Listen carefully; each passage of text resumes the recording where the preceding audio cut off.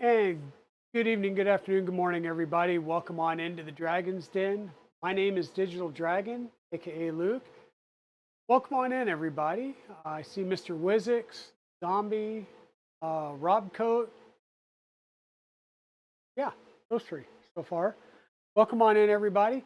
Yeah, nice shirt. So this is a 3D print SOS shirt by Fader over on YouTube. Another one of the content creators. As I said, I like to wear everybody's shirts and just try and show the love around the community. I've got a Hedgehog Make shirt that'll make it on the stream here relatively soon. Uh, so welcome on in. Hey, Tugboat 3D, welcome on in. Welcome on in. Not used to Tuesday streams. Yeah, so I stream Tuesday and Thursday evenings at 6, and then Saturdays at 10 a.m. Last Saturday was a little wonky because my parents surprised me for my wedding anniversary was last week. Mrs. Dragon was still traveling out here, so they took us out to lunch. And this Saturday, don't know yet. It's Mother's Day. My brother's trying to do something over at his trailer nearby and wants us to come over because he lives in Virginia, but comes down and has a trailer on a lot down here, so he can come down and spend time with our parents. Yes, so my standard stream is Tuesdays and Thursdays at 6 p.m. and then Saturday mornings. And Saturday's normally my time to stream long. So that's where we do the big projects like the black box, where we can actually spend a lot of time doing some things. And for those of you that watch Steve Builds on Sunday, you'll see that he just sort of got wrapped up like I did. Um, Guide 2 went like that. So he went straight into Guide 3. It's like, oh, we're going to get through Guide 3. And then he didn't. So yeah. So I do want to, now that Tugboat's here, I'm glad you're here. I do want to show you, hey, Nick, welcome on in. Shadell, welcome on in. I am going to throw this over here real fast. So, Tugboat 3D. Parts are printing. I did have an issue with the Fusion filament spools that they are too big and they don't fit in the AMS. Like literally the diameter of the spool doesn't fit in the AMS. So I did have to do a respooler and respool the filaments. So I did that. I did get that done. I did a little bit of the nanotube gray that's being used as the accent color to do the rook symbols. And I did a small portion of that. I just respooled the entire rest of that spool today. And what I used, hey Bexy Beans, welcome on in. Welcome on in. How's my favorite Disney princess doing today? It is what it is. So the bamboo and the AMS has been out for a while. One of the biggest comments about the AMS is the fact that spools don't work on it very well. Polymaker spools work well. Part of 3D spools work well. The problem is they're cardboard, and they'll cut grooves into the little rubber bearings on the AMS, right? So we do little ring clips and we just clip those on the side. Well, then I've had a couple of those that have fallen off while it's doing its retract and stuff. So that'll cause a jam. But luckily, that just caused an unspooling jam, and you fix that and it works just fine. I have yet to have a completely. I take it back. I had one thing that came off the build plate. Other than that, every print that I have done on this printer at most it's been a spool that got tangled when it was doing its retract. You pull it out, you kind of extend it out, pull it back up, throw it in there, and away it goes. The AMS Lite doesn't have that problem because of the way they did the locking mechanisms, kind of a spring-loaded locking clip. So it doesn't matter what size the inner rail is, it just goes on and it expands out. So what you see here is a 3D printed spool rewinder. It comes in 2 parts. I actually need to print a couple of more of these centering rings because what I've been doing, because this doesn't fit, is I just throw the spool on a piece of PVC pipe. You'll take this piece, slap a centering ring on each side.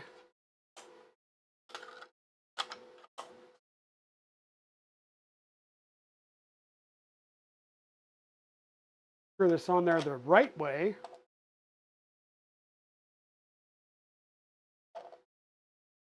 And it will self-center in a line. And as you're spooling it, if anything, it gets tighter and it doesn't work its way off. All of these have the herringbone, probably easier to show you on the red, the herringbone gears. So they mesh really well. Now, the biggest thing I have noticed, and I've only done it by hand, you can, there is an adapter where you can connect it up to a drill and do it with a drill. I've been doing it by hand, and I've been adding a little bit of tension as it spools up. Otherwise, you get a loose winding, and it gets kind of ugly. So you need to try and keep the windings as tight as possible. But I have been using this to re-spool the 2 colors that are there right now. So the other thing I need to do is I need to spend some time this week or this weekend cutting the frames so that I can get those in the mail to you, and then I need to send a BOM over to KB3D and have them ship out a BOM to you, and then we'll build them together. Hey 491, how's it going? Takes a seat in the last row up in the nosebleeds. Nice, nice. Thank you, Bexy Beans, for gifting a tier 1 sub, not a son, to 491 Phantom. Hey Jetta Spidey, how's it going? Welcome on in.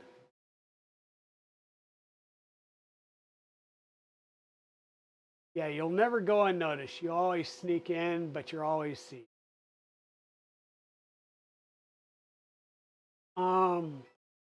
So yeah, you know, we do the respooling when we need to. I actually picked up 4 of these spools specifically because I bought ABS on just the coils. So you just slap them in and pull off the tabs and get it going. So send a BOM to KB3D. Yeah, I'm going to send the bill of materials of the parts that need to be shipped, and I'm going to have them ship it directly to the tugboat folks so that they can get going. And that's not, you know, this is not the first plate of parts. I have done one plate that was just the straight blue. And other than the fact that I did not pay attention, and this first set of parts, which, like I said, is this deuterium blue, or electrolytic deuterium blue. This is actually the bottom of the part.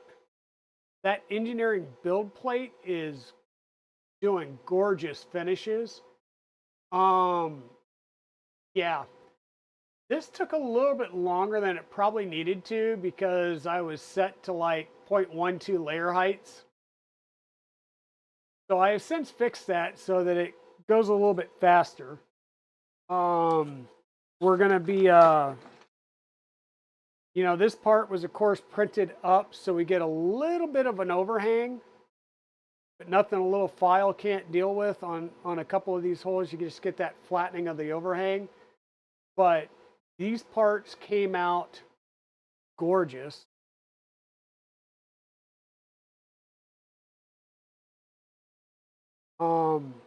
And so I'm really looking forward to getting these sent out to you guys and seeing what you think of them. But yes, if Pez is here, I am reusing a Polymaker bag just to hold these. And I will probably use, I think the last time I shipped out somebody a set of Rook parts, I was able to get them all in a filament box. So that is my hope, is that I will be able to get all these into a filament box and get them shipped out. The frame won't, but we'll get that stuff shipped out to you. Yeah, that blue is a pretty color. I'm a big fan of blue, and I think this blue will make it into my back stock, bench stock, whatever we want to call it. It'll be in the filament closet very soon. Not sure how long you'll be awake for, but you need the daily dose of Digital Dragon. Well, thank you, Bexy. Thank you. Coffee will help, but, you know, or tea.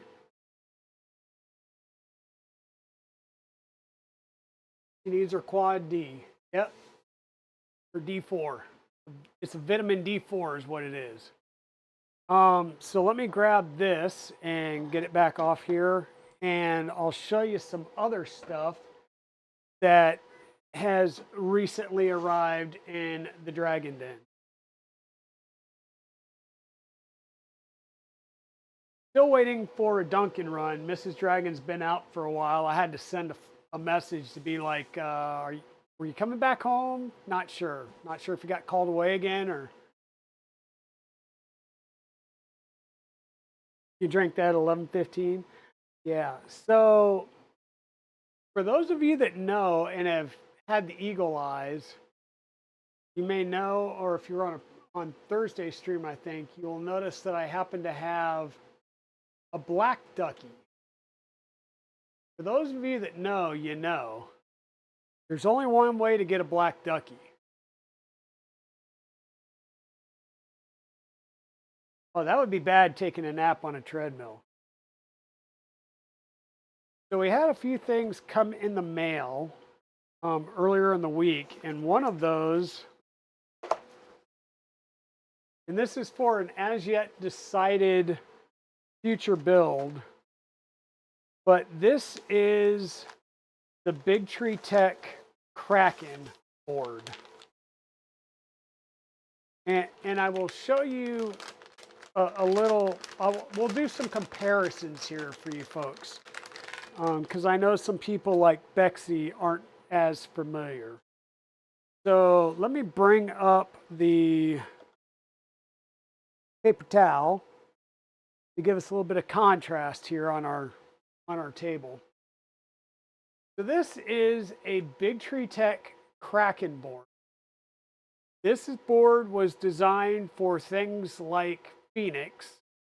It has some really, really huge capacitors.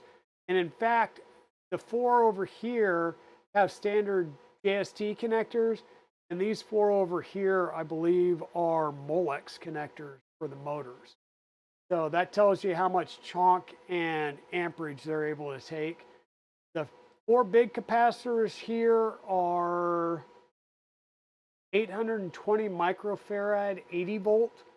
And the relatively smaller capacitors are 560 microfarad, 80 volt.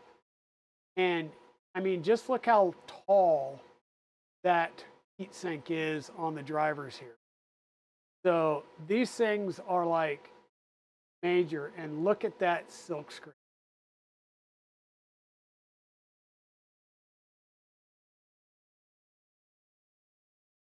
You need one of those for your Rook. This would be very, very, very much overkill for a Rook.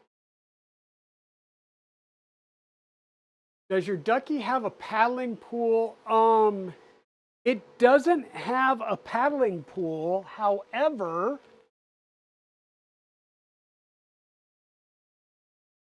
I do have a bucket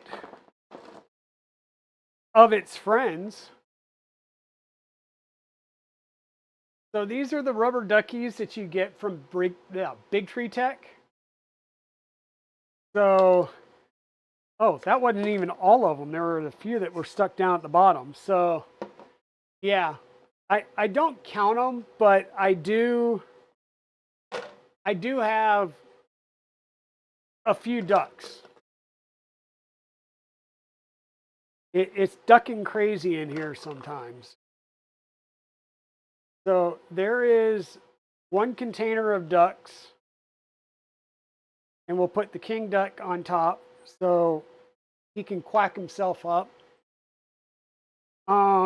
For comparison purposes, provided I can get it off here without taking the whole thing off. There we go. This is the LDO Motors Leviathan board with a Raspberry Pi on it. So this is a more standardish controller for a Voron 2.4 or Trident with 2 high voltage motors with 2 caps for each of these motors for your A and B so that you can run your gantry a little bit faster. So we're going to do some size comparisons, okay? So there's those two. Fairly, you know, Kraken's still a little bit bigger in all dimensions. Then let's take a look, because I believe I have one here. There's that one. What I do with, there it is.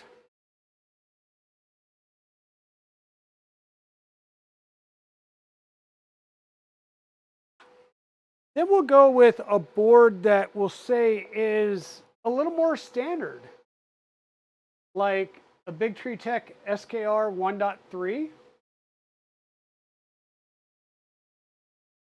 or an even more ubiquitous, hey, there's another rubber ducky.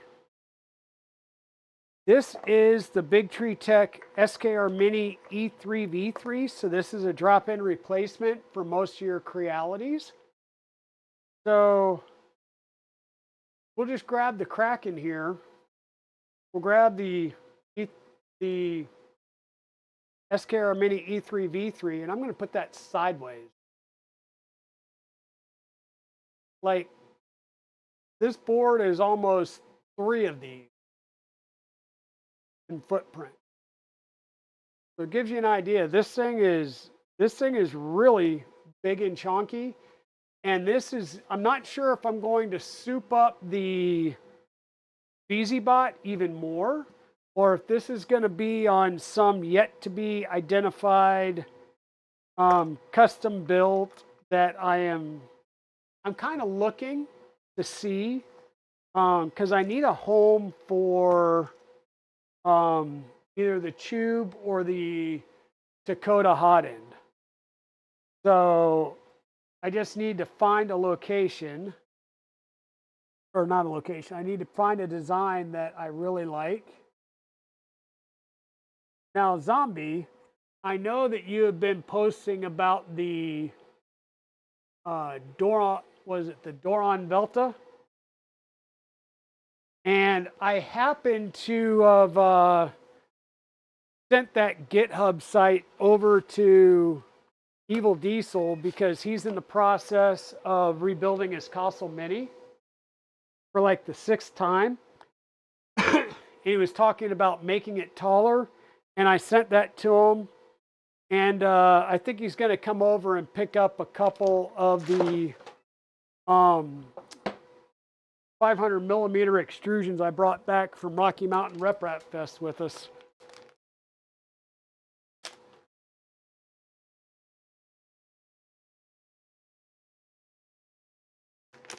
Because it went something kind of like this.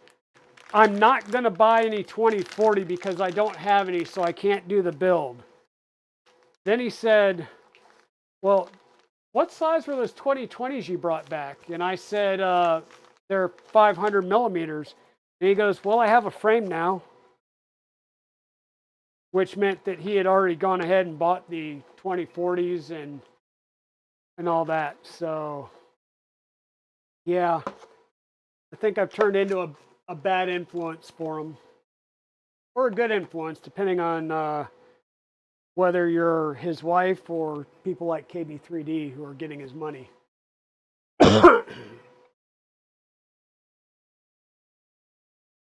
Hey, Danny Barr, welcome on in. Yep, that's what she said. Please name a duck Bexy Beans. Okay, well we can actually make this, instead of a king duck, we can make it Queen Bexy Beans.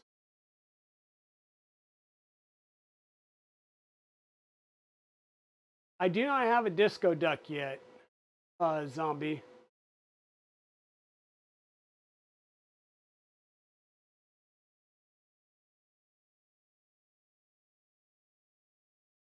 Let me just get caught up here with chat.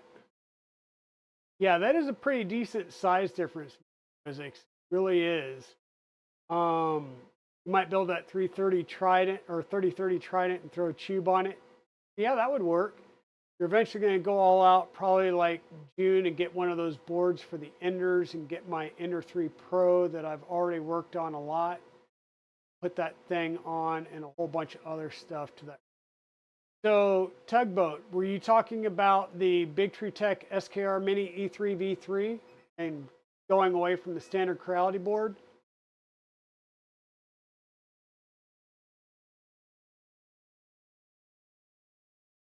Okay, be safe driving, 491 Phantom. But then again, if you're going to go pick up dinner, you know, most places pizza delivers.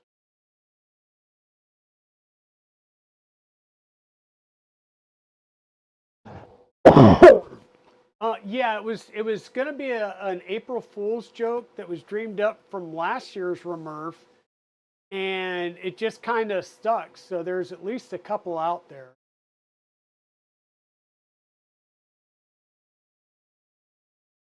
What size are the end holes? Give me a second. Give me a second. I'll go grab one. They should be Masumi extrusions, so they should be the 5mm. Sort of. I'm his dealer. I'm his dealer in the fact that he's got 5 of my printers already. I'm running downstairs real fast.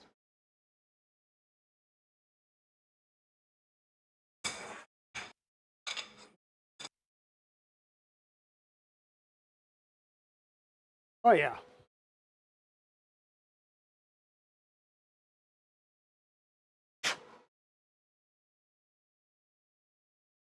So this is what I'm going to be cutting your frames out of, Tugboat. And yeah, this is standard T-slot. This is Masumi T-slot.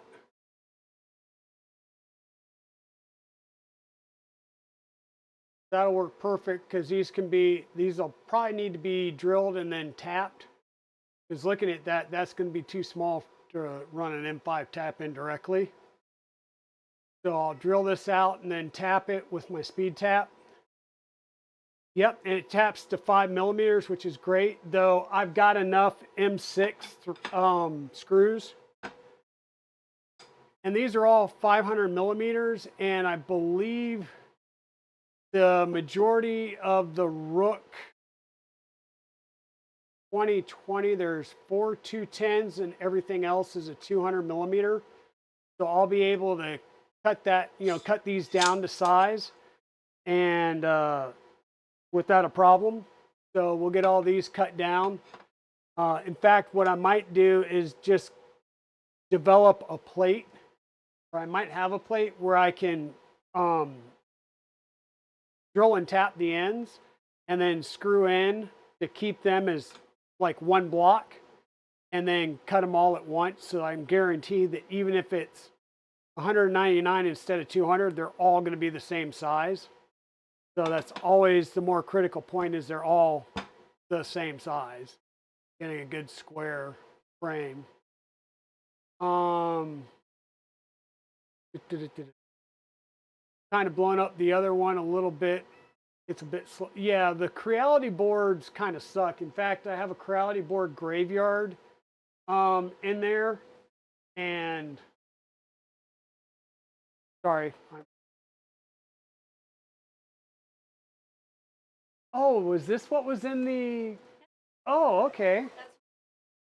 So we've got a spool of Polymaker Pro PLA in teal. This was Miss Dragon's first filament that she won, and I believe this was on Maker Millwright Street, right? The Free Heathen Workshop. Yeah, this is the one she got from Free Heathen Workshop. So she has now gotten her first spool of Polymaker filament in. So we're getting one step closer, one step closer. She's now going to shows. She's now getting, she's winning filament and stuff. And it's going to quickly go from her telling me what to print with her filament to her telling me to get out of the way so she can slice and print her own stuff. In which case, I'll just give her one of the 20 printers.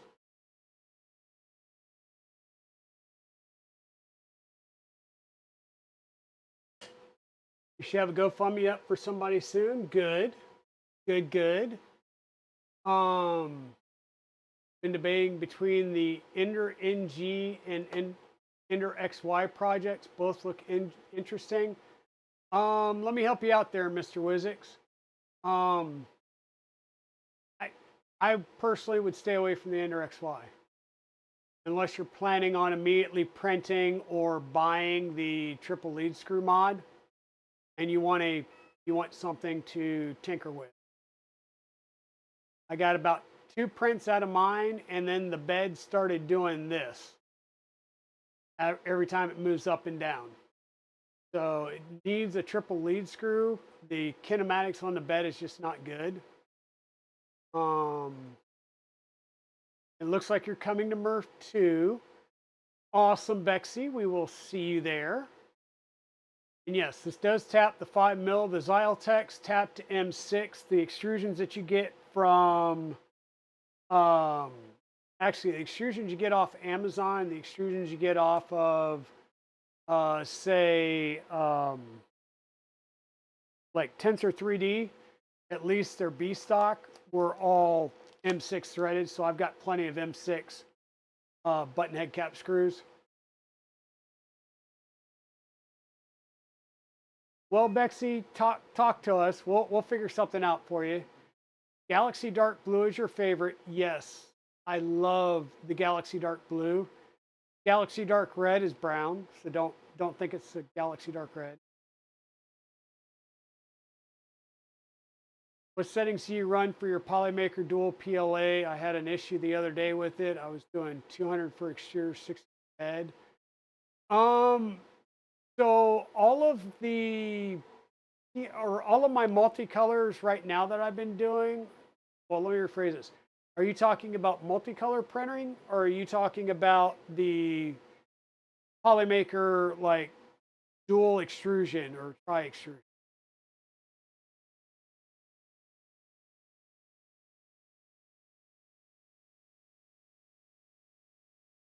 So funny you should mention that, Nick. We have a Shapeoko 3 XL in the shed, and I've got a Milo on the way, and I haven't pulled the trigger on the EDM conversion for an Ender 3 yet.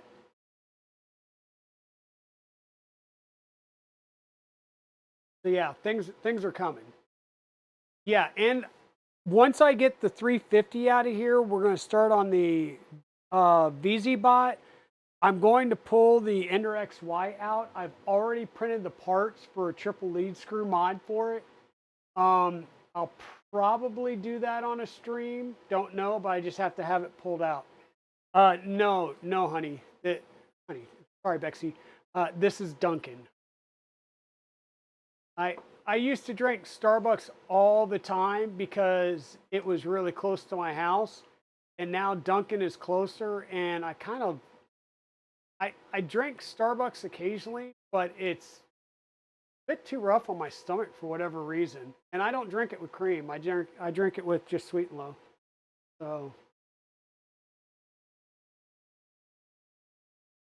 yeah, which one? I've got an Ender XY, an Ender belt, 2 Ender wires. Thank you, Bexy, for giving me permission. My wife probably wouldn't like to hear me say that, though. Oh yeah, oh yeah. So this is Black Rifle Coffee, Black Rifle Coffee Company, and I normally drink them, but I did not make yet another cup because I knew Miss Dragon was bringing home.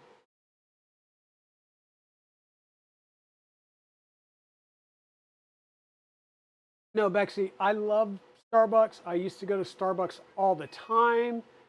However, lately the Dunkin' has just been a lot better and it's closer.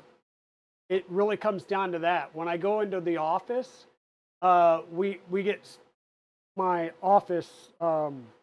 Cisco provides Starbucks for free, so trust me, I will down Starbucks like it's no like I'm mainlining it. I also have a. I also picked up. This is a 0.6 copper super volcano nozzle. And then just because a 1.0 millimeter hardened steel nozzle. Let's get super volcano. So these will work on the Takoto hot end. We've got, we showed this off earlier. So one of the tool heads, either the Chube or the Takoto, will run with the FXD extruder. The other one is going to run with the LGX Pro. So this is a 30 millimeter pancake motor. Metal down at the bottom, SLS printed parts for the top portion here. But this is the Pro version. And this is going to go on to, like I said, with either the Chube or the Takoto hot end. While the other one's going to get the FXD extruder, which is where, oh.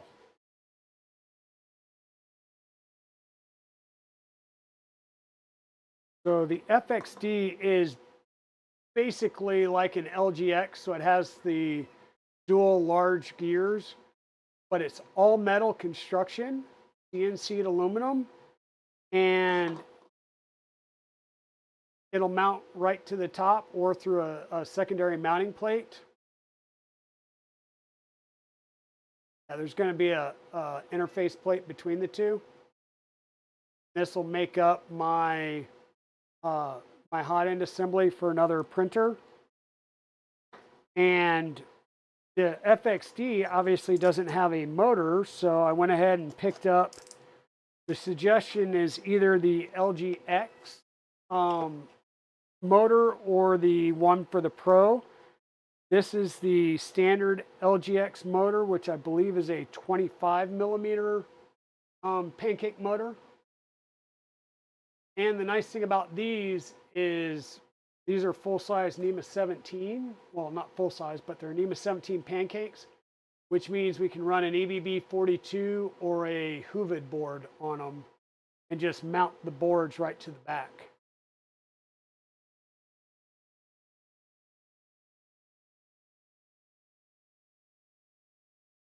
So yes, we are making progress. We've got the parts now to get our tool heads going. I have a feeling I'm going to put one of them on the Trident 350 just because it's massive anyhow. So we might as well put something big on it and something with a large nozzle that can just print like crazy. Like, I don't know, a 1 millimeter nozzle, super volcano. That super volcano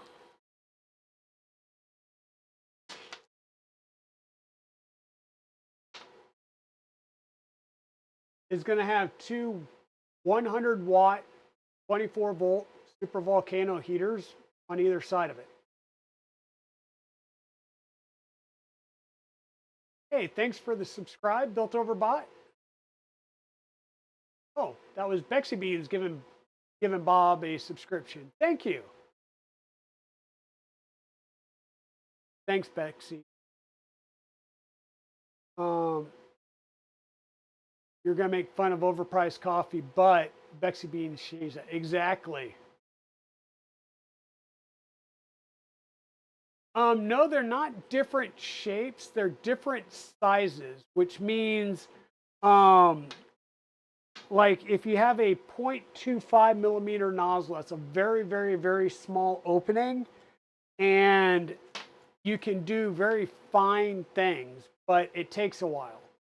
So if you're trying to print something big, and I've got a couple of my larger printers that are 350 by 350 by what is it, 300, or the Ender 5 Plus downstairs, which is 370 by 370 by 420.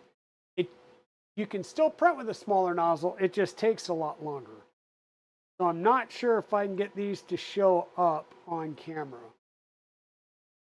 The silver one, if I can get it to focus, is a 0.6 nozzle. The steel one is a 1 millimeter nozzle opening.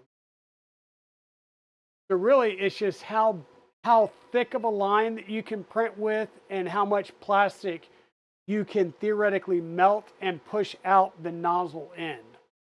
So this is 0.6 millimeters, 0.6 of a millimeter, and this is a 1 millimeter opening on this nozzle, which means if I can get enough heat into this nozzle, which is why I'm going to have two 100-watt heaters straddling either side of this nozzle, I'm going to be able to heat up this plastic well enough to get it melted all the way through and push a lot of filament. So I should be able to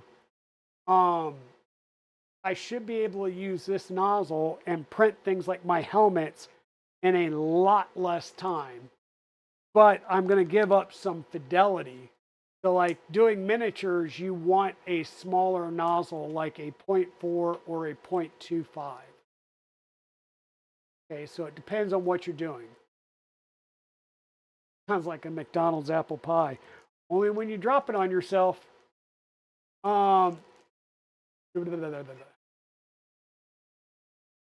Correct. In cake decorations, they have different size tips for the same reason, sort of, but they also have different style tips to be able to do different types of flower decorations and stuff as well. My mom used to decorate cakes a lot. So these nozzles will go with this Takoto hotend, which once again, this is just a fake plastic nozzle in there, but my heaters will be able to go down in here and go the full length of this hotend. And there's going to be one on each side of the nozzle. And then I've got PT1000 thermistors for both of the Chube and this. The Chube is going to get a standard nozzle or a standard size heater, but it's also 100-watt 24-volt heater. Yeah, the apple pie is. So the apple pie, you just have to be careful of because they heat those things up and then they hand them to you. And if you bite into them, yeah, that apple filling gets everywhere and it just sticks. This chat really likes coffee. Yes. Well, I am a coffee drinker. I've been in the military for years, so I can drink the harshest coffee that you would ever think and still be good. Why hasn't anyone made shaped nozzles yet? So believe it or not, Bexy Beans. Hey Pez, welcome on in. Hey Pez, Miss Dragon, got the first spool of filament that she's won. She won this over on Free Heathen. So she's now got some Polymaker teal that she picked out. So, you know, you need to get cracking on her at Midwest. You need to really start cranking on her to get her into 3D printing. In fact, we might have to take that so that you can show her how to print. Yeah, printing. White chocolate mocha from Starbucks will change your life. Yeah. Curtsies to the queen.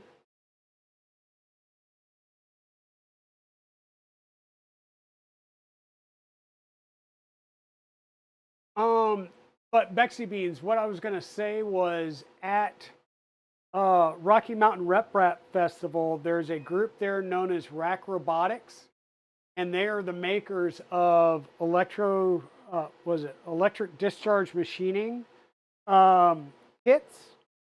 They're not the inventors of EDM. EDM's been around for a while, but they're making kits that can convert regular 3D printers and do EDM machining. And they actually took a nozzle and turned it into a star shape. So there is the possibility at some point of doing things like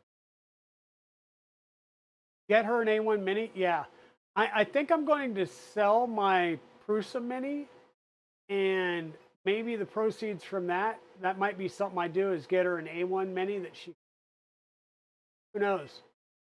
Oh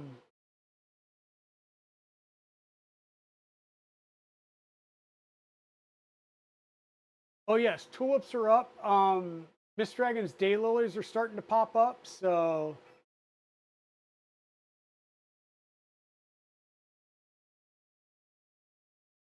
you do not have a printer yet, Bexy. Yet. You hang out with Maker and us long enough, you'll have one. Lots of things you can do for your cosplays.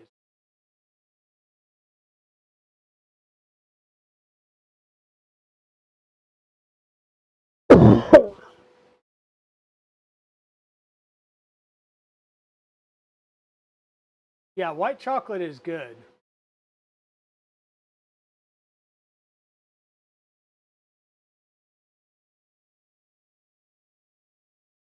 Well, thank you for gifting the Tier 1 sub to Hybrid Robotics, Bexy Beans.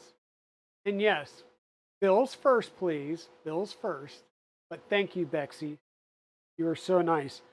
So once again, we got all the parts here to build things. We got some screws, some standoffs, and this is the Calamity tool head. So let me slice this open, preferably without slicing myself open. Oh, seriously? This is like in a sleeve?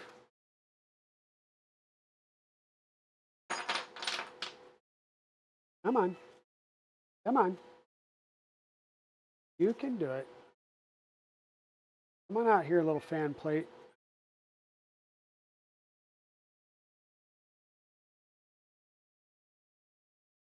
Seriously? Okay, fine. We'll just break that out. So, you want to talk about a lightweight tool head?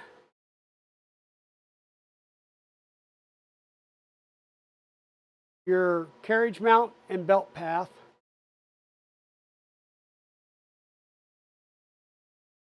The top tool plate will get screwed onto that. You'll have your spot for your 6 screws for your tube. This has standoffs and goes around it, and will mount your 3628 fans. And you'll just have to print and mount the ducts at the bottom. And that's your entire tool head right there. So add this to Chube, and the mounting conversion plate. This gets screwed to the top and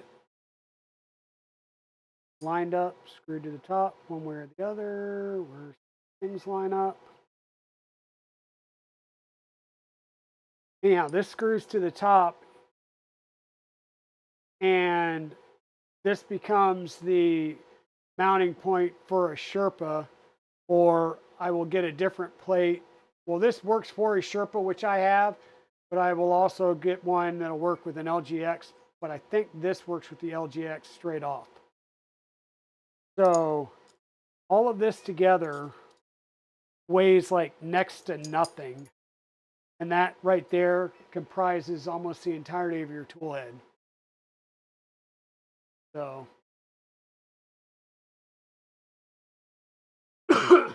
this will be for the Chube, which will get mounted on something in the near future. It will be mounted on something in the near future.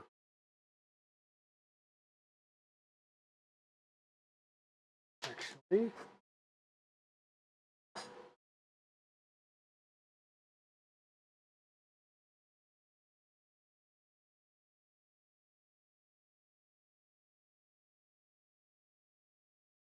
chocolate in general is yum. Yes, it is.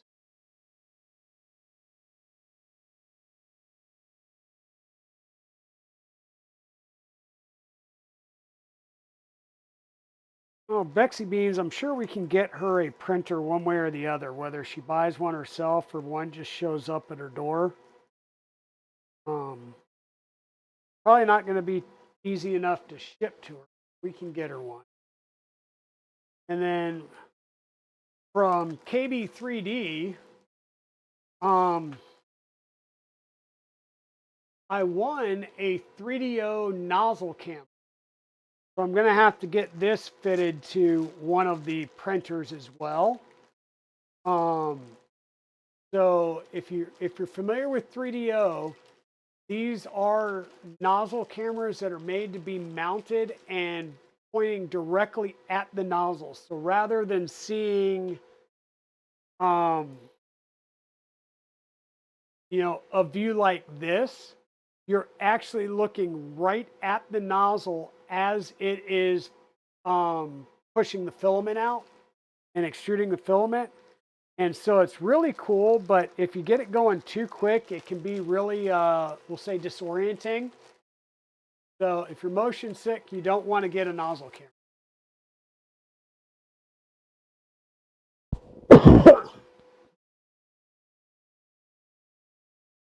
Yeah, the nice thing with the Cocoa Press is no fails or bad fails. It just, snacks.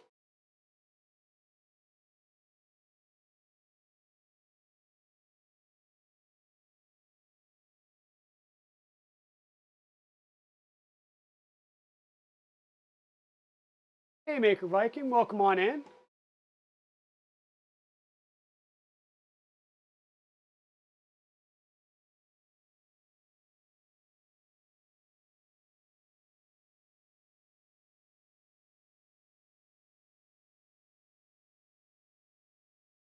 Yep, there you go.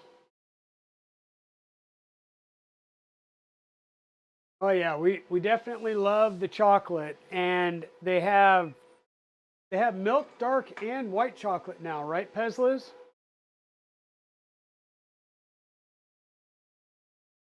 So that's kind of some of the stuff that we've got going on right now. I know we've been doing some chat and chills lately, but that's just because I'm trying to get Black Box done before we get into something, the VZBot, which is going to be the other big build. That, and I need to print parts for VZBot still. So, sorry, folks. I need to start getting those files. Need to go through, figure out which files I need to print and which ones I do not need to print because I've got CNC parts for in that kit. And then go ahead and start printing those parts. And we're going to start that build here soon, maybe even Thursday.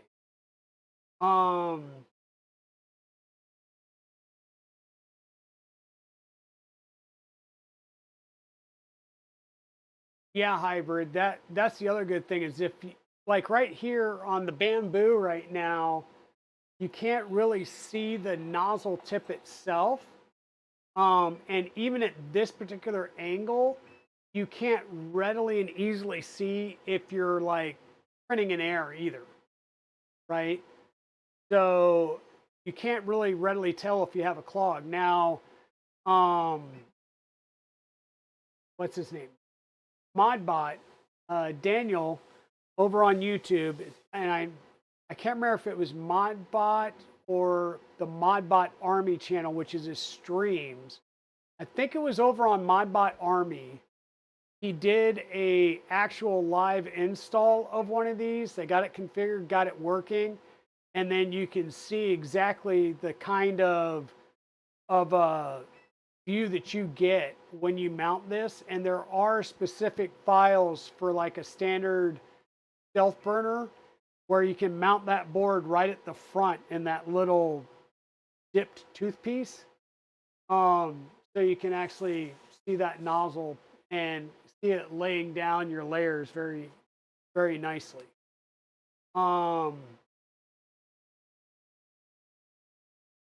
So Tugboat, I haven't worked with the Slunaz FF1R since that stream. I do need to play with it, partly because there's been a big printer here on the table, and it's kind of hard to work with it here. So yes, I do need to work with that. I'm probably going to take it downstairs and work with it some to get that going, because I really want to get that going. Mrs. Dragon wants to especially take and like respool and join some of the Alien 3D samples that we have, and then use those to print out the Toys for Tots. Yes, Timur, we were actually talking about that earlier, and I was explaining the process that I was going through, because I had to get this printed out, and then I've respooled the electrolytic deuterium, which is the blue, and the nanotube gray, which is the dark gray accent color that we're showing here on the bamboo right now. So these are the colors that we are printing the Rook 2020 parts out for Tugboat 3D printing. I will then be immediately switching over the blue for orange after I get these printed. And I will print another set for the rebuild of my Rook 2020 to make it a Rook 2020 Mark II. And we will tear that down and rebuild it on stream, hopefully right before Midwest. Tugboat, are you guys going to Midwest?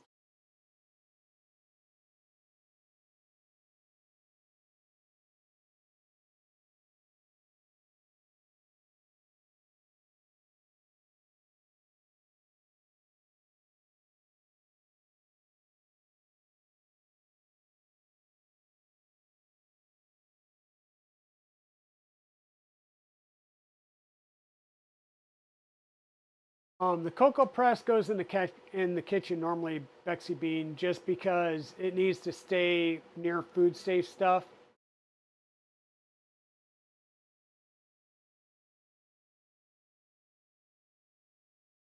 Yeah, dark milk and white chocolate.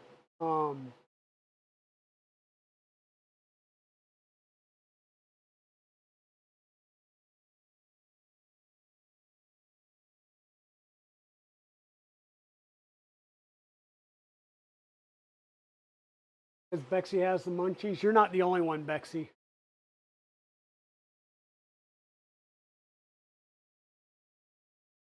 You've only ever been to Rocky Mountain Rep Fest? Okay.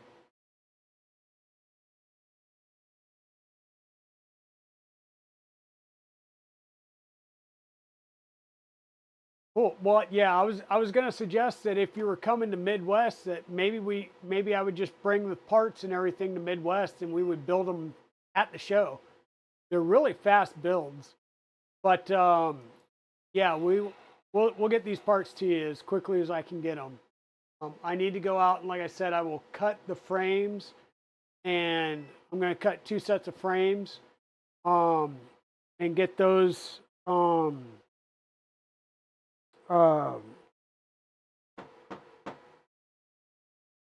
what am I thinking of? Drilled and tapped for blind holes, because the Mark II does switch from using the connectors with the little set screws over to blind joints like a boron, which works so much nicer. Yeah, it's not that cheap to travel anymore. But yeah, Timor, so far this works well. At first I used a reverse Bowden tube in here, and I was getting really loose windings, and it was an issue. So I switched over to some Capricorn tubing, and I am adding a little bit of tension to it as to the filament as I'm spooling it, and I'm going slow to get a better wind. I know that there's an attachment where you can take the handle off, put on this attachment, and then use your drill to really quickly wind it. But you have to have these things screwed down and try and keep some tension on it. Otherwise, it winds too loosely.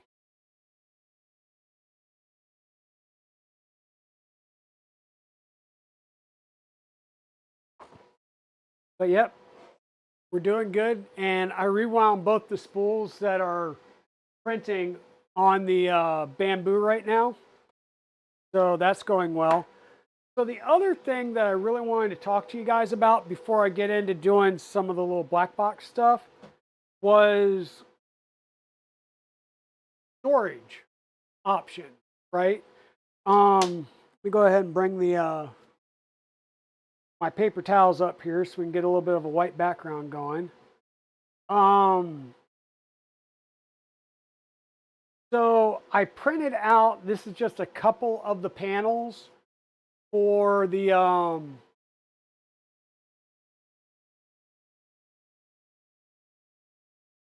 yeah, bring some British candy and chocolate.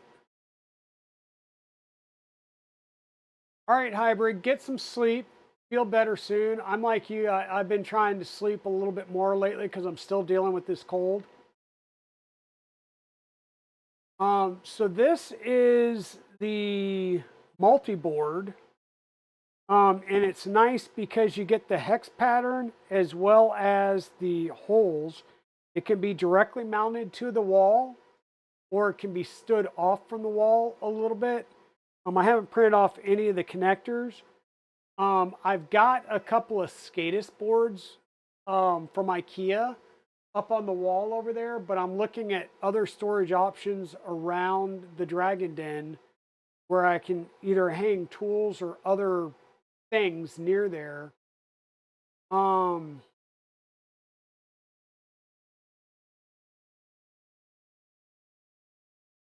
gotcha. Yeah, I know how hard it is to travel, and we've got to take time off, which also means, if you're hourly wage, then that means that you're taking time off work and you're not getting you're not making an income at that time, and it just makes it a little more difficult. Hey Shenanigans, how's it going? So this is the multi-board platform, and I know that there's various things that will allow you to also use the hex board with this system. There's Gridfinity shelves and stuff so that you can build little shelves that you can put your Gridfinity stuff on. So I was wondering, like, just everybody out there in chat, have you used any of these? Have you just stuck with things like SCADAS and pegboard? Have you done any of the multi-board, hex board, or any of that? And if so, what do you like? What do you like about it? What don't you like about it? Because I don't want to go through and spend a lot of time printing a bunch of these things. If I might do a couple of panels and then try it out over on one wall just to see how well I like it. But I was just wondering what everybody's thought was on the different types of printable panels and other solutions.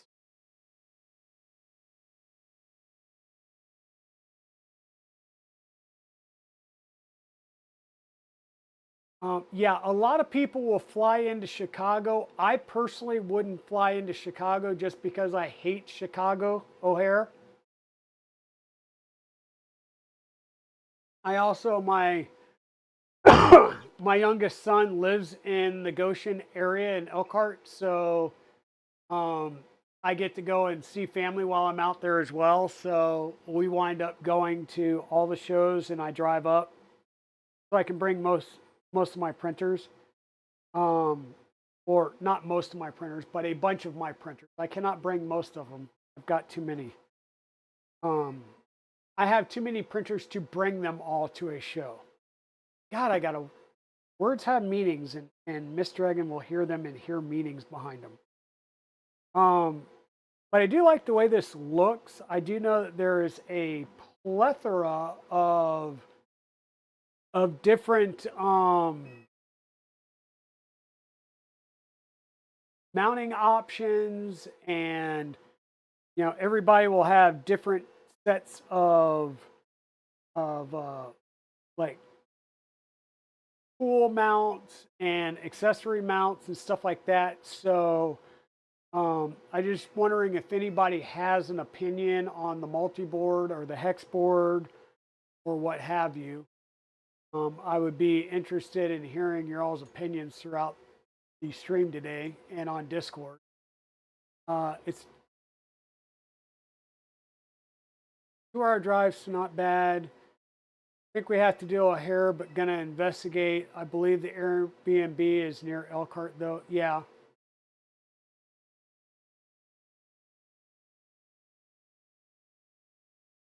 I won't say it's the most important, but it's one of the easiest because it's a bigger airport. It's easier to get car rentals and get through customs for those of you that are coming from outside the states. If you're traveling to this or from the states, you might be able to get into like Fort Wayne and then get a rental car and drive from Fort Wayne. So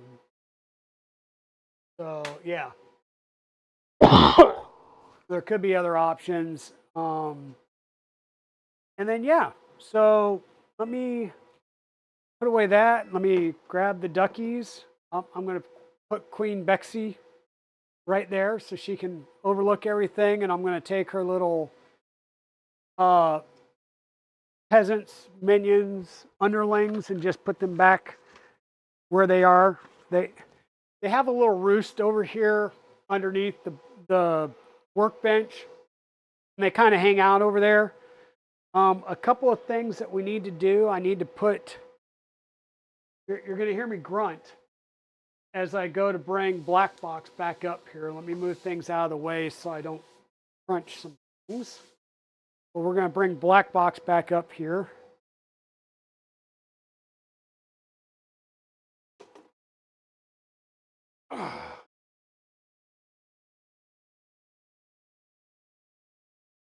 I really cannot express to you how heavy this thing is getting. We still need to do our PTFE tubes. We still need to finish some waterline stuff. But today, I'm going to turn her sideways like this.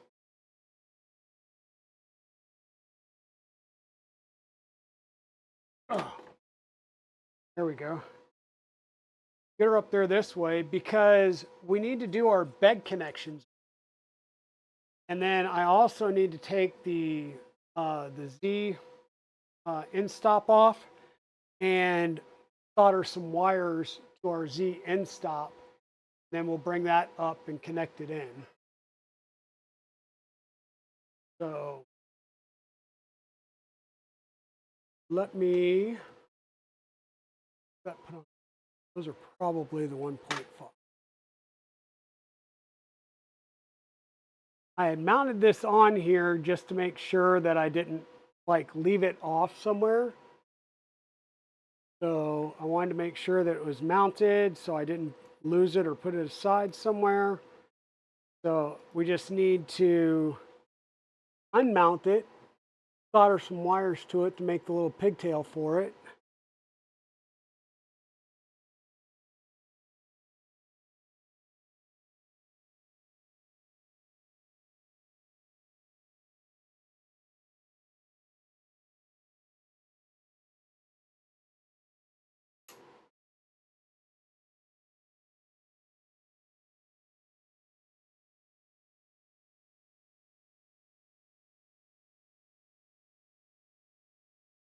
Did get one side off.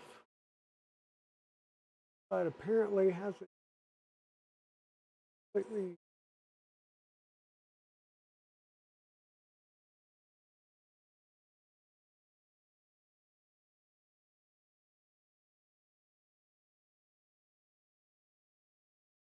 Okay, and this is a nice little Omron that's got gold tabs on it that we will solder our wires to.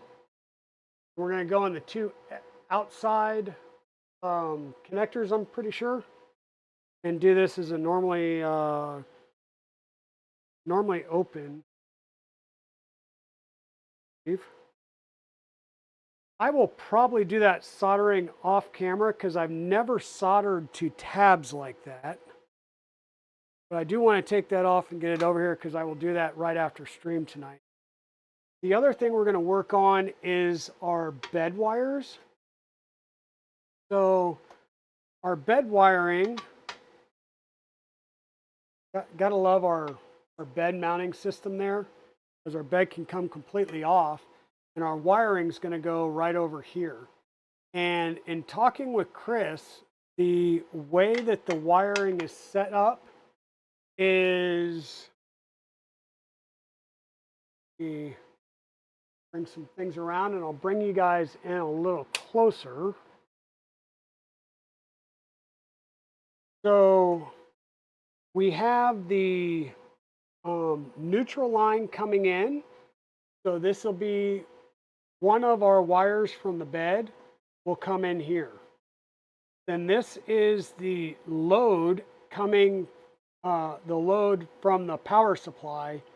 So that will go into one side of our fuse.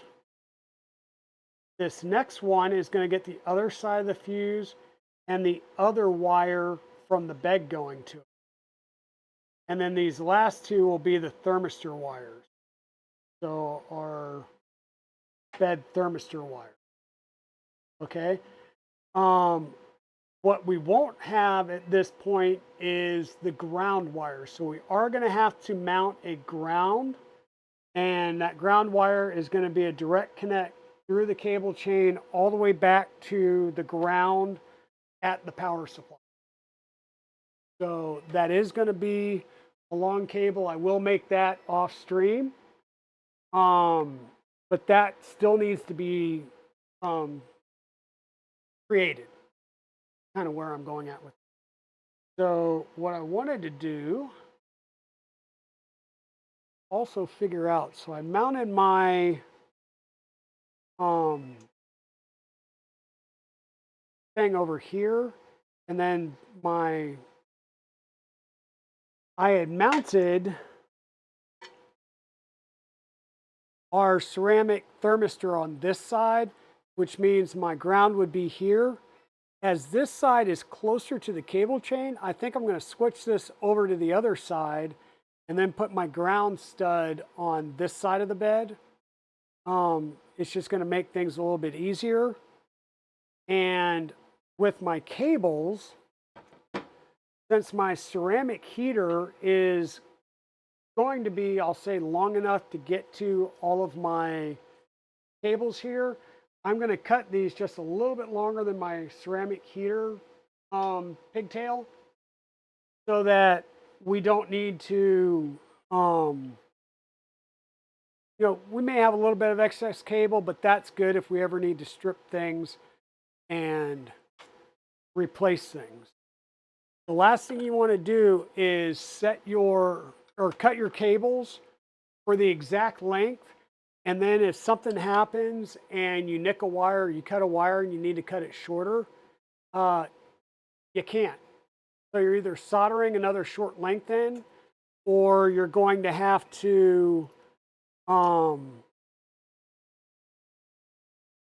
you're going to have to replace your heater, and that's just more of a hassle than it needs to be. So you dislike soldering greatly? I can understand that. So if you dislike soldering, one of the options, so what you see me doing is I'm just taking the cables from this and pulling it kind of straight out. And then what I was saying was I'm going to take all 4 of these cables and kind of bring them out to about the same position and cut them right there. If I need to cut them a little bit shorter, that's easy to do. I just wanted to get them close so that I didn't have this big loop that I'm messing with.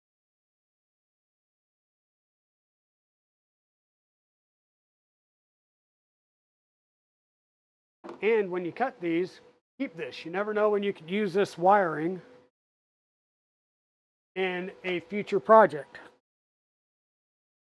Okay, so we moved our fuse to the other side, which means it'd be on this side a little bit further away from the cable chain, because once again, we're going to have to route power supply. Outlet and power supply is over underneath this side. And I've got a set of Wagos there, so we're going to come out of that Wago, come in, around in our cable chain, around to the side, up, over, and then to the bed. So it's going to be a pretty lengthy run, and we want a little bit of slack there so that we can lift it up and maybe disconnect our screw right from here so that we can then just open the Wagos and take the bed off. Real easy peasy. So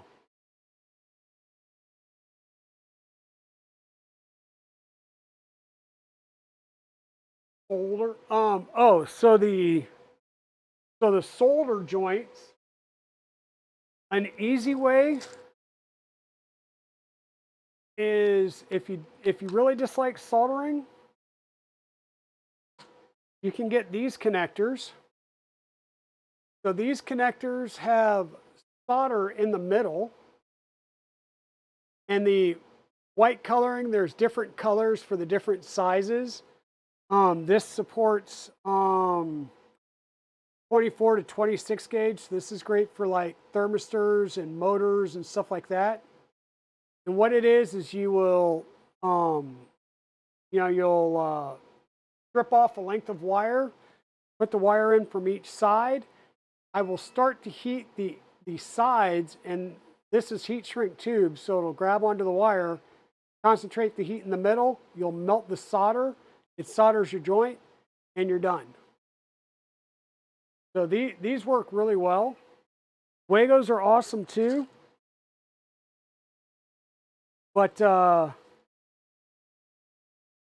these work handy if you're having to do, a joint here or there. But if you're going to be doing like motors, you want to stagger your joints so that your wire bundle, that 4 of these aren't side by side in a wire bundle. It just makes it a lot thicker. If you stagger your joints, it keeps the overall size of the bundle down.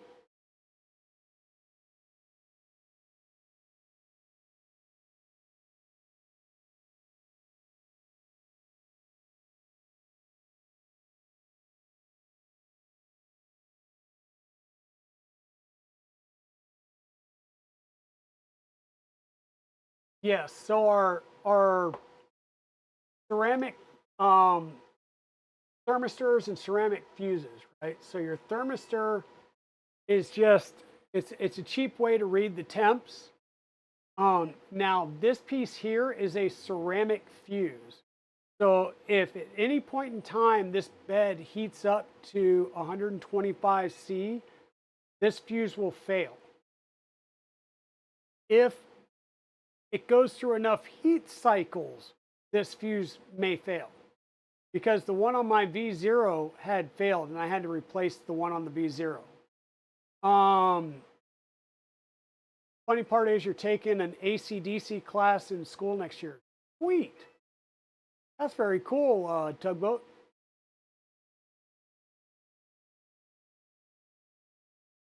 Um, it's a digital thermometer, yes. So a standard thermometer is transferring the heat from your body into the liquid material, and that's what causes it to expand and fill up the tube. On a digital thermometer, exactly that. It's taking the heat and it's reading a resistance. And so that's what happens. So the red wires here, the thicker white wires here are providing the electrical current to this pad, and this pad has a winding that goes all the way around it and through it like a big maze and comes back out through the other wire. So this pad acts like a big resistor. Resistors will limit the flow of current and generate heat. So that's what this is doing. The red wires come up to this piece here, which is a glass bulb thermistor.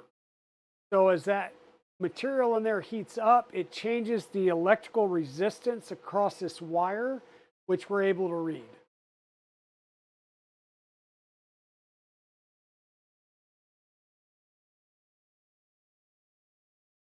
No, it's not a hella dumb question. It's just it's a difference in terminology. They're both measuring temperature. I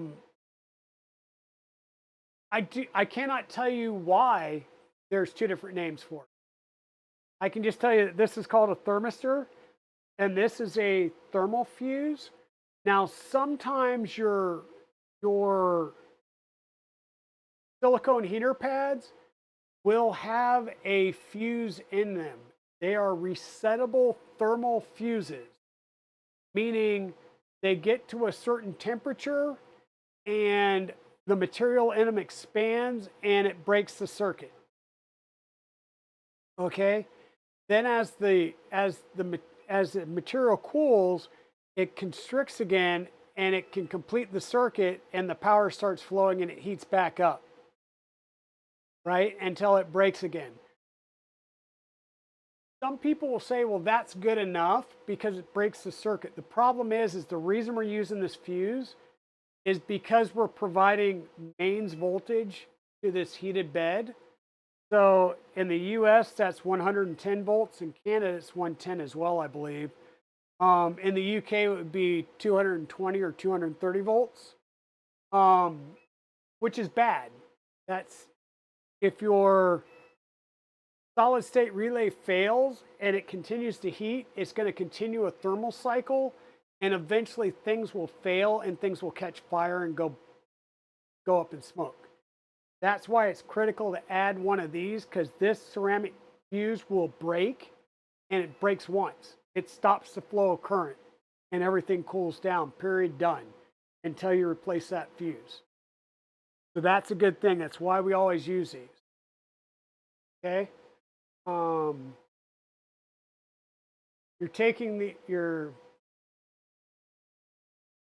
the instructor of that class's intro to engineering course, and it's really enjoyable. I showed him a lot of 3D printing, and he just bought a Stratasys with a grant. Sweet. It's also shop, so I've learned a lot about making things with wood. Yeah, I never took shop class, though I took drafting, which the shop class was right next door. And I really, really, really, really wish I had taken shop class when I was in high school. I just really did, because now, like, going and learning that stuff's expensive. Well, coming out of Bean's brain, yeah.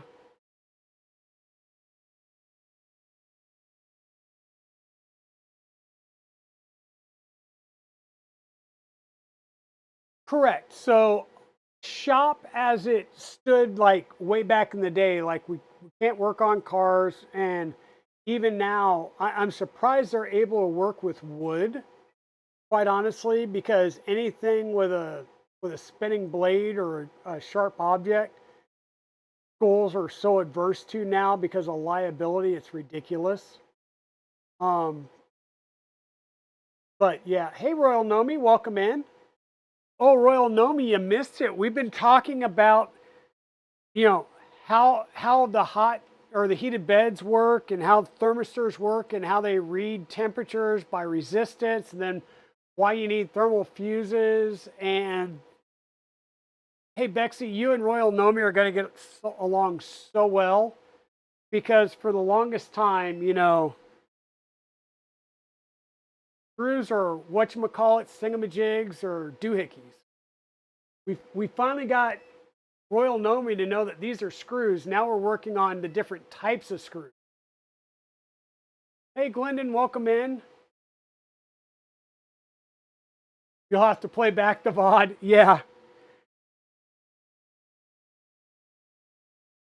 Need that mask confused overlays about now. Exactly. Exactly. So we moved our thermal fuse over to the other side. We roughly cut the lines coming from our heated bed to the same length of the fuse. We left the spot over on this side, and we're going to mount a ground wire. I'm going to have to make that. I don't have any wire that's long enough right now, so I will have to make that wire myself. But like I said, it's going to come from this back corner, underneath, around through the wire troughs, and then up and around here. So that's why these are not installed yet. They're just loosely put in place. They actually don't get physically screwed in. Let me see if I can get this off.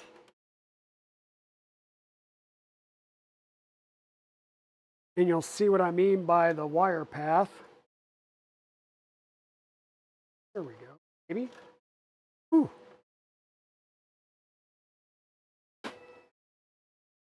So one side off. Now let me see if I can figure out the other side. The only hard part is the wire, trying to get the wires for the counterweight through the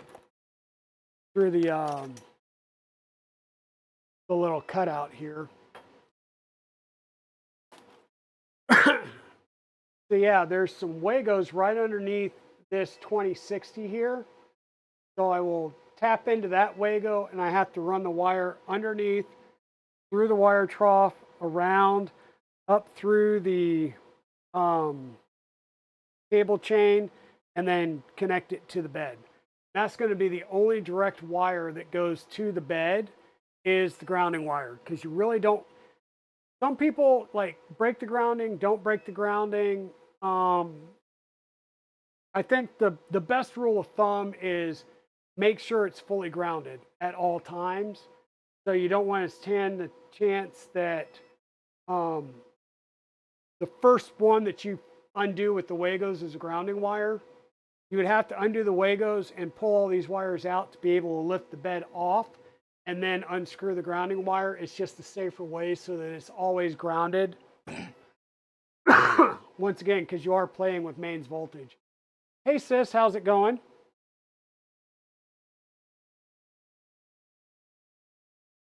Oh yeah, different shapes and sizes.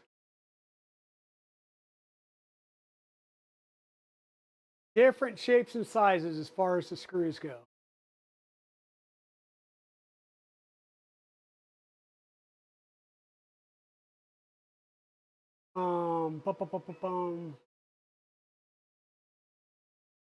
So Westery, you are still going to Midwest Rep Fest, correct?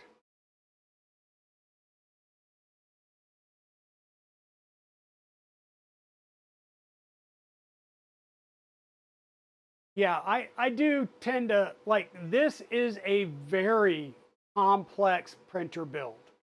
The Rook 2020 is like dead simple compared to this build. So yeah, this is way over overkill of a printer to be learning on the first try, and it's a lot easier to move a rook around and show everything off. So when you come to Midwest, Bexy, I know you're going to come by my table anyhow at some point, but I will show you the Rook 2020 and kind of walk through it a little. Hey, Pete, how's it going? Welcome on in. Yep, got all the gals in here. Now I'm just waiting to see Miss Dragon pop in. Probably she's not lurking.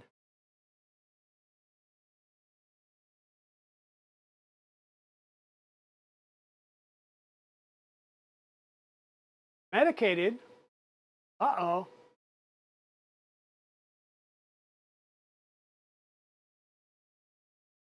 As of right now, I should be going. However, I'm not sure which direction I'll be coming from. Okay. Okay, I got you. Very good, Royal. There you go. That you were catching where I was getting ready to go, and you saved me the trouble. Awesome. So what I'm going to do is go ahead and strip the ends of this, and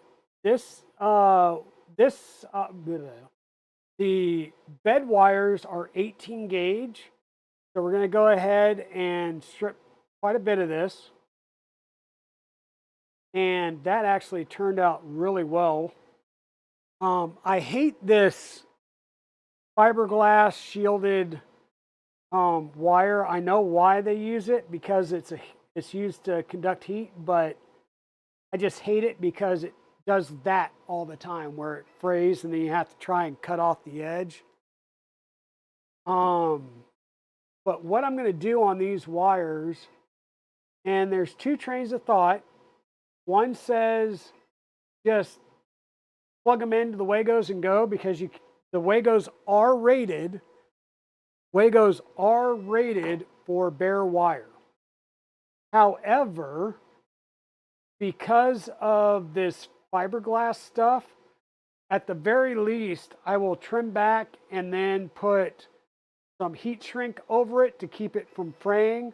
Or what I'm actually going to do is put ferrules on it, which is another good thing to do on your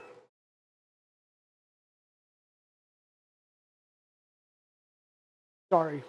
I heard the bamboo and thought something was wrong. It's not. It's just changing filament.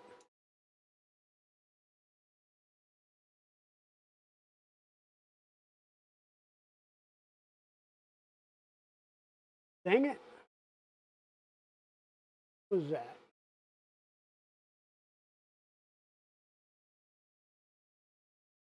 Okay. So that was just some ugly purge on the purge block. So luckily that hasn't caused a problem anywhere. Let me see if, nope, poop bucket's not full. My poop bucket is literally one of the black box boxes for now. We were doing ferrules. Hey, Shenanigans, how's it going?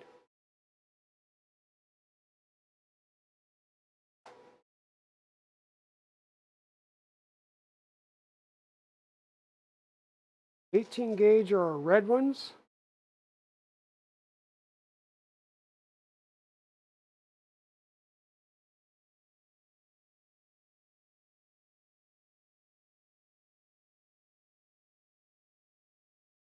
So I tend to get these on and rotate it down as far as I can down onto the onto that fiberglass wire sheathing. And that way it keeps it from fraying. Do the same thing on the next one.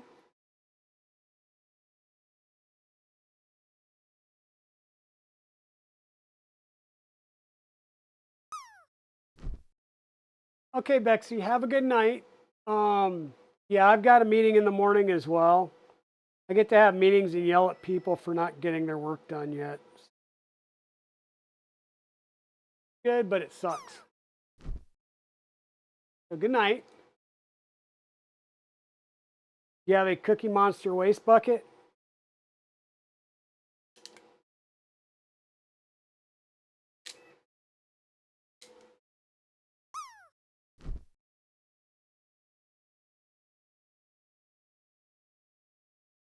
Yep, we do have drop games, so.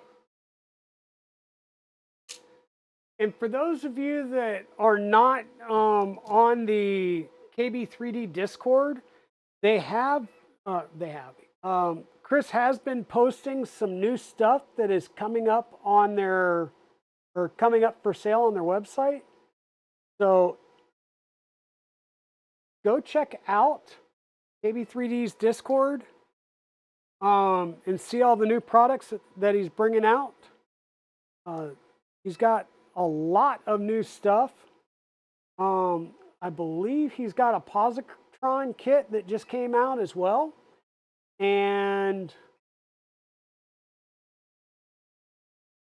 keep saying he's got stuff for my Takoto hotends, but he hasn't posted anything about those yet.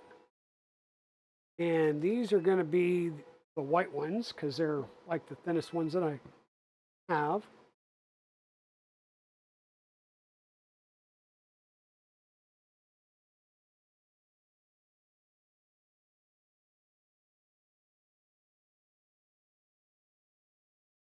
And the nice thing I like about using the ferrules is the requirement for your Wagos is about 11 millimeters.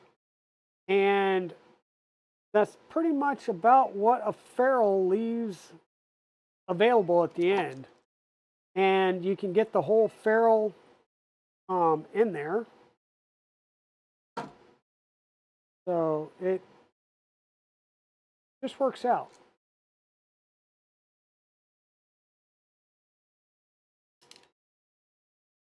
So there's our two thermistor wires. Now we need to do our ceramic thermistor. We're going to go ahead and strip just a little bit more of this off.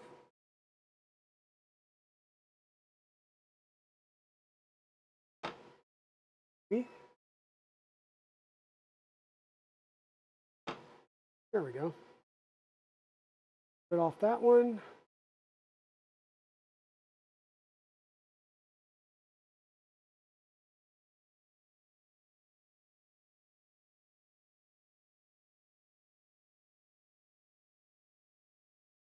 So how are you doing, Glendon? I caught your stream the other day.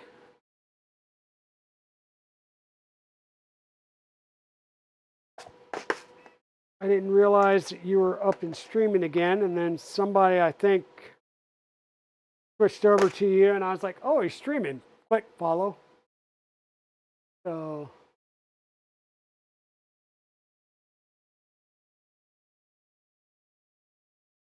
these are 20 gauge. So we grabbed our gray ones here that'll do 20 gauge for ferrules. Always use the right size ferrule.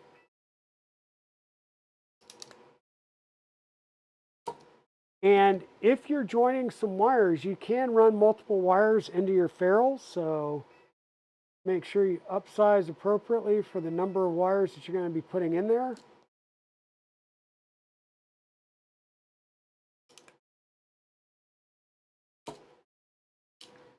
Alrighty, so our ferrules are all done.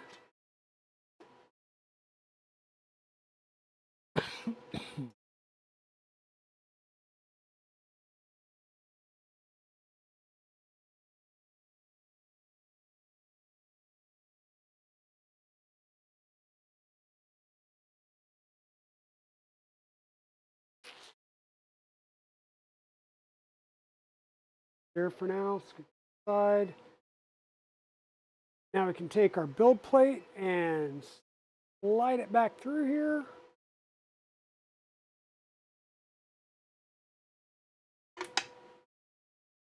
And just like that. So, once again, we've got our two bed wires. One's going to go over here and line up with our neutral. The fuse, one side goes in with the load. One side's going to go in with the next empty Wago. Guess I should bring you guys around here some. Okay, so here's the neutral coming from the power supply, going into one side of the bed. Here's the load coming from the SSR. One side of the ceramic fuse, other side of the ceramic fuse means the other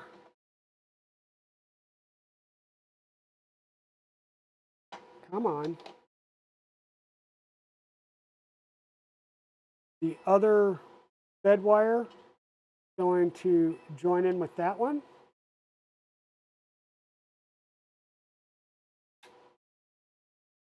And then our thermistor wires will come over to these two.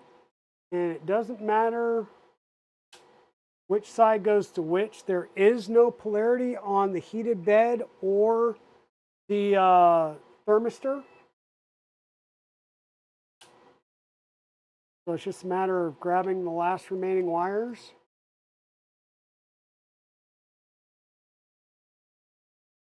And inserting them into the Wagos. Now you will see we do have some excess wire hanging down here. We could, find a way of like zip tying it and taping it up some if we really, really wanted to. I'm not that worried about it because I probably will not be printing things that will be the full height. If so, the wire will hit the deck and push up some. It's not gonna disconnect these Wagos, so that's not a problem. Like I said, I just like leaving a little bit of room so that if I have to cut a wire, I can and re-terminate it, and it's no big deal.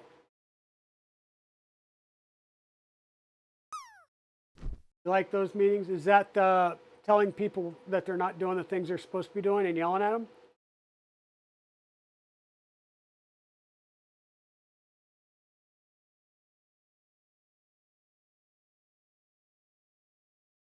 So yeah, the tech sergeant started coming out of me again today, and luckily, Miss Dragon was home at that time, so I was able to go down and vent a little bit before actually sitting into a meeting with my boss, because that would have been bad. He has not.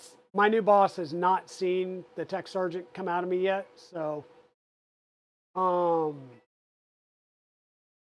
yes. Coffee, we've got our Dunkin', and we've got some Black Rifle over there still too. Which just may not be the best thing for my throat and the ongoing cough that you still hear me have. So you guys got me going, so I'll drop as well. Hey, Tenuous Rook, welcome on in. Welcome on in.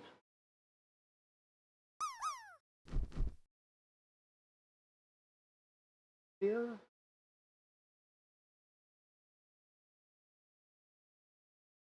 So we're just going to jump over real fast and throw you a status print.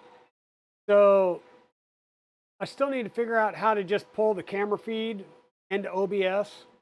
So for right now, this is easier just to have Bamboo Studio up and show you the camera. But this is the Bamboo X1 Carbon printing dual color prints. This is Fusion Filaments ABS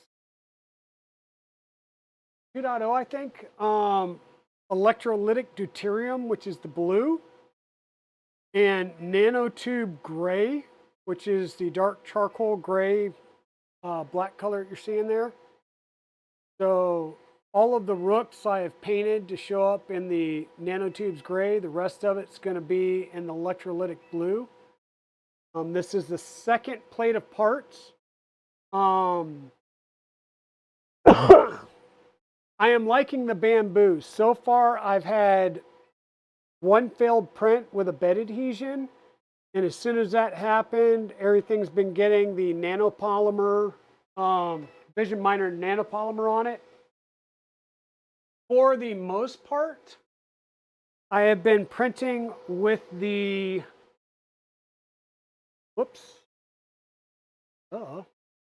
So for the most part, I have been printing with the PEI sheet. So mine came with the PEI sheet, so double-sided PEI. And I bought the sheet that's in there now, which is the engineering plate. So it's got the engineering plate on one side, and the other side is the smooth PEI that's replaceable. So the engineering sheet's kind of like the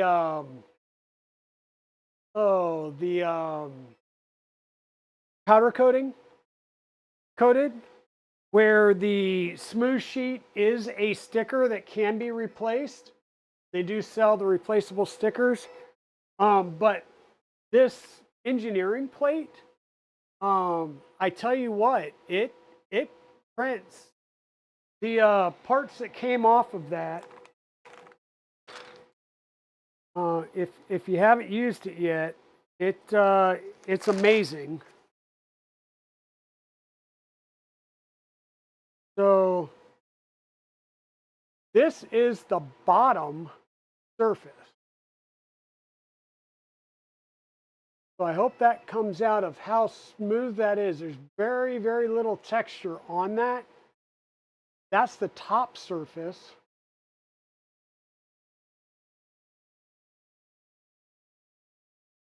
Right, so it's coming out beautiful. When I did the first plate, I foobarred and wasn't paying attention. I'm like, God, why is that taking so long? Well, it's because I was printing at like 1.2 layer height, so 0.12 layer heights. So I switched to all Voron settings for the plate that's printing right now and future plates. But this, and I think this was doing a gyroid infill as well, which is good, but I normally switch to cubic infill versus gyroid because it goes a lot quicker. So yeah, this beautiful prints. And this filament, sorry, this filament I put in the poly dryer with 0 active heating, just the desiccant, and that electrolytic blue, it is pulled down, and, or I'm sorry, not the electrolytic, I think the electrolytic blue and stuff was sitting around 30% with no active heating. And I'm still not sure why, but this spool of Fadus ASA glass filled has been sitting around 13, 14, 15% with nothing but just the desiccant in it. Took it out of the package, stuck it in the poly dryer, or the poly storage box, sealed it with just the desiccant, and this has stayed at 14% for over a week.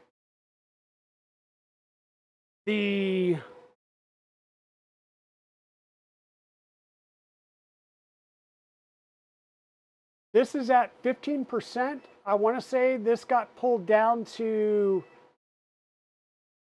14, 15%.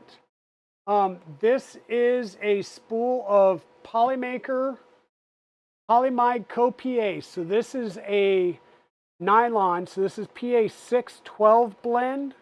So this is a nylon blend, which is highly, highly hygroscopic. I had printed some with it, put it back in its bag, and put it on the shelf like several months ago, like at the beginning of fall last year. And I put it in this, I put it on and actively dried it for 24 hours to try and pull as much moisture out. And this is like, I'll say my my test or my baseline for the PolyDry box and the PolyStorage box is to see how long this keeps this highly hygroscopic filament at 15% or lower. This is kind of like my control for testing these. Sorry about that. Yeah, the print quality of the bamboo has been really nice. I've had no issues. As far as testing the AMS, and how that compares to things like an enraged rabbit carrot feeder, right? The enraged rabbit carrot feeder is still sitting over here in the corner because I need to spend a lot of time tuning it. It's built, but now it's into the tuning phase, which is just slow and problematic. The AMS,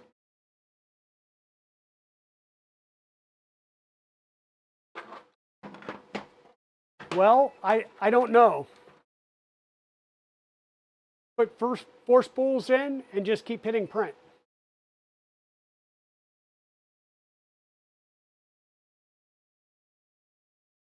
I don't know what else to say. The AMS works like a champ. I haven't had a failed AMS print yet.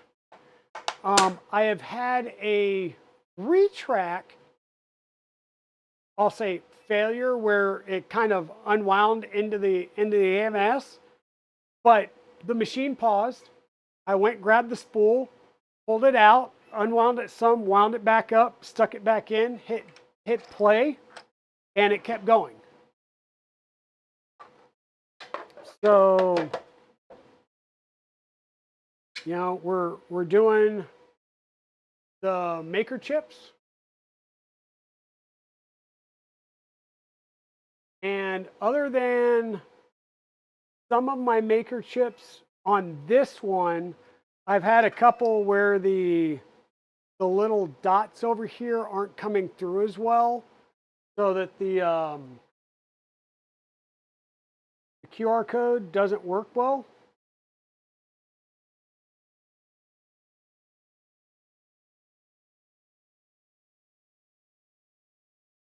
Yeah, so it's not picking up this QR code on this one, but all of the ones on the other model are working just fine. So yeah, the AMS works beautifully, and this isn't an issue with the printer. This is an issue just with the QR code and doing real small dots. So I'm not going to hold the printer to that, you know.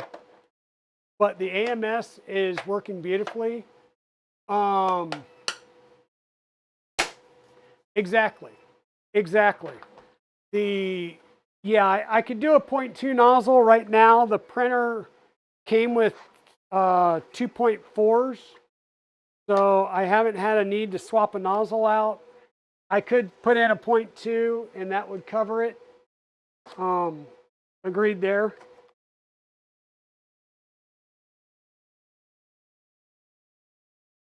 Sorry, I just grabbed a donut. I've walked over there too many times to stop or to not grab a munchkin.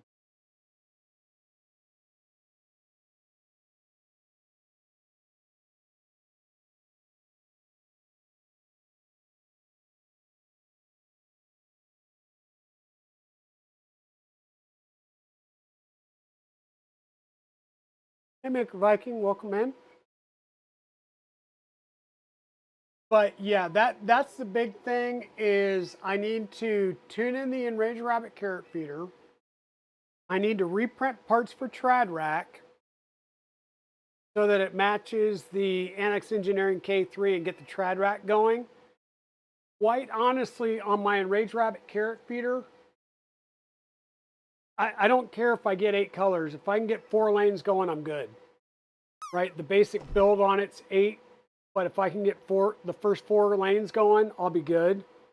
Just because I don't think I will do 8.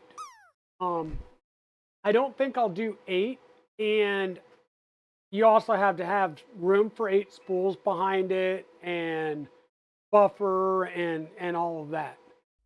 So, but I've got a couple of Enraged Rabbit carrot feeder kits still. I had traded the Micron Plus, or no, I traded the Micron Plus for a Chube hot end, and I traded the Salad Fork for a full ERCFA V2 kit with a Takoto hot end and an FXD extruder at Rocky Mountain, which is why we're printing, which is why we are printing these parts right now, because these are parts for the Tugboat 3D printing Rook 2020 Mark II kit that I'm going to send them. So I'm printing the parts for them, and I'm going to cut the frame and drill and tap the frame, and I'm going to send them those parts, and the rest of it's going to be sent from KB3D. I just need to get the bombs sent over to KB3D so he can build the kit, or the the parts, and send the bill of materials over to Tugboat. And then as soon as I'm done printing these parts, I'm going to print another set of parts. And my Rook 2020, I need to take it apart anyhow because one of the belts is getting chewed up. And I'm either going to build another Rook completely, or take all, tear down my existing Rook 2020 and rebuild it as a 2020 Mark II. And therefore, when I do that, that will become a build series that the Tugboat team can use to do their build.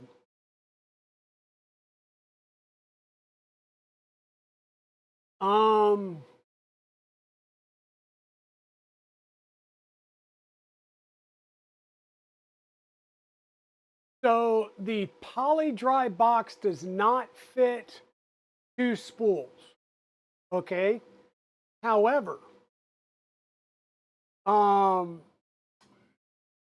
print SOS, and let me see. Let me bring up this. I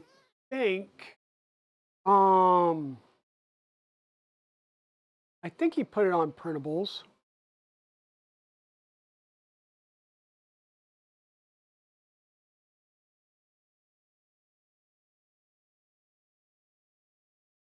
Yes, here you go. 3D print SOS did a double barrel mod. So if you have 2 of the storage boxes, so buy the poly dryer and it comes with a storage box, and then get a second storage box, and you can set them up. You can print this part out and set them up. You need to print it out in PETG or ABS. I would say ABS or ASA. And this will allow you to run 2 spools and dry 2 spools at the same time.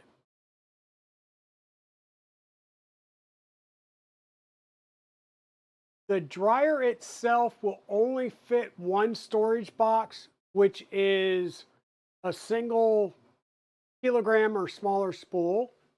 Oh. But this will let you basically, it creates the double shaft so that you can dry 2 spools at the same time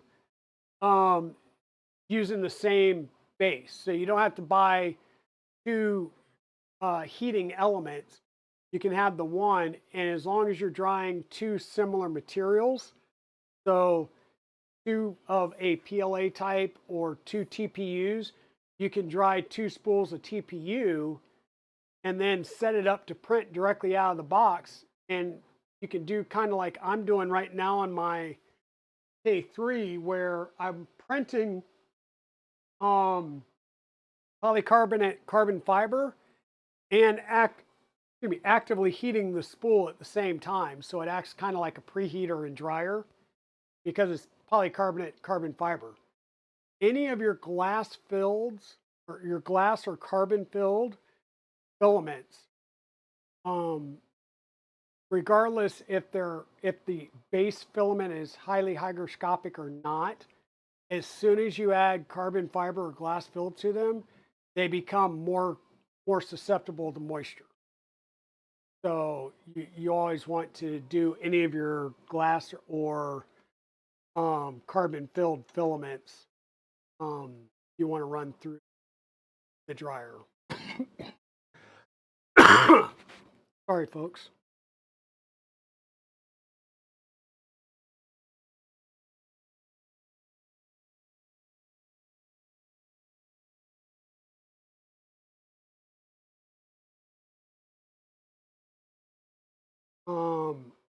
But yeah, that's a double barrel mod from 3D Print SOS, aka Fader. I'm actually wearing his or his logo shirt today. So, you know, 3D Print SOS, pretty cool.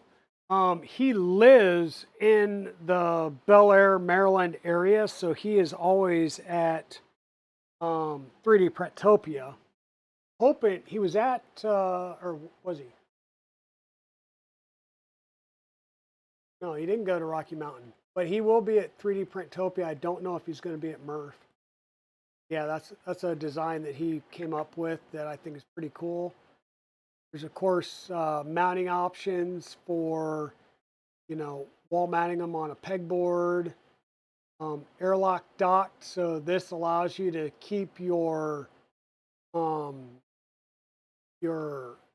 airlocks with the box as you set it on the dryer, so you don't lose them, as well as some stackers to make them stack easier and nicer. You know, boom, the community comes up with mods all the time.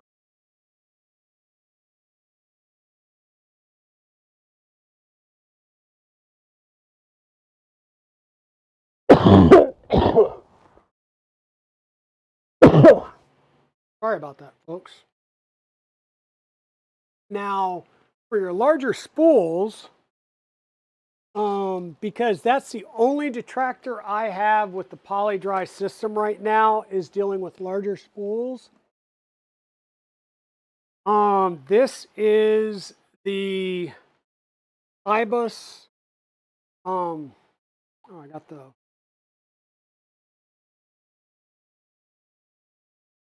No, that's right. This is on back. So I have the IBUS. This is the Polyphemus.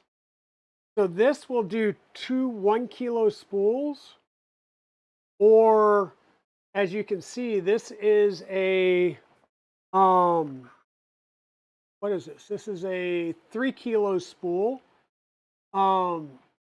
A 5 kilo may fit in here width-wise, but it's not going to fit in height-wise.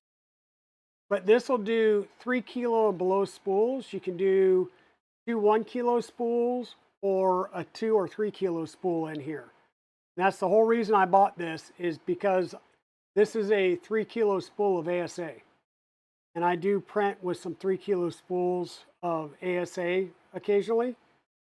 So I need a way, because there's no way of, you know, unless you're in a production facility and you've got a very temperature and humidity controlled environment where you're printing, you know, with multiple 3, 5, 10 kilo spools all day long, you know, you're going to have to start dealing with room or specialized cabinets at that point. So yeah, I'm just sitting here. I just clipped off the end of this a little bit more because this has to flip around and go in this compression fitting. And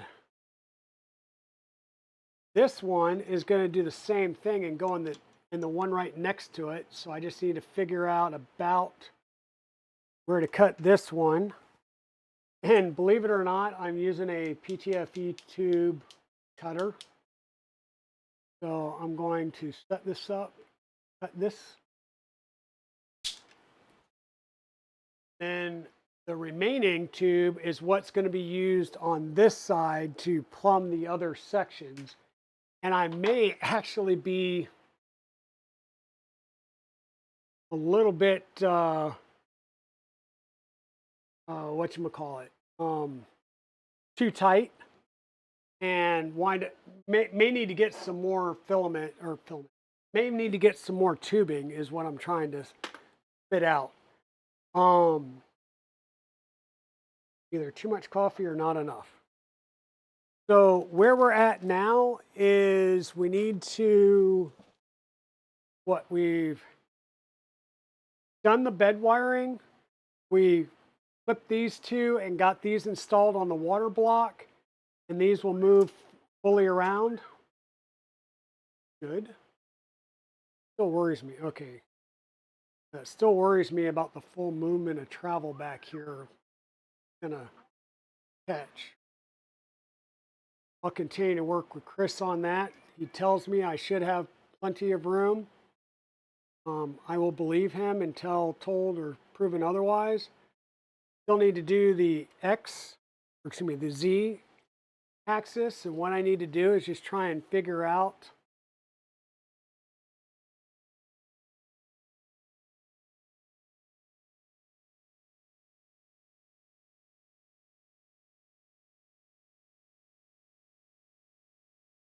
I think I'll cut my wires at about 150.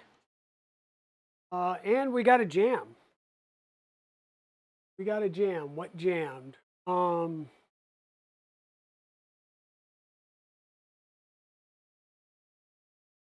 Failed to pull out the filament from the extruder, which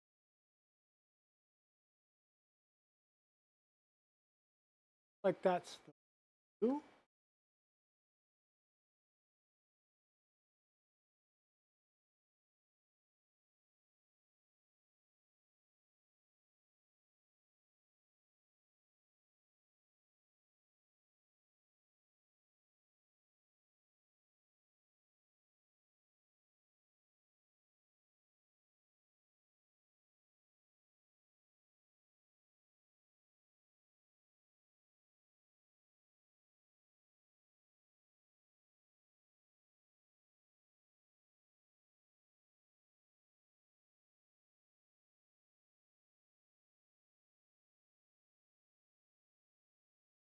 MS slot.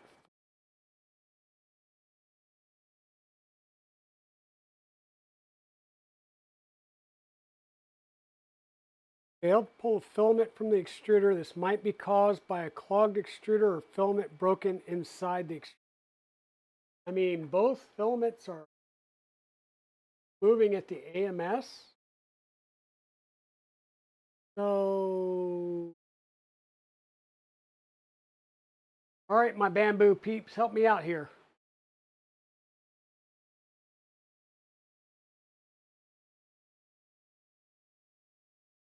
What could be causing this? It's the I'm gonna say 0700, but there's like two different codes.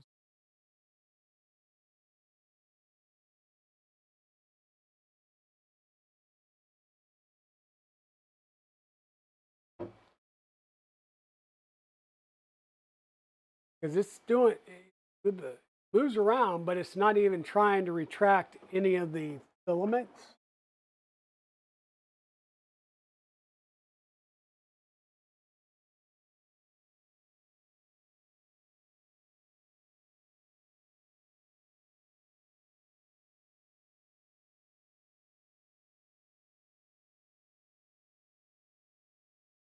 Not moving either one of the filaments.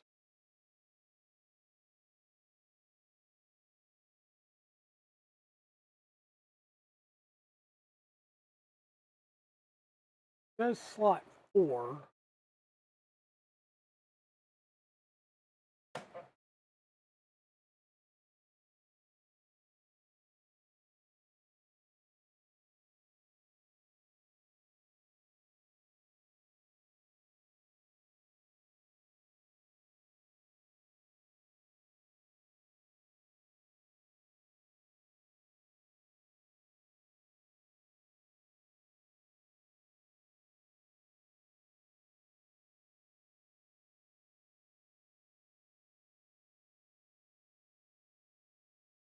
was complaining about AMS slot 4. Filament's pulled all the way back.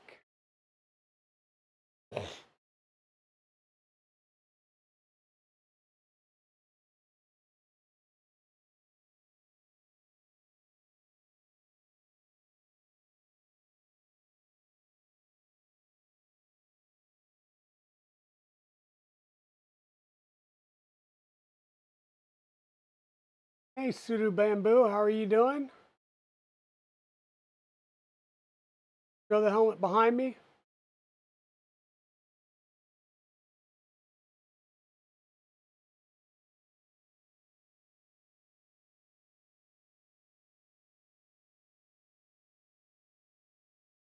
This is my Warhammer 40K helmet. This is a Warhammer Chaplain's helmet. This is printed in PLA metallic bronze. The blue parts are Xyltech cobalt blue. The chrome parts here are Polymaker silk chrome. And then the tubes are actually off of Amazon, but everything else on here is 3D printed. It is full size. It does fit. I got padding to add in there. So it sits right at the eye level.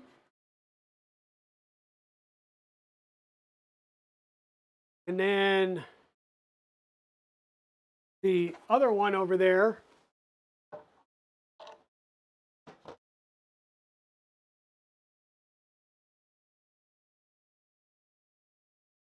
this is the Mark 8 helmet. This is in metallic red PLA with, I believe this is a Prusa. Yeah, I think this is the Prusa metallic black. Maybe it's the printed solid Soul glitter. The Aquila in it. This is the one that Free Heathen gets mad at all the time because it's the Blood Angels.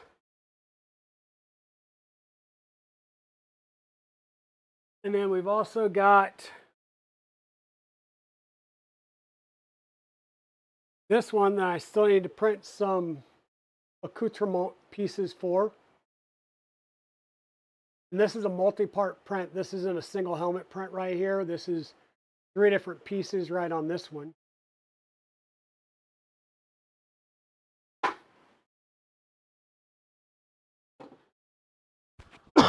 I also have a few Star Wars helmets and a couple of Master Chief helmets, but they're all downstairs.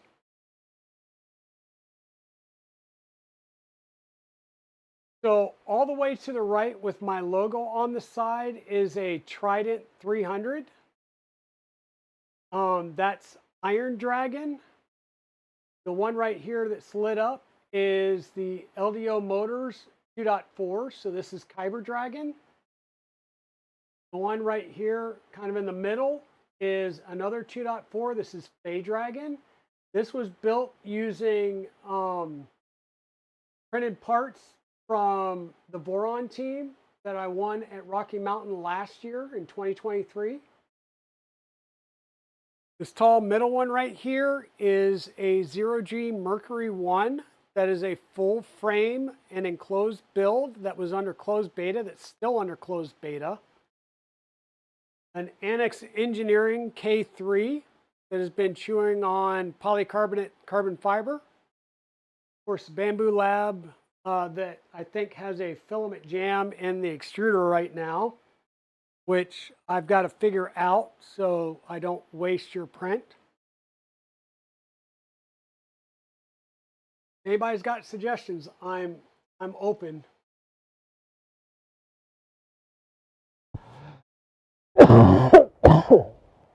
Sorry about that, guys.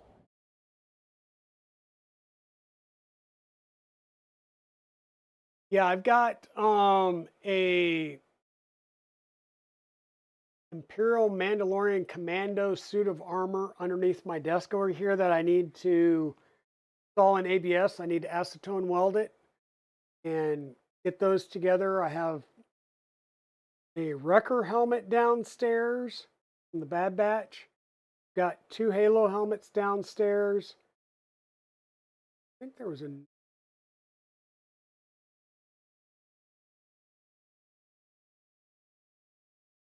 remember. So the purple and pink one, Fey Dragon right here, was built with a series of parts that I got from Tensor 3D, who is local to you guys. So we'll kind of put this front and center. Need to print some more of these out for whatever printers I wind up taking to go. But there you go.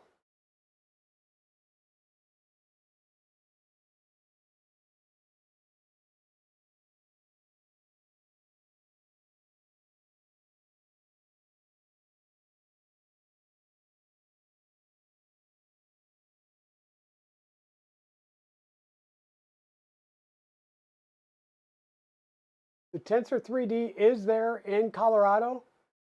They do have kits, and they do, so little known fact, they do work with West 3D. So if they're out of a part and West 3D has it, they'll get it from West 3D and have it shipped over, and vice versa. So if West 3D is out of something and Tensor has it, they'll work together to ship stuff around to cover each other. But I've got to try and figure out what's going on with the bamboo. So both filaments are pulled out, so can't really see well enough to see if there's actually anything stuck in the tube.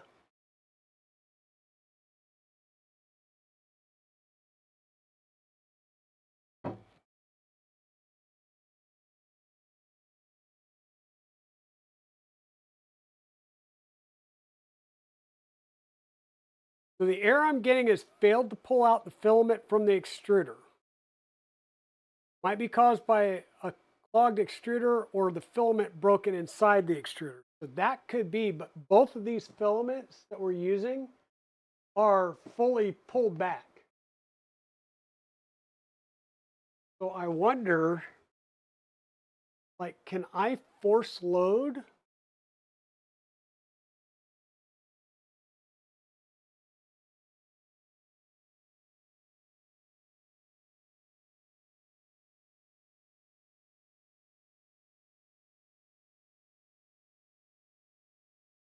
No, it won't. It will only let me retry.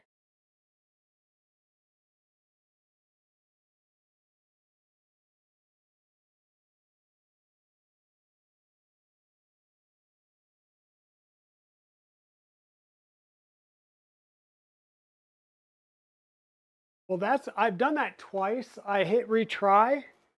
I physically pulled so when I hit retry, up on the right hand side, it says something about AMS slot 4.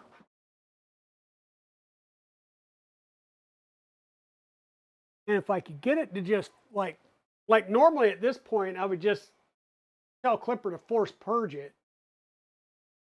But it's like trying to do a retract without, like, I don't know why we wouldn't try and do a purge.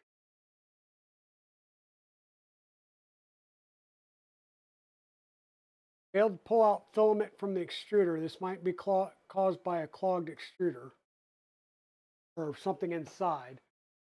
And the problem is, in order to get to where it's at, because it's parked in the back, I got to take the AMS off.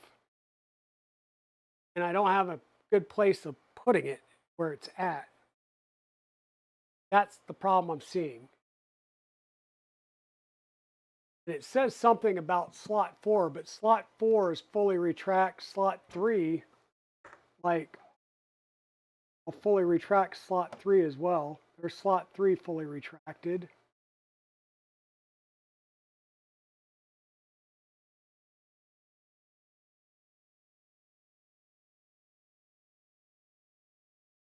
So from AMS wise, both are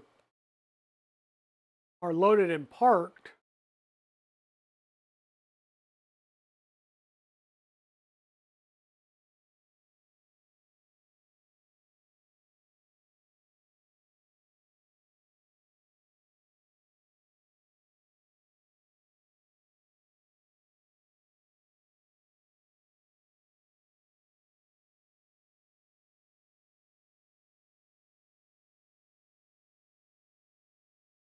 That sucks. That's like 57% through, and I don't want to have to toss that part, but I guess now's the time to get this installed, huh?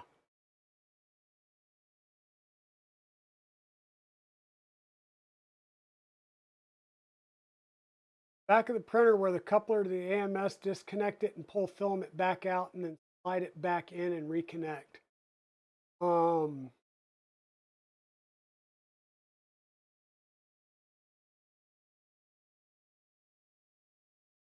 Do this without taking the AMS off. Okay. I'll double check that too. Like I said, it looks like the filament's fully retracted. Let me try and spin the beast around to get to the back.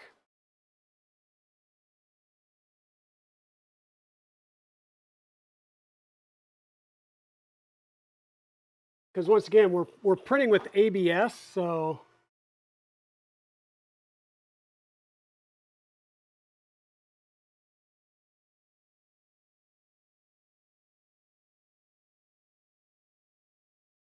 I will tell you, I'm not going to take anything off the back because looking at the tubes, there's nothing in the tubes. All the tubes are empty. And I can see through all of them from the AMS all the way to the back of the printer.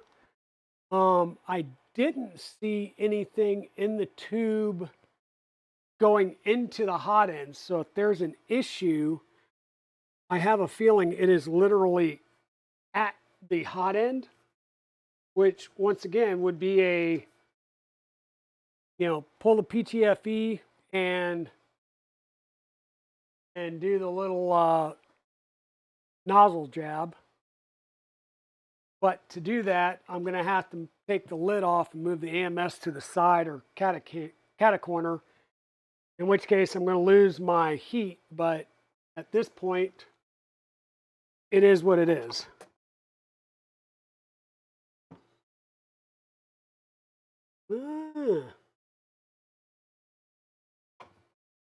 Let me take that back. It is stuck in the tube.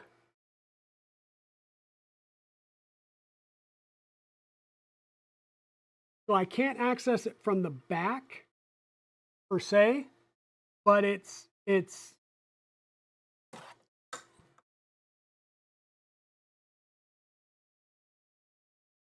so it's about that far in the tube from the top of the extruder, and then there's a I'm not seeing it coming out that back connector, the joiner at the back. So yeah, it broke somewhere in the middle, and so I'm going to have to pop the tube out of the extruder.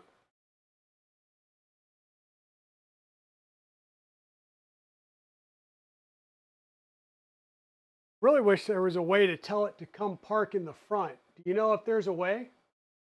Probably not, because as I tell it to do this, it's going to do its thing.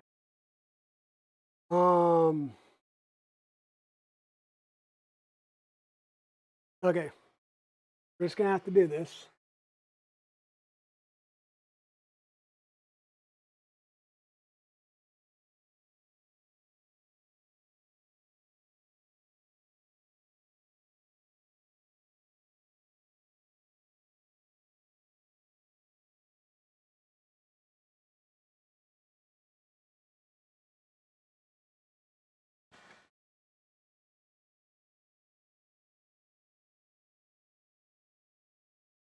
Sorry, folks. Just doing some printer troubleshooting. Okay. Try and keep the heat in as much as possible. We've got the PTFE tube out. I'm going to run some other filament in through the back to push whatever filament got stuck in there, at least out the front, so I can grab it and pull it out.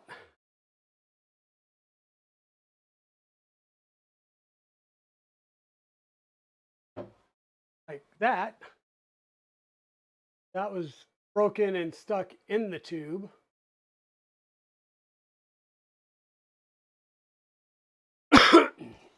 Sorry about that. Now I need to put that back on.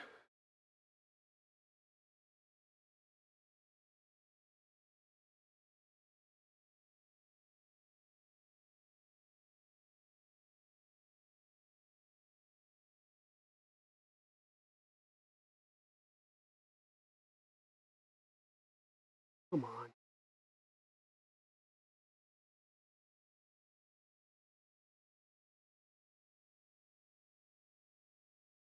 That on, put this in there.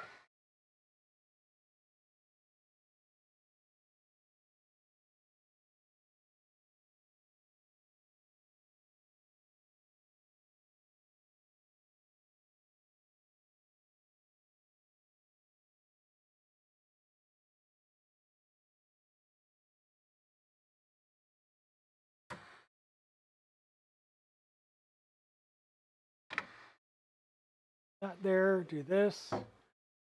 Now, that's pretty nice. It said the tool head cover fell off. No, it didn't. I took it off.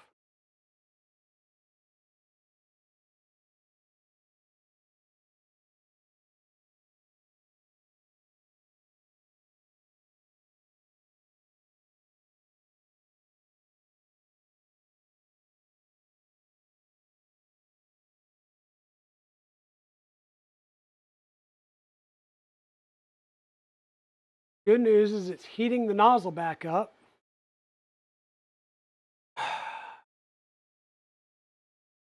I've cleared the clog. The clog was nowhere in the physical tool head.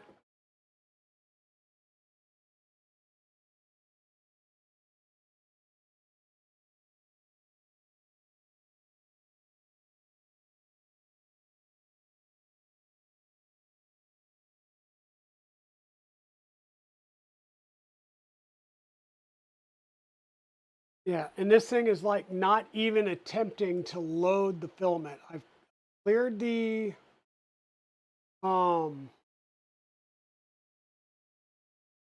yeah, it always parks in the back.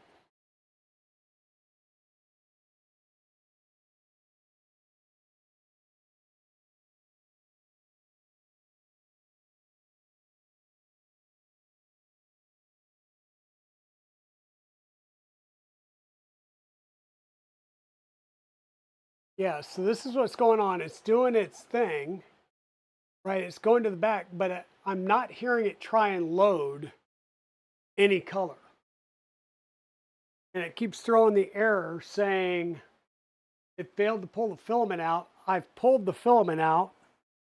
The only other thing that I could do is, lift the EMS, pull the glass off, set the EMS cattywampus, pull the thing out, and try and run my thing through it, which I guess is what I'm gonna have to do because it feels like there's something. It feels. The printer feels like there is something in the extruder, therefore it will not get past it and do the filament change.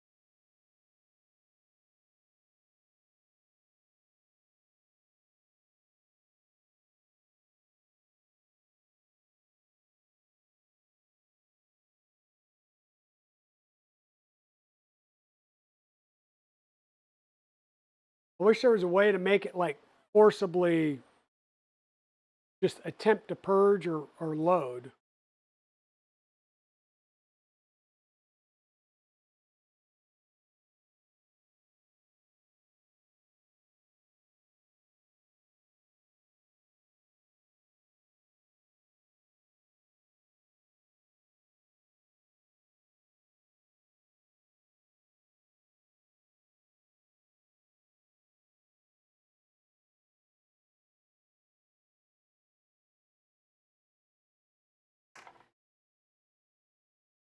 Might as well put some of the other parts in that I printed.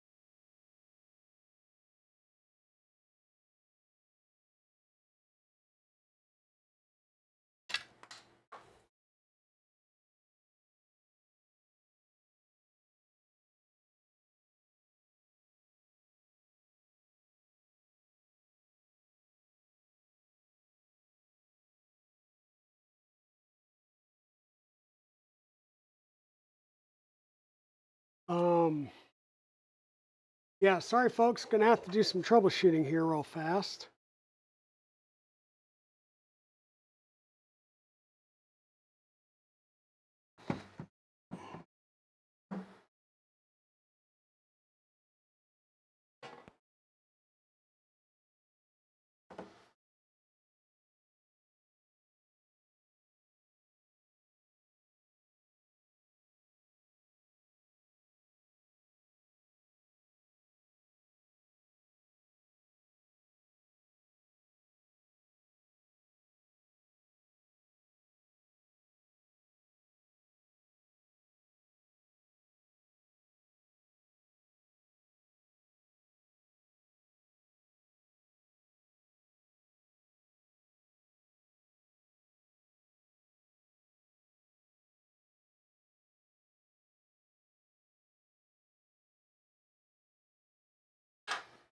That doesn't work because get it through there. So sorry folks, troubleshooting 101. We're trying to see if we can't figure out what is causing the filament jam stoppage.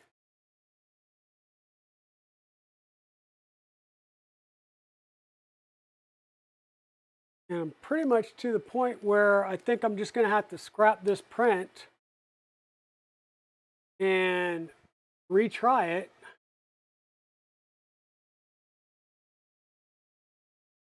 Because I don't think I'm going to get this cleared without either potentially swapping the tool head, like swapping the actual extruder or something. I don't know. Figures as I'm talking up and praising this printer that it decides to then give me problems.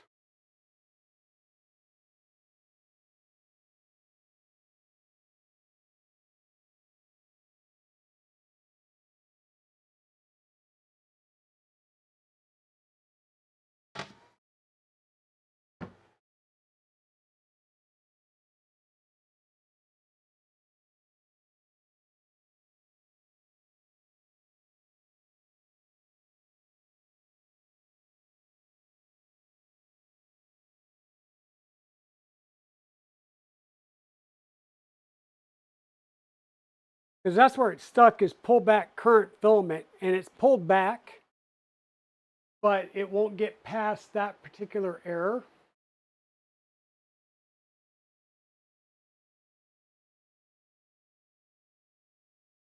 Oh, I've cleared the error message. That's the thing, is I don't know how else to clear it. I've confirmed it, clear it, tell it resume.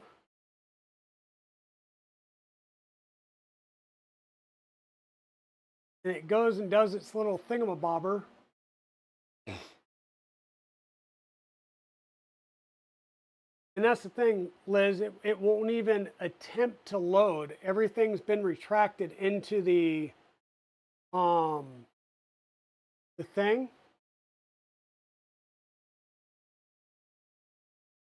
Try extruding manually on the right side of the device screen. So I'll close. I have guide, retry. Like at this point, there's no filament even loaded to the tool head. Like I don't know.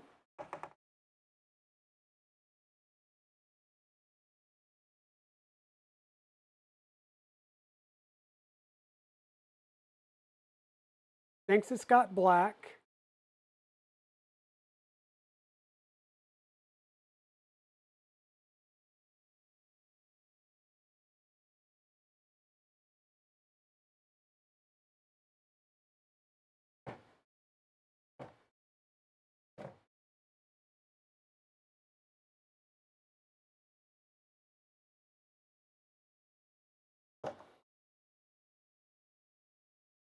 I mean, because yeah, normally what I would do is I would manually load filament, but that's not working.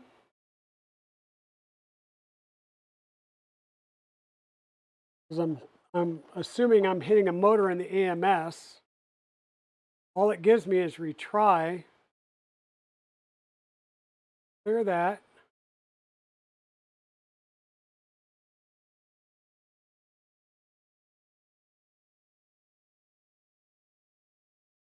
Yeah, it's not giving me a load or unload option.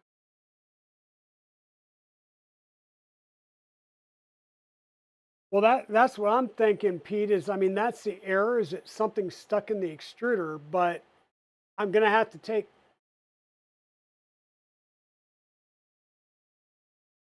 You could kill the power and tell it to resume.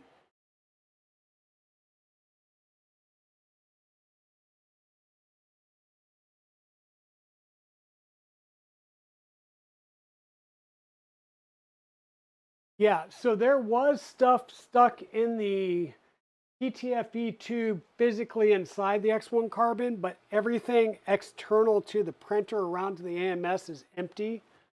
Both filaments are pulled back to the AMS. I just can't get it to load or get past what it feels like is the pullback of current filament. It would be great if I could.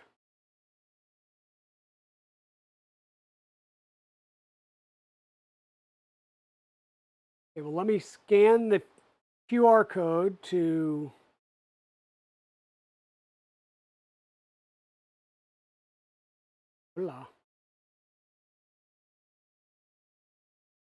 what solutions does it give me? AMS slots filament may be broken in the tool head. After unloading the filament has already been pulled back to AMS, but the detection switch of the extruder still detects the filament. And then it figures the filament detection switch consists of a magnet and a Hall effect sensor.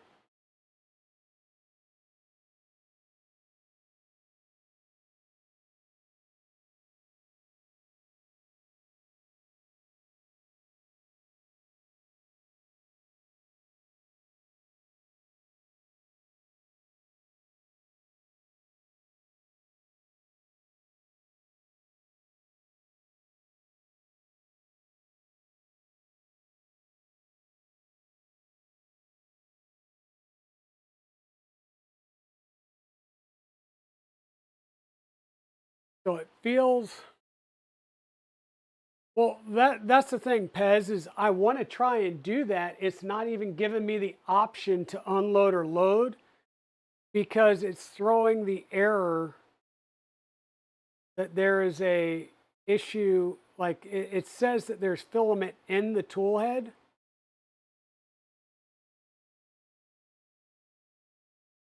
But yet it doesn't show that on the screen.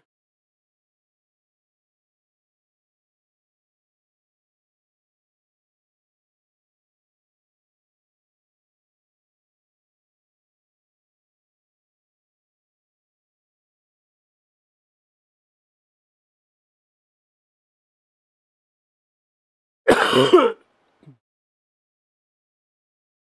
I guess nothing to lose by turning it off, turn it back on. Either it'll let me resume the print or it's still going to say it's jacked up.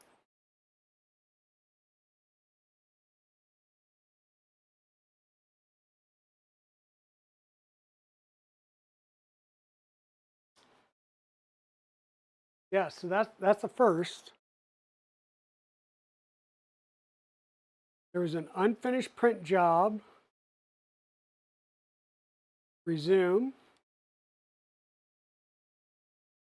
Let's see if it picks back up and goes.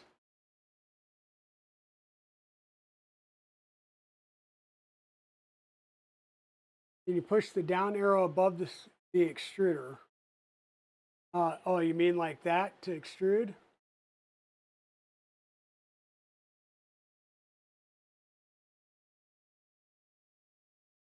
Possibly. Right now I'm going to see if it recovers or if it still thinks that it has filament in.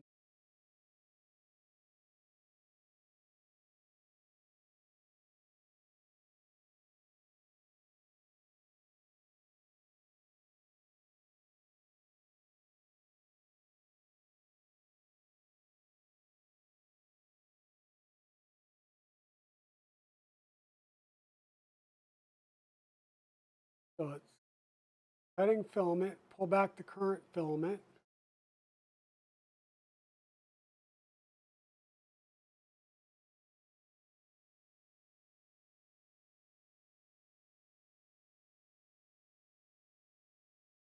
Okay, it looks like it just loaded the black. Maybe not.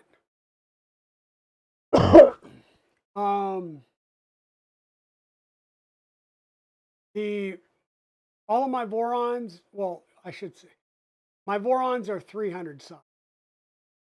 I have a 350 Trident, but the majority of my Vorons are 300 size.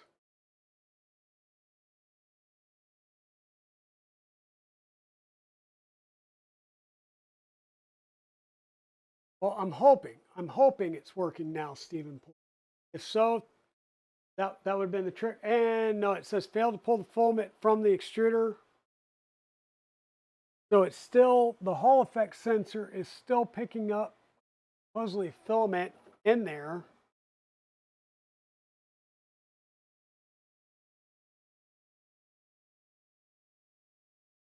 So once again, there is no filament loaded whatsoever. And it's not giving me the option. Because now there's nothing loaded and it's not giving me the option to even select a color and load filament.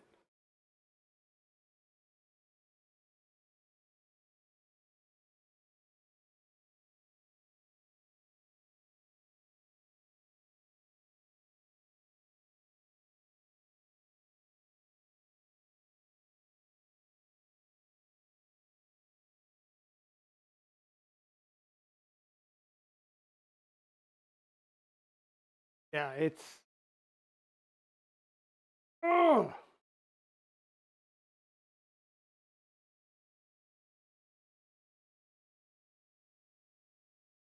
So the Hall effect sensor feels like there is filament in there. Can I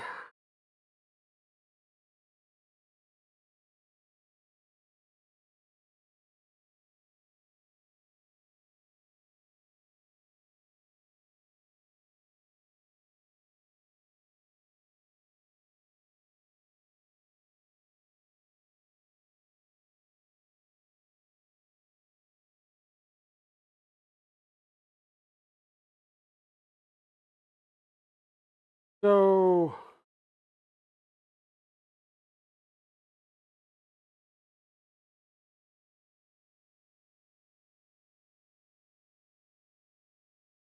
magnet, there's a sensor. If there's filament there, it pushes the magnet towards the sensor.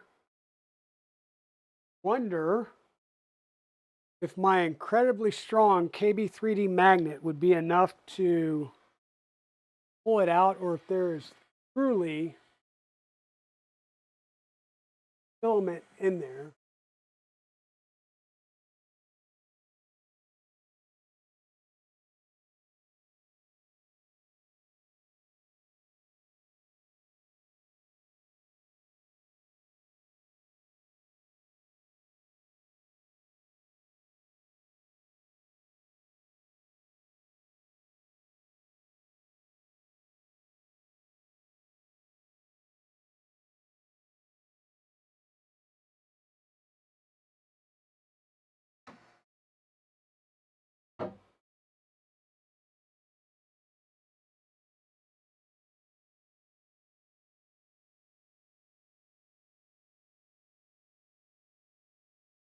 We'll see if this was enough to strip that hull sensor.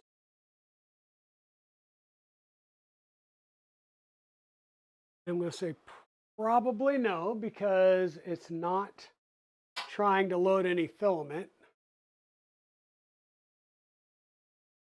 which means I need to take my tool head apart.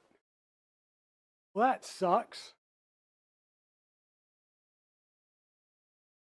What the?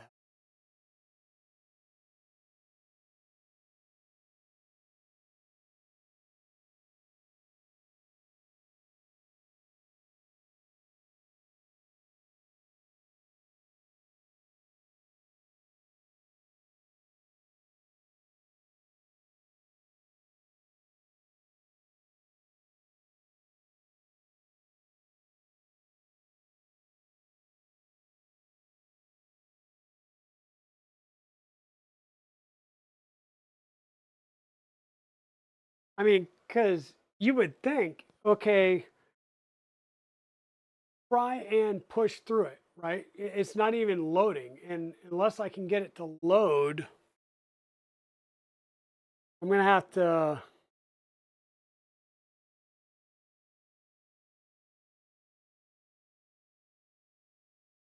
So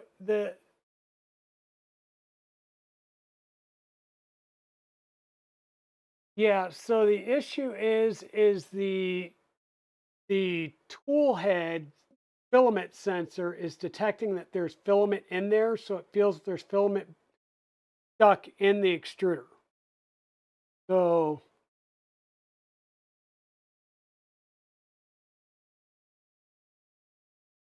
if it's giving extruder jammed error, but the filament isn't reaching the extruder, it's PTFE tube.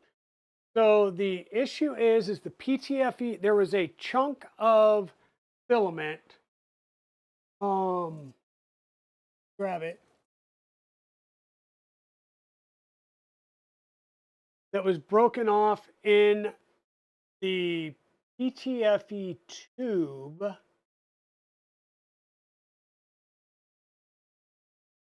So this chunk of filament was broken off in the PTFE tube inside the confines of the printer.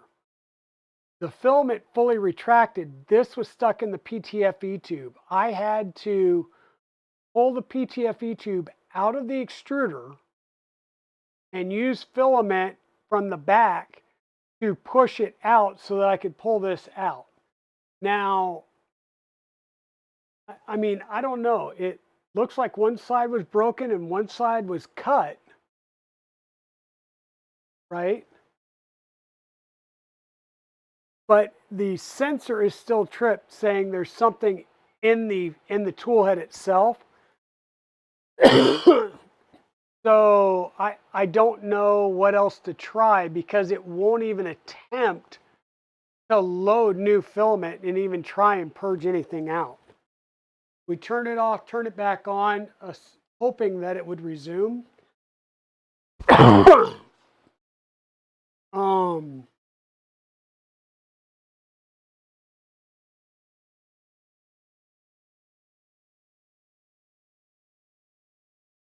But the filament's like physically in the AMS. Like, it's not even past the AMS, through the buffer, or anything else.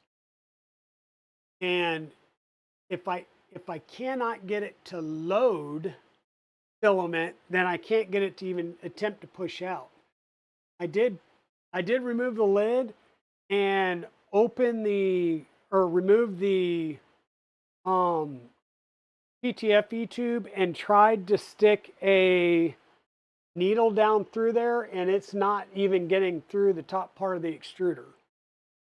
So I may literally have a jammed or clogged hot end, and my only option is going to be to kill this print and, yeah, swap the hot end, which just sucks.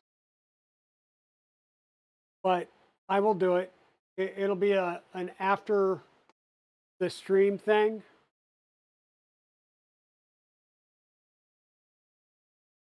So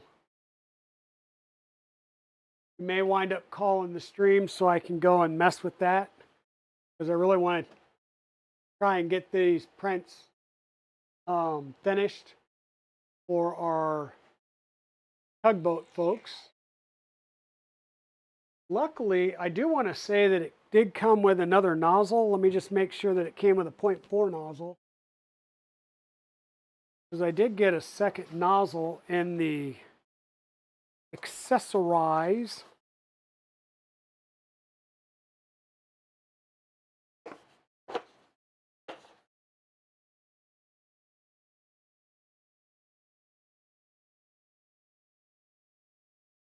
Yep. Oh, great. Yeah.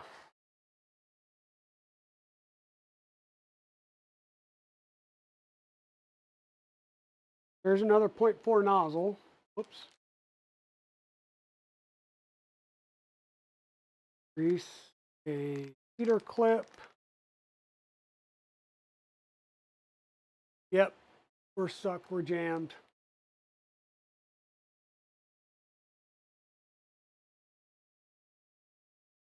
Yeah, the Rook didn't need to be ABS, but that is the color that we selected. And that's the color that I wanted to print with, because I was printing some ABS anyhow, or I was going to be reprinting my parts in ABS. And so that's what I wanted to do. I have another 0.4 nozzle, but trying to show it on the screen there. Got another 0.4, I say nozzle, full hot end, but it requires me to pull things apart and swap everything over. So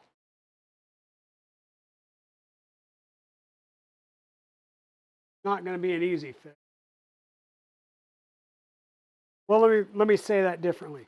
It's probably going to be an easy fix, but it's not going to be a quick fix. So I'm going to have to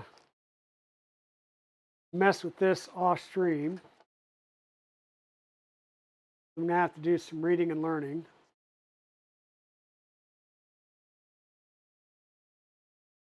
My filament cutters. Once again, new to the whole bamboo ecosystem thing, so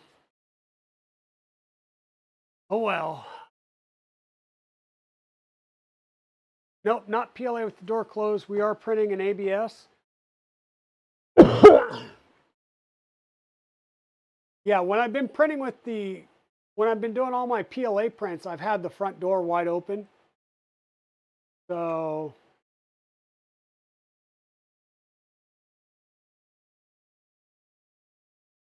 and I'm actually printing parts for the Mark II. It is going to be the Mark II.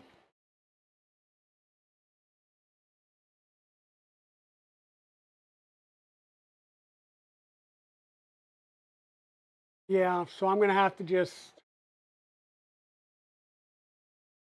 cancel this.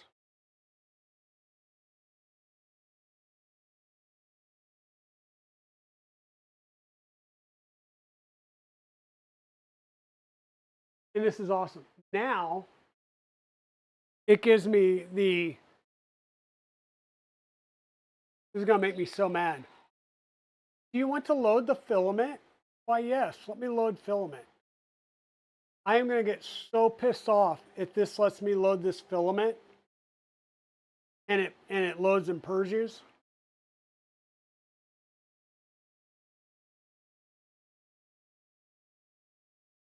because that means it just made me kill a print.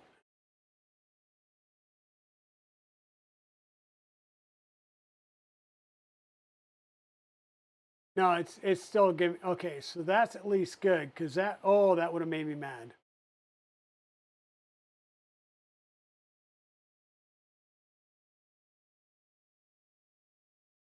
Yeah, so now I get to try and figure out how to clear the clog. Okay, folks. So we got a couple things done. We got our water lines plumbed up here. We got our bed done. I still need to run a wire for the ground lug. Once again, that's going to go from the Wago connectors right underneath this 2060, under, around my cable trough, up into the bed cable chain, and then over directly connected to the bed.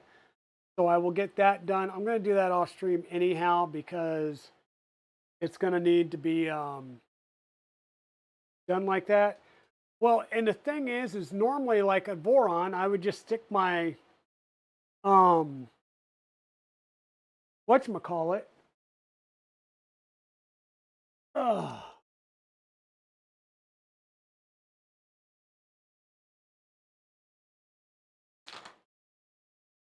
Right? I would use one of these plastic plunger and just go right down through the top, push it through. The problem is I can't, it's not even letting me get this like that far, which means it's not even getting down through the PTFE collet. I don't know what the deal is there. So that's what I'm saying. I'm going to have to probably take the tool head apart. So I'm going to have to move some things around to get to it. May have to bring it over here and just take the AMS off and bring the printer over here onto the bench to look at it and do some research on it. But that's not something I'm going to do on stream tonight. So,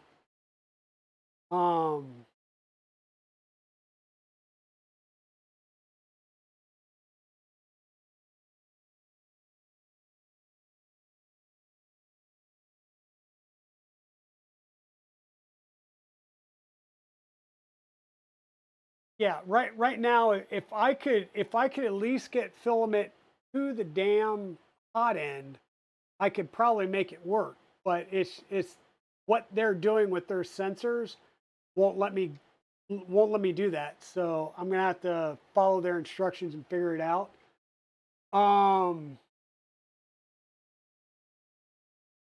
Yeah, this is what I do on my Saturday streams, Tugboat, is we've been building this primarily on the Saturday streams. I'm working on it now just to kind of work down some of the punch down list.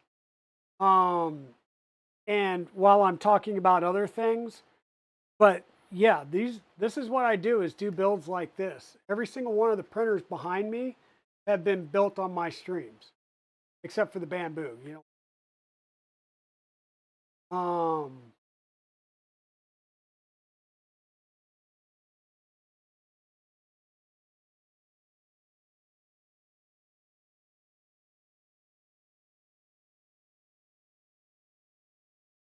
Yeah, there might be some filament broken above the cutter and that's stuck in there, so I'm going to have to take the hot end apart.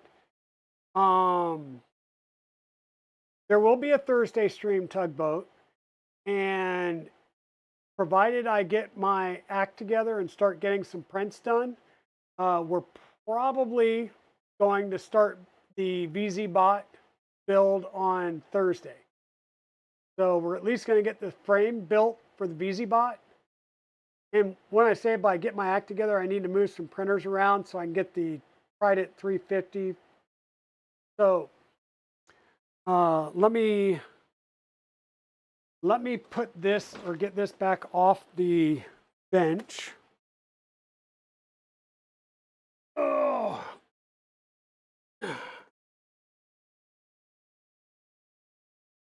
That is so much getting a two-person.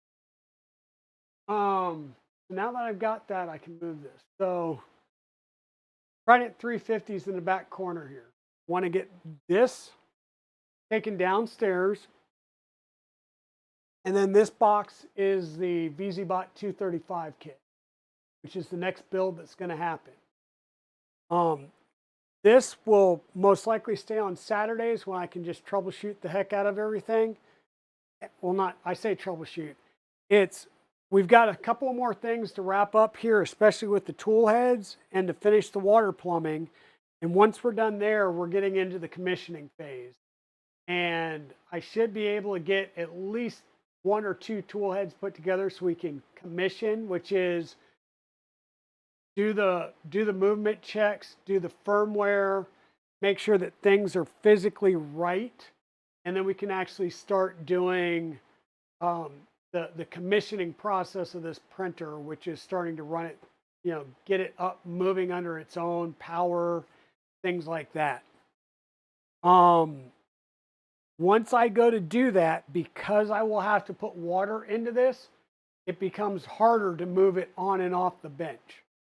So then we may have a couple of streams once I actually put water in it that's it. And I don't necessarily need to put water in it in order to move things, I don't think, but I will have to put water into it before I start heating any of the hot ends up, because it's the main cooling function. So I'll just have to be careful with that and make sure I have ways of moving it around. I may have to see if there's something else I have that's close to this height to make it easier to.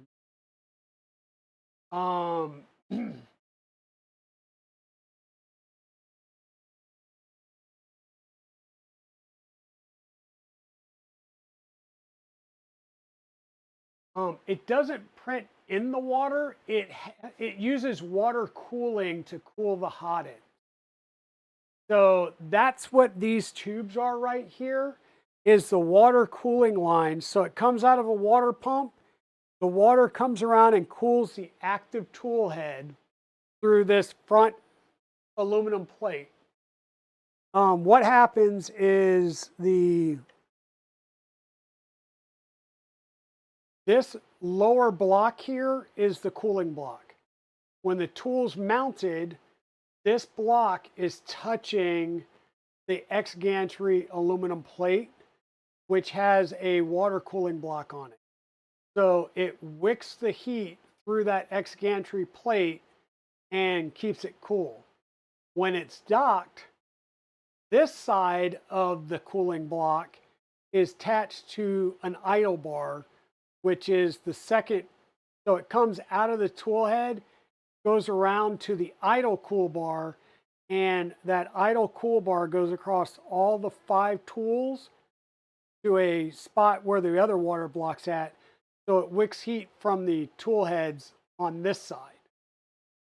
And then it goes back into the pump and the radiator and cools the coolant. So it's like exactly like a PC. Exactly like a PC. Does it work better than fans? I don't know per se, but what I will tell you is doing it this way, each tool head has a heater and thermistor cartridge. That's all the electronics on each tool head, 4 wires. If we were trying to cool these with fans, then there would have to be fans on either side, which increases the size of the tool head, and the fans would have to be running all the time to keep the tool head up to temperature. Otherwise, you would have to consistently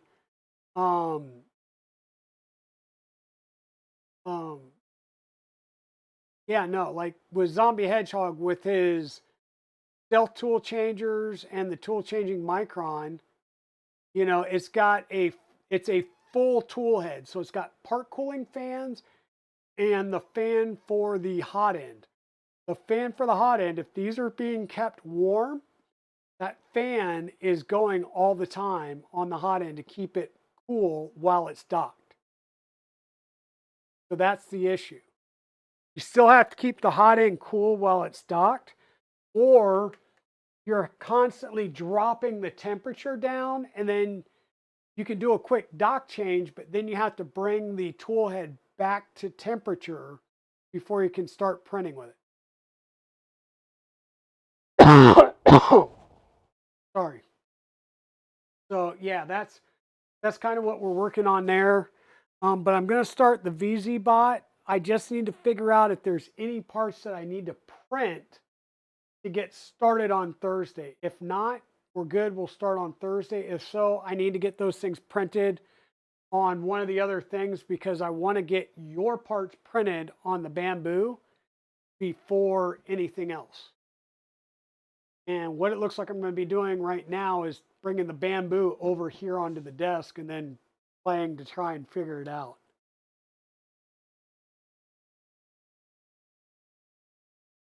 So the Micron is technically not a Voron. You saw the Micron on my table, right? We had the salad fork, which was the orange one, and then the red and blue one was the Micron. And that was a single tool head. Zombie Hedgehog had one over in the other side of the South Hall, and he had 4 tool heads on a tool changer. He would just go and pick up a tool head. So yeah, that is it. You say Voron Micron, it's technically not a Voron.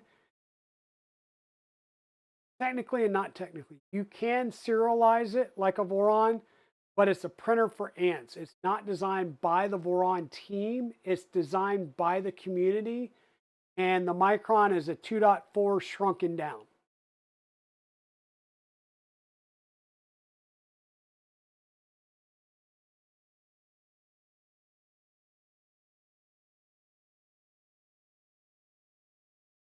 So let me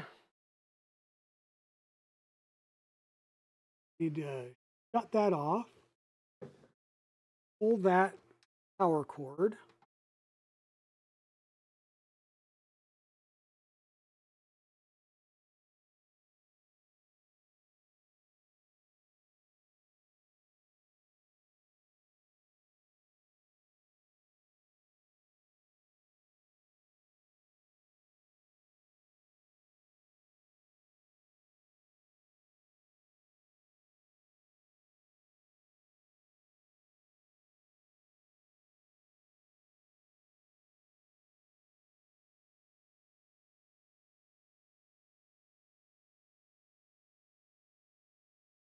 Voron gave you a Micron to build this Mark II.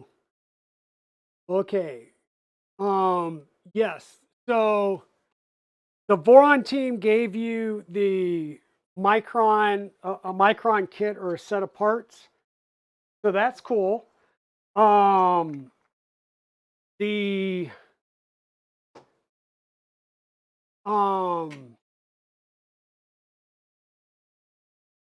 yeah. So that actually works out pretty well then. The manual for even the Mark I really isn't, I'll say, complete, because yeah, that was a joy to try and do.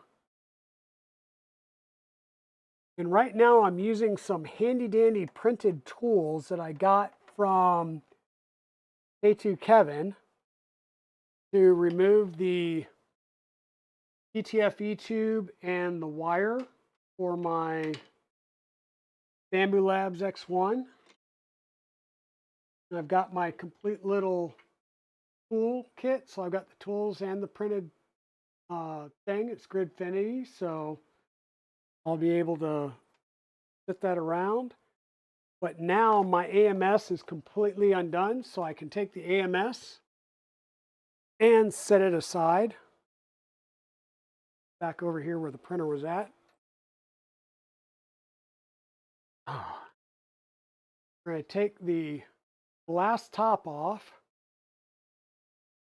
and suck in the wonderful ABS fumes. Take the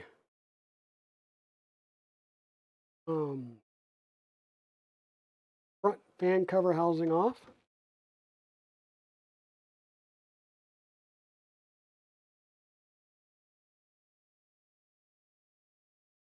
That is a very nicely, that is a very compact little tool head. Pop that PTFE out. We'd put our little clip thing on there. I remember right, I think somebody said you pretty much break that when you go to take it off, so it's wise to have a couple of printed ones, which I do. See if I can get this off without having to break it though. Doesn't sound like it.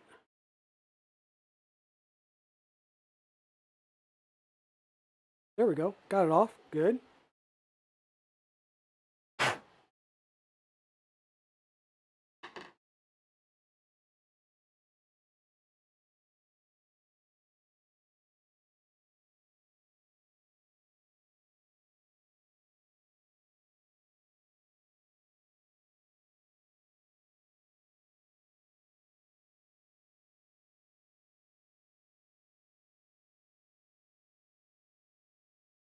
There might actually be something stuck in there.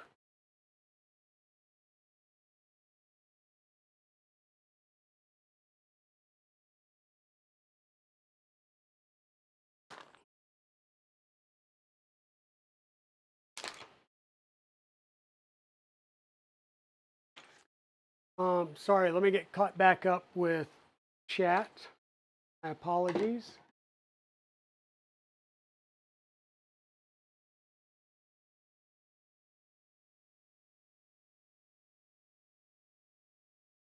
Yeah, the Micron is a printer for ants build. Yeah, those tools do come in handy, Pezliz.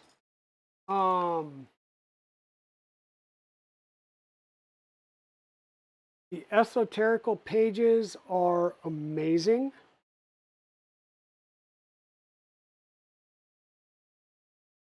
Ooh, that did give away some.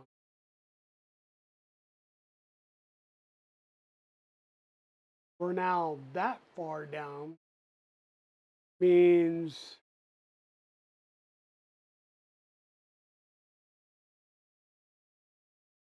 we are potentially down past the cutter.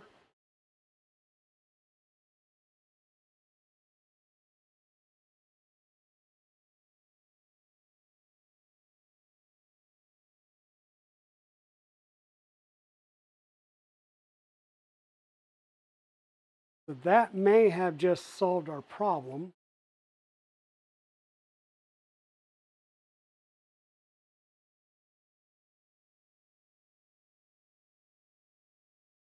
But there was no way that that was going to be done with the printer sitting over there. So now, as long as that sensor is not being triggered, we should be able to get this back in there.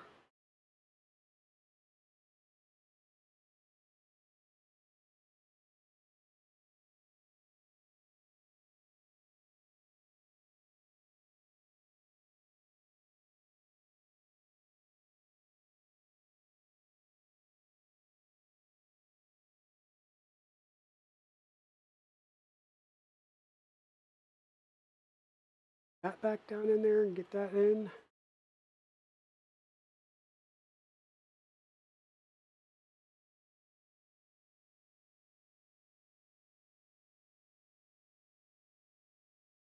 This back down on there.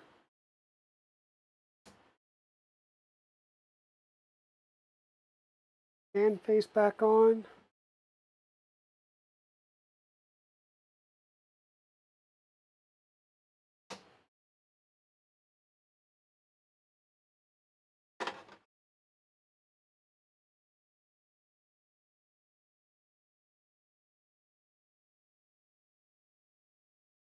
Does have a filter. Good. Didn't even, I hadn't even checked to see if there was a filter in there. I've got 4 extras.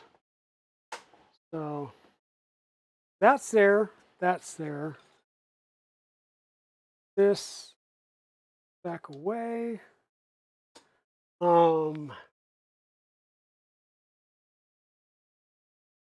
Interestingly enough, we have to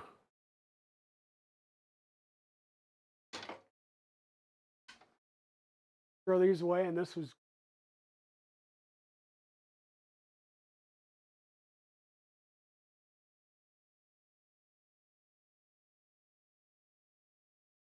that's depressing.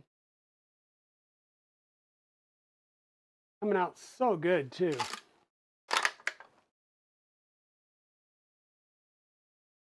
Those are going to be your feet.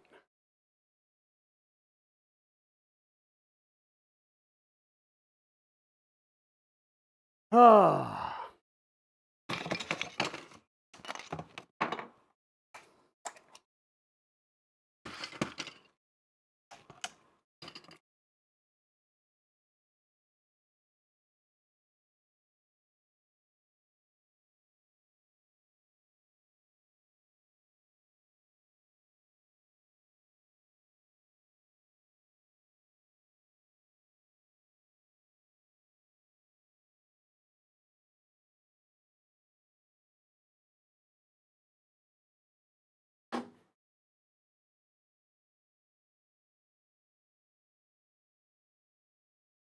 That.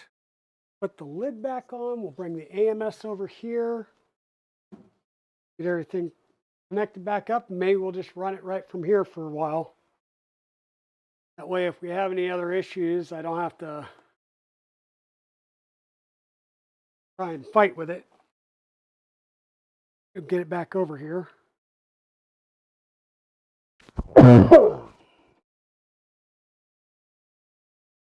Where did this one go?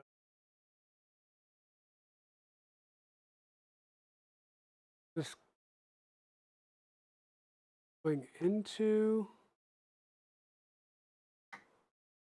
yeah, that's the one that's going into the AMS box.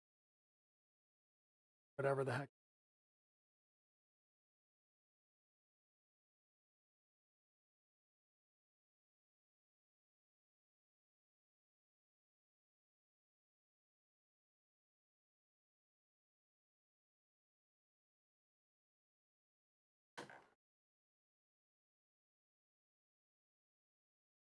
All right. Power cord.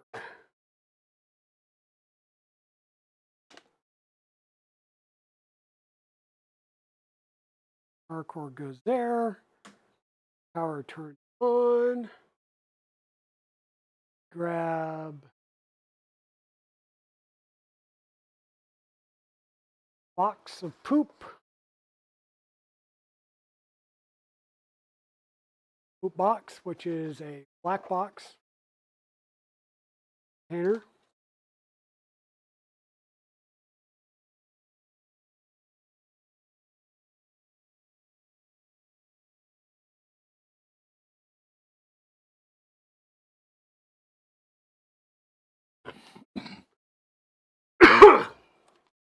Sorry, folks. I really got to stop doing that right in everybody's ear.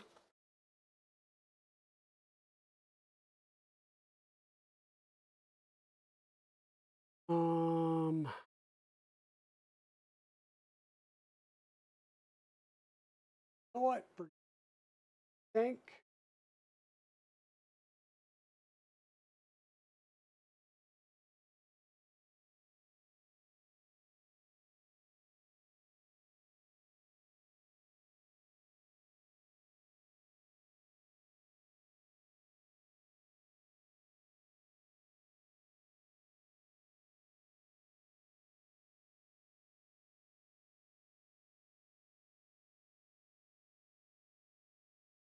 I'm just going to print the other part of, or the other plate of all blue parts. Because one way or the other, that's either going to pull from the blue and everything's going to be good and right in the world, or it's not. And we'll figure out if we fix this problem or not. And then I know that there's not going to be any color changes, so there won't be any cuts or anything, so it should be good.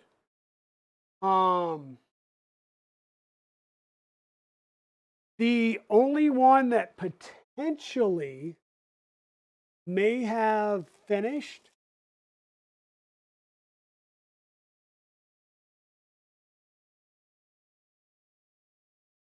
No, this would have been the only one, and that front rook logo looks like dog doo doo.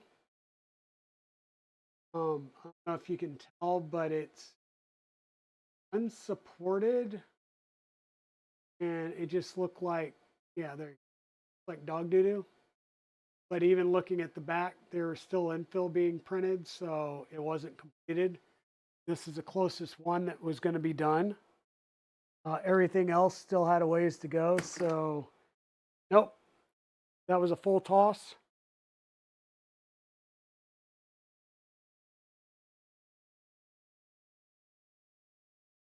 So right now, it is just heating things up.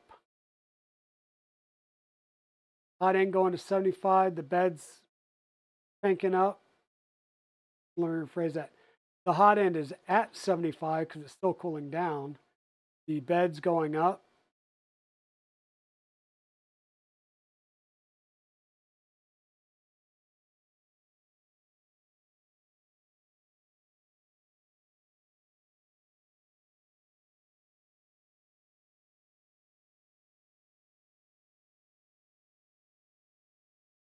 True, Stephen Poole. The question would be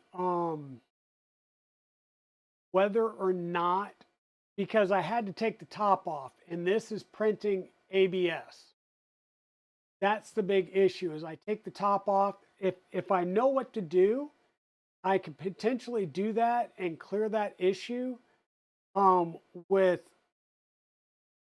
we'll say, less drama, and I can possibly reduce the amount of time that the heat's on, right? Because that's going to be the big thing is with ABS is whether or not it adheres to the layers that are already cool and stuff like that. That may still wind up being an issue. Hey, fat boy, how's it going? Welcome in. Hey, Daddy Wazzy, welcome in. What's going on? Oh, so a whole bunch of you snuck in. Did I get raided or? Nope. You guys just snuck in on me. How's it going there, Daddy Wazzy?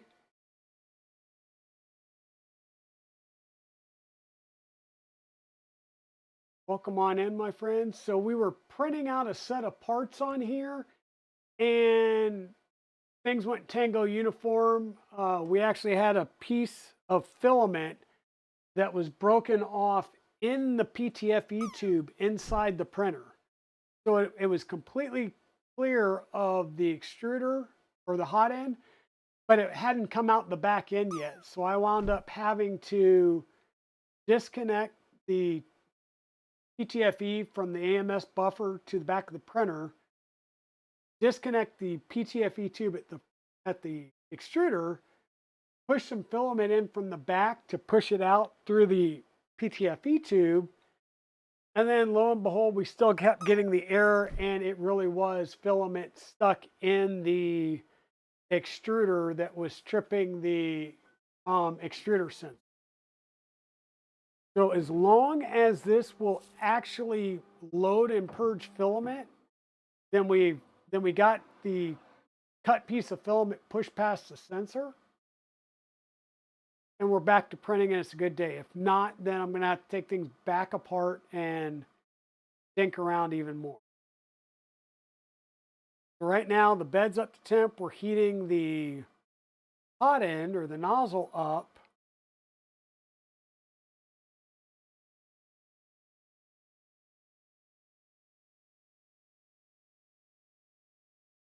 And the fact that it's loading gives me great hope that we're actually going to get this printing again without having to tear into the hot end anymore.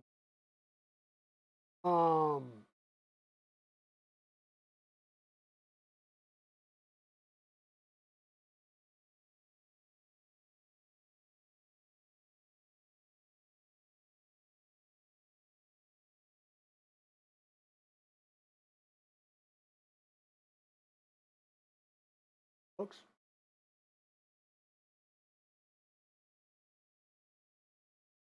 Yeah, thanks, Stephen. Yeah, I'm going to be reaching out to you folks for all these kinds of hints, tips, and tricks because I am very, very new to this whole bamboo thing. So I could fix a boron, but just trying to get this going. And hey, we got poop.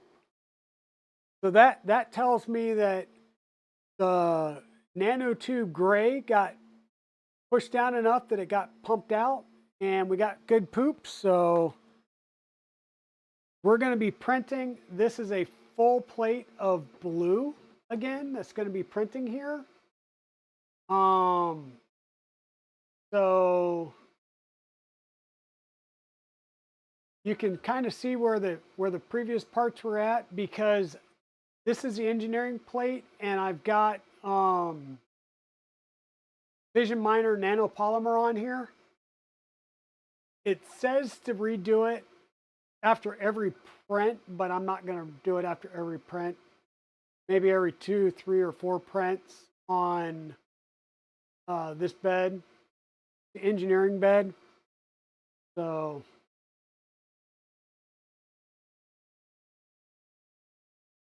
now if I'm doing something like actual polycarbonate on it, I may. But speaking of polycarbonate prints, oof.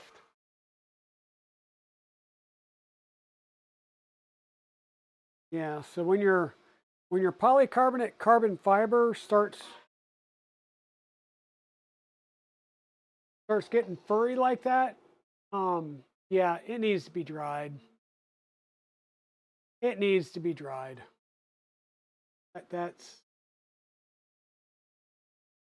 no good. We got to fix it.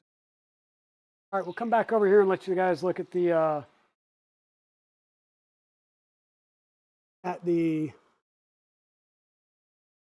bamboo as it goes through its things.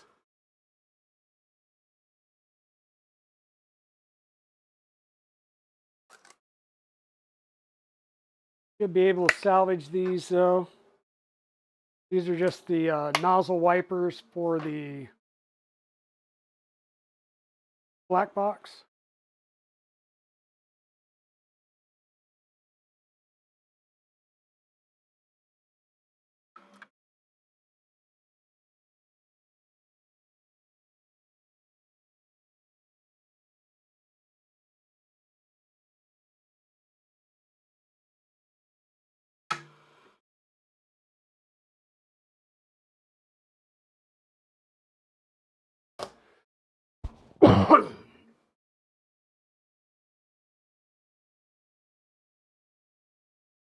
And I am having it go through and do its full shebang.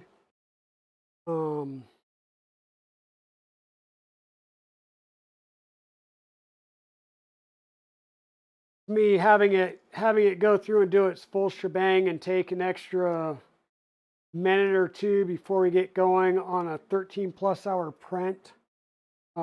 It's worth the added insurance to let it do its you know, all of its little tests.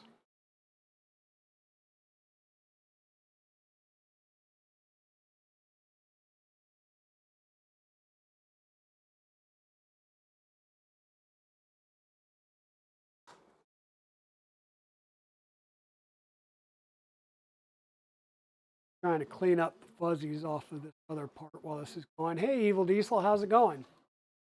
Why are we watching the bamboo?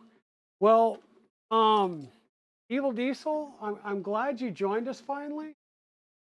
Let me do like this, and then you can tell me why would we have the bamboo up here and be looking at the bamboo? Like, why is the bamboo up on the bench?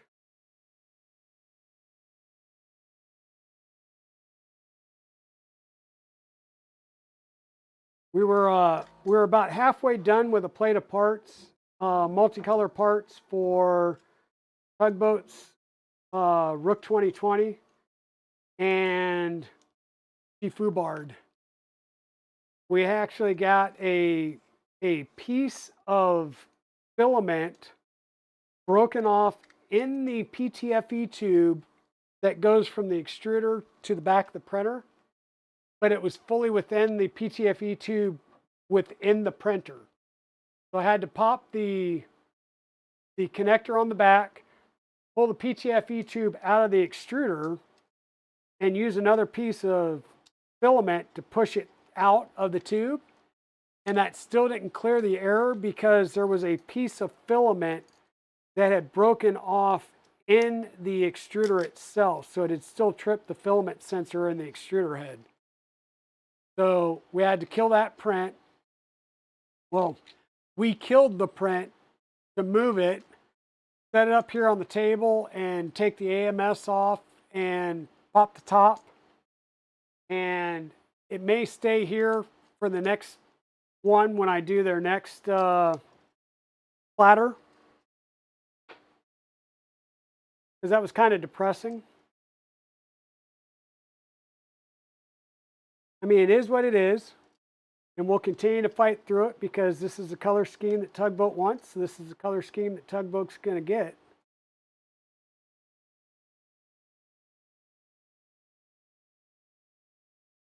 But yeah, and now I'm just trying to get some fuzzies off of my carbon fiber PC parts because my filament wasn't as dry as it should be.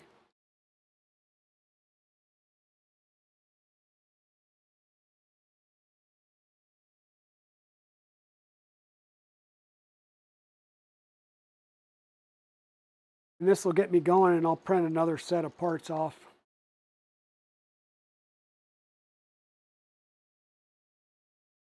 I'll print another set of these off so I have replacements if these wind up snapping and breaking again.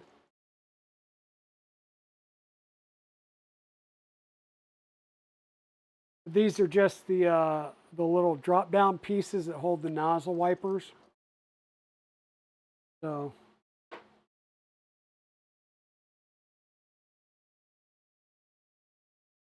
yeah, hey, Evil Diesel.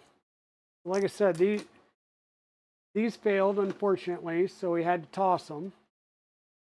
But yeah, so this is the bed side. This is on the print surface. And then there's where we were coming up, but this is printing beautifully. Other than apparently that was recessed a bit, so I need to provide some type of supports on that part. But once again, this is the side that was on the bed. You can just see a little bit of texture to it. And it's just printing beautifully. Like I said, it was just a nozzle clog. It wasn't even a nozzle clog. It had tripped the filament sensor in the tool head, and we figured out how to fix it now. And the nice thing is Bamboo does have power loss resume. So if you shut it off, you can pop the top, shove the filament down in there, put it back on. When you turn it on, it'll want to resume. So we should be able to do power loss resume in the future if we have that issue again. But we'll keep this up here on the bench while we work on that and get that print done. So we should be able to get it done between now and Thursday. Your 2040s shipped. Nice. Now you just need to come over and get your 2020, which we were looking at right now. So the 2020, this is what I'm going to use. This is what I got at Rocky Mountain. This 2020 Masumi, which means it can be tapped for 5mm bolts. I just may have to drill them out a little bit more and then run my drill tap through them. So But here's 3 sets of 500 millimeter 2020 rail if somebody needs them. You just have to come get them.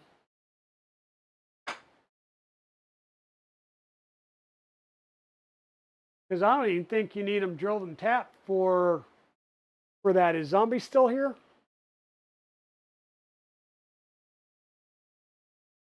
I don't think you connect the printed parts and stuff up through the bottom. I think they connect through bolts and peanuts from the side.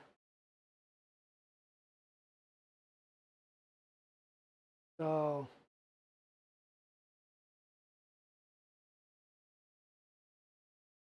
well, okay, when you say they shipped, were they picked up by the post office today, or did you just get a shipping label notice?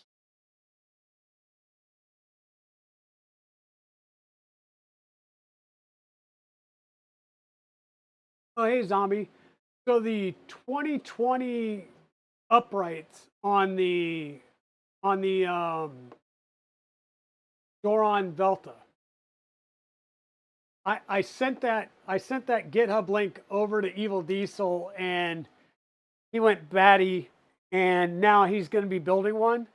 So he's going to come over and get some 2020, but that 2020 doesn't need to be drilled and tapped on the ends, right?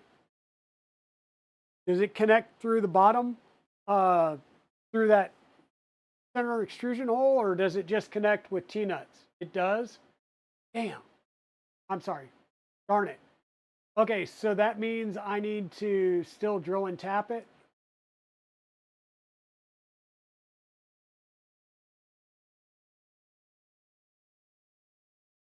It uses an M5 by 60? Oh my God. Well, Evil Diesel, you'll be able to try that drill that you got from Creality then, because you really don't want to crank in a 60 millimeter screw.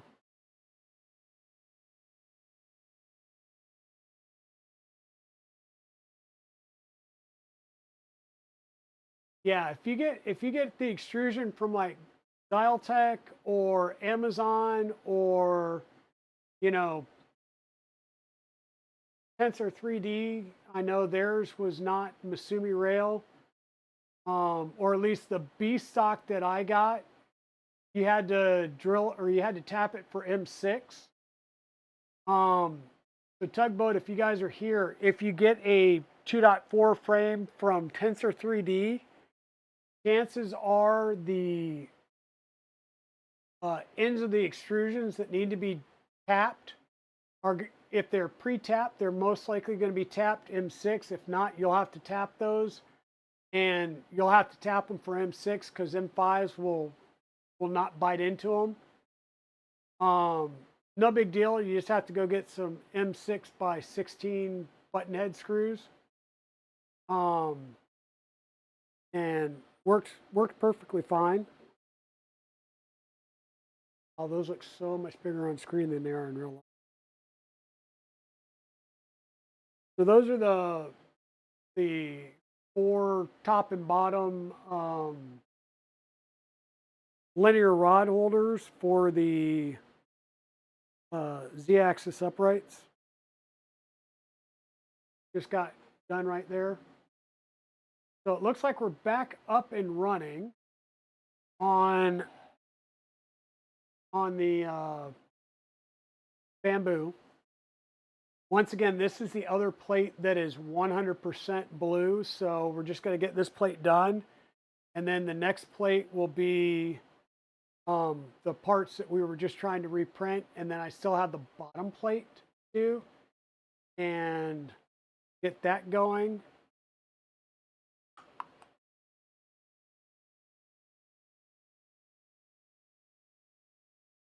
Sorry, I'm just trying to think.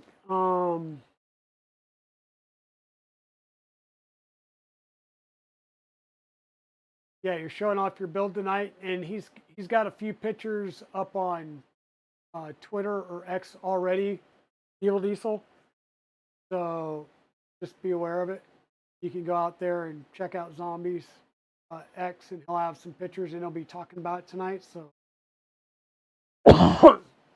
yeah, that's looking good. You were using the West 3D Ambrosia Midnight. What is it? Darn it, the purple and then the Galaxy Blue, right? You're doing a blue and purple build. The Ambrosia Midnight Meteorite,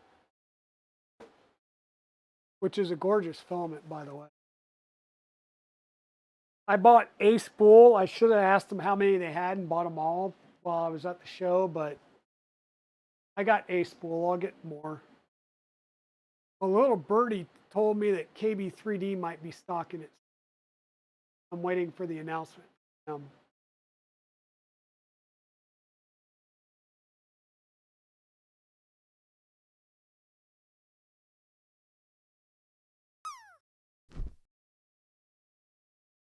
So with that, we're up and running in. It's 9:30. I need to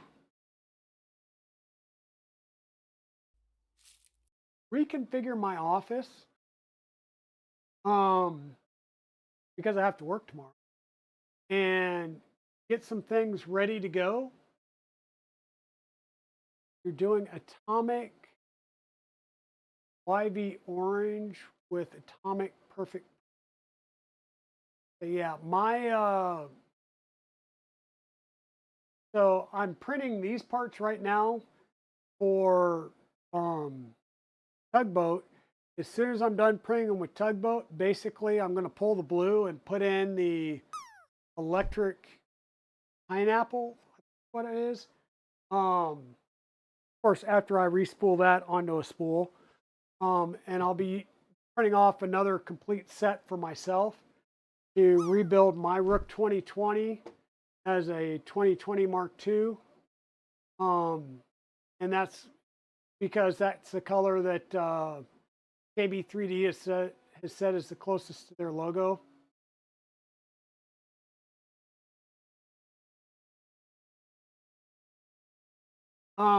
So this is not an ender. This, and you're gonna have to look it up, Tugboat. This is a TiVo Tarantula. I built that one in 2017. It was a kit, been somewhat modified. It's going to find its way back up onto the bench at some point and come back to life. In fact, I've got a whatchamacallit, a NextG extruder for it. So, yep, it will make it back up there, and it will be reprinting again because that was my very first 3D printer, was a TiVo Tarantula. 220, I think it's 220 by 220 bed.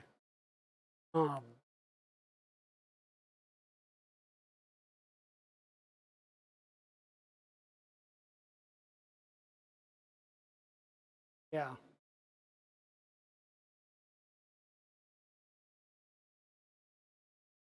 Yeah, that's the plan, is to get the parts sent to you, and then when I go to rebuild mine, I'll do that.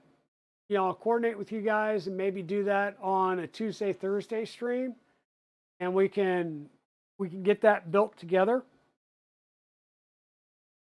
Because 6 p.m. my time is 4 p.m. your time, or Saturdays I start at 10. And you guys, that'd be 8 o'clock your time because you guys are all out in mountain time. So yeah, that'll be the plan, is to build that, and you guys have the ability to kind of build along with me, or at the very least have a build VOD, because there's no real build instructions for it.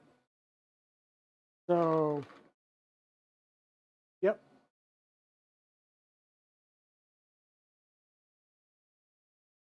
Like I built my self-sourced Rook Mark 1 that now lives with K2 Kevin. I did the Fabrico Rook Mark 1 kit and I did the Rook 2020 build on stream. So there should be VODs for all 3 of those on my YouTube channel. And then, like I said, I'll do the Rook 2020 Mark II. So, hey, Chris, how's it going? Welcome on in. Welcome on in.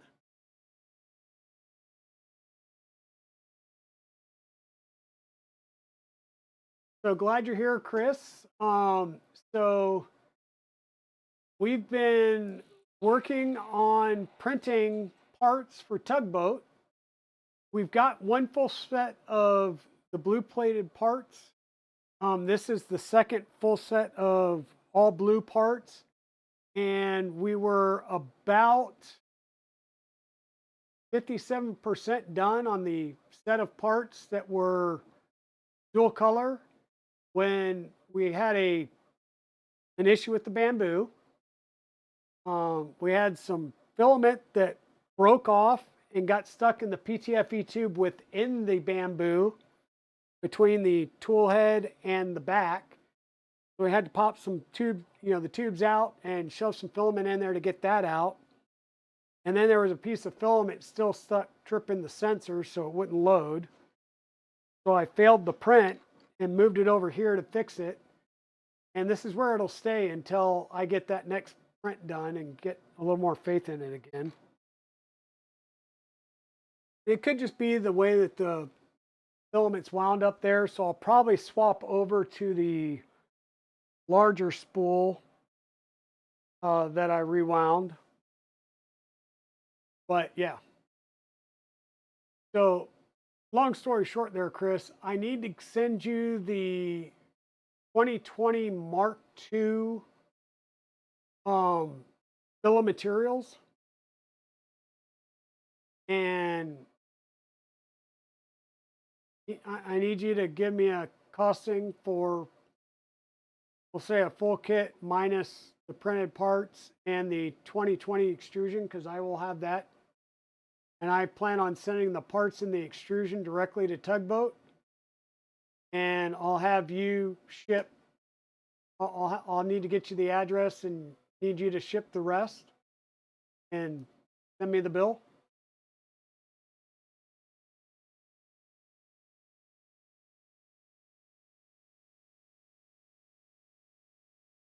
Sounds good. Sounds good. Yeah, we fixed the issue with the bamboo and it's back up and running. We talked about some hot end stuff. So I got my Kraken, I got my LGX Pro, I got the LGX motor. I got the Calamity mount and all of the hot end or the heaters and thermistors from Luke's Lab. So we'll be able to build our Takoto and Chube hot ends, right? And then I did get my 3DO nozzle camera. So I'm going to have to figure that out because I'm sure I'm going to have to reprint a tool head for one of the Borons, most likely for that. That'll probably be the easier one. Not sure what else has a tool head mount for the 3DO nozzle camera. If there is something else, maybe we'll throw it on one of the others. But let me bring you guys in over here. So this was the first prints on the engineering plate for the bamboo. This is the plate side. And this is that electrolytic deuterium blue.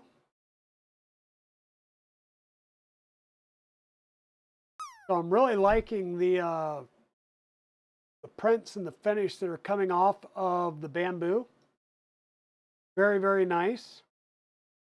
Like I said, we're getting these prints done. As soon as we're done with these prints, then I'm going to go ahead and reprint a second set of parts for myself. I need to cut 2 frames this week so I can get the frame and the printed parts heading out to Tugboat this week. And I'll send the bomb, the Mark II bomb, over to you, Chris. Hey, RFS 3D, welcome on in. Gaudel, Glendon, everybody. So, yeah. The Rook is 4 build plates. 2 of them are completely the primary color. One of them is the one that has all the little Rook symbols in it. And then there's 1 plate that is for the deck panel. So, and you can print that in 4 pieces, 1 solid piece with a large Rook symbol in it, or 1 solid piece just plain.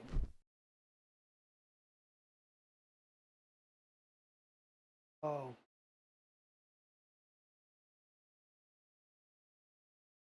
Yeah, the deck panel takes up 1 whole build plate.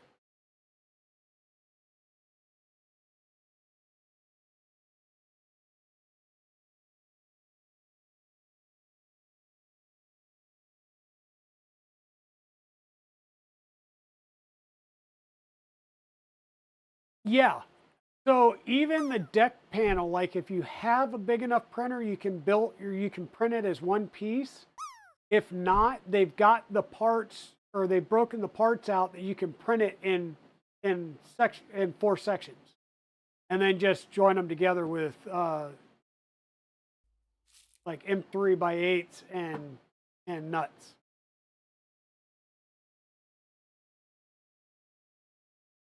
So yeah, it works out really well. Like I said, it's a pretty good little kit. Or yeah, it's a good little printer, and it's very easy to put together. And in this case, like on my Rook 2020 that I was showing you, I've got basically like a backpack where the power is underneath, but the MCU is on the back. On this, the power and the MCU are underneath. So that's a nice little setup.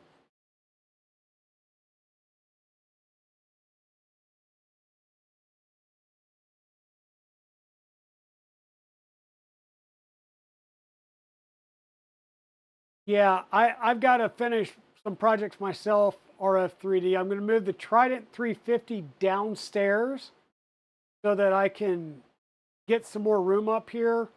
We're working on, I'm going to try and step over here. We're working on getting we're finishing up the little details on the black box build. We got the cooling lines running. I probably made these too long, Chris, but they're there.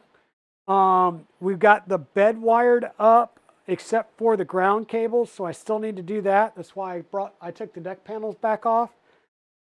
I need to do the PTFE tubes. Now the PTFE tubes, I didn't see anything where it says how long they should be.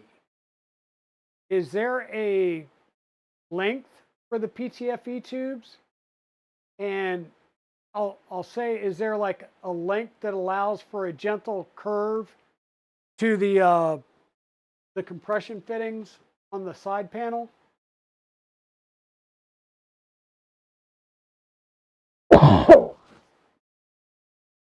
That's a question for Chris. You can hit me up on Discord.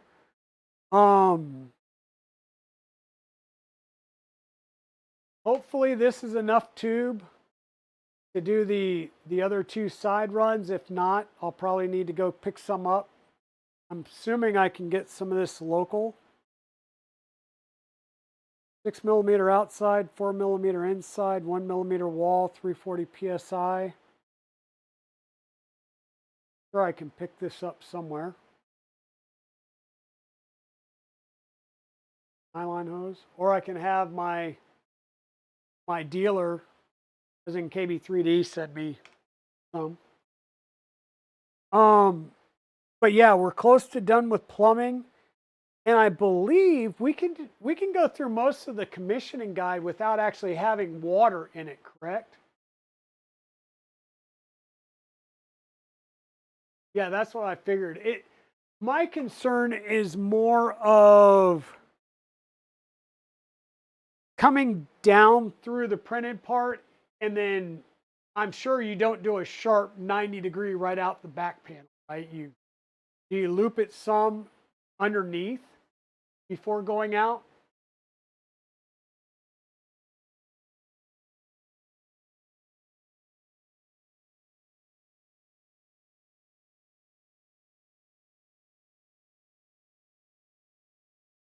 Yeah, Evil Diesel was with me. He was primarily sitting there chatting about the Death Racer and our little battle bots. And then KB3D Chris was where the Rook was sitting at. So the Rook was sitting over at his table.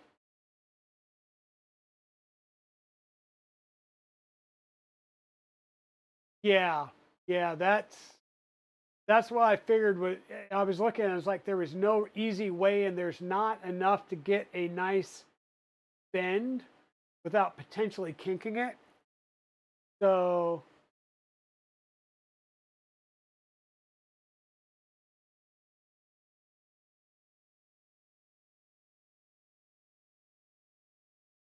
who made the roadside assistance?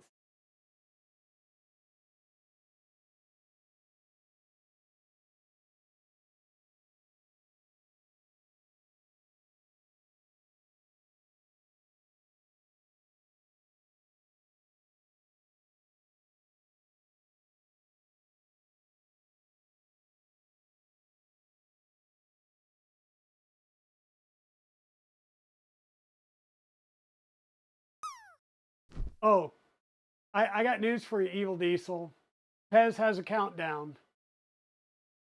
Pez is out there. She could probably tell you right now how many days in a wake up.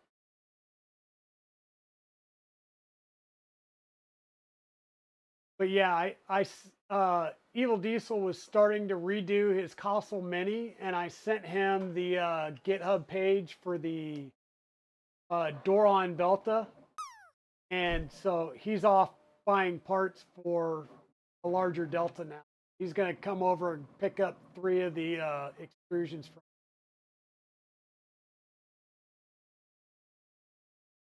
Yes, Tugboat. I brought Chris over, and that's where we were talking to you guys about, what was the use case, and we were looking at, would it be better for like a V0 kit or a Rook, and we figured out that that's where, with the use case of wanting a small printer that you could take to elementary schools, and knowing that it's most likely going to be a PLA only printer anyhow because you're going to be going into schools, that the Rook 2020 would be probably the best. So yeah, that's where I said, I'm going to send the bomb to Chris, and he's going to send you all of the bits and bobs and gubbins and stuff like that, and I'll send you the extrusions and the printed part.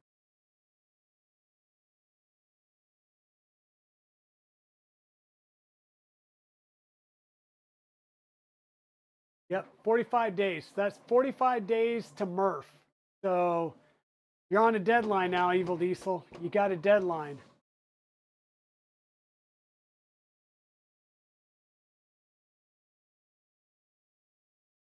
Yep, gubbins.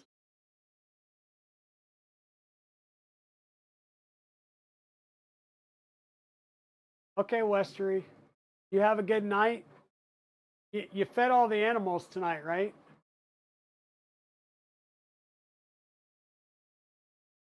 And at some point, I need to see my Mia again. Miss my Mia.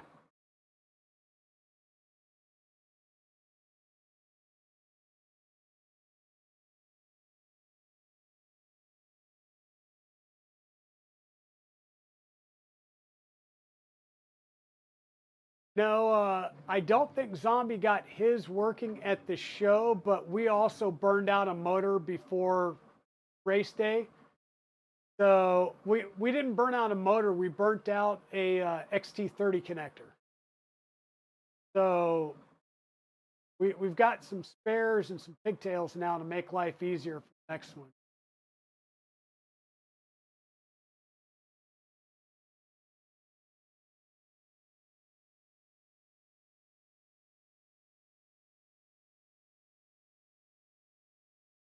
I don't know if you guys can tell how much this is shaking around.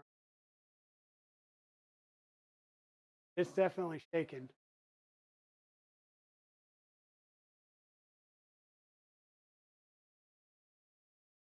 Um, but yeah, so the plan will be to try and get the VZBot started hopefully Thursday, but we may wind up starting that next week, but it will happen by next week. Um,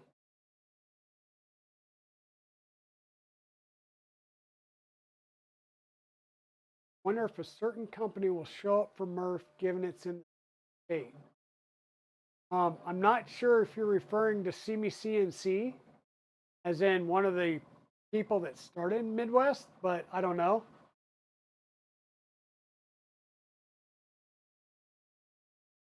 Yeah, Tugboat, and I really need to come up with channel point redeems for the channel. Hey, Creatix Brit, welcome on in. Rating with a party of 16. And now with you rating me, who am I supposed to rate out to? Uh-oh, you got an adult tomorrow? That sucks. All right, yeah, let me know when you can come by, and I've got extrusions. Not a problem. I haven't tapped, drilled and tapped them yet, but hey, thanks Chris for gifting tier 1 sub to Creatix Brit. Welcome on in, everybody. Never even brought over my homemade stream deck. So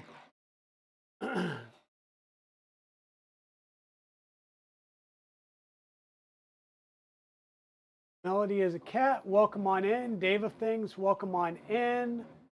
Creatix Brit, of course, welcome on in. Porsche monstrosity. It has multiple tubes, and I guess it's supposed to support printing with multiple threads at the same time.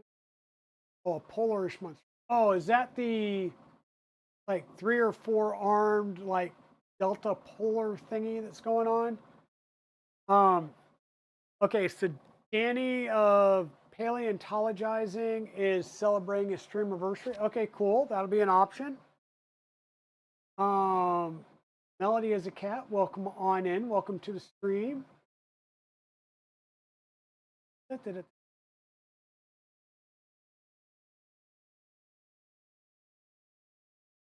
Love your face. Gotcha. We're getting Zombie to start his stream. There you go. So we'll be able to jump over to Zombie too, because I want to see his Doron Velta. Hey, Karen Chow, welcome in. Welcome in. Hey. So for those of you new to the channel, my name is Digital Dragon, aka Luke. I know I'm wearing 3D print SOS, but that's because I like to wear everybody's shirts. You'll see me wear everybody's merch and have their coffee mugs and stuff, just because I like to help everybody out and help everybody grow as well. I was wearing Pezlas all day Saturday. So welcome on in, everybody. So I'm a 3D printing variety streamer here on Twitch. What does that mean? Well, it means that I do everything from printer unboxings to modifications to all of these printer builds you see behind me. I do some prototyping, such as the 0G Mercury 1 that was done under a closed beta and currently is still in a closed beta.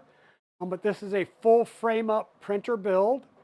I also do some 3D printing, such as things that I'm known for, like my helmets here. This is a Warhammer 40,000 Space Marine Chaplain's helmet that's printed in Polymaker metallic bronze. And the silver parts here are Polymaker silk chrome. The blue is a Xyltech cobalt. thanks to my sister from another Mr. Westery One. So this is fully 3D printed and human size, so we can wear these. Put this back under my mini Mia. Tends to get mad if she sees her mini me.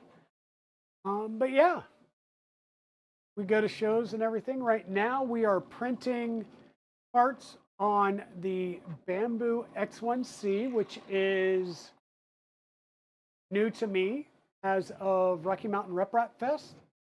And earlier today, we were working on the Black Box Community Edition printer. This is a 5-head water-cooled tool changer. This will be back on the bench on Saturday. Sorry, I'm just looking at it because it's about 90-something pounds right now.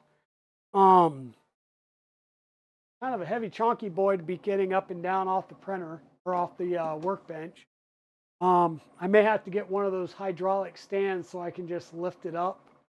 And then in this cardboard box over here is going to be the next build that we're going to start definitely next Tuesday, if not Thursday. That's going to be a VZBot 235 build.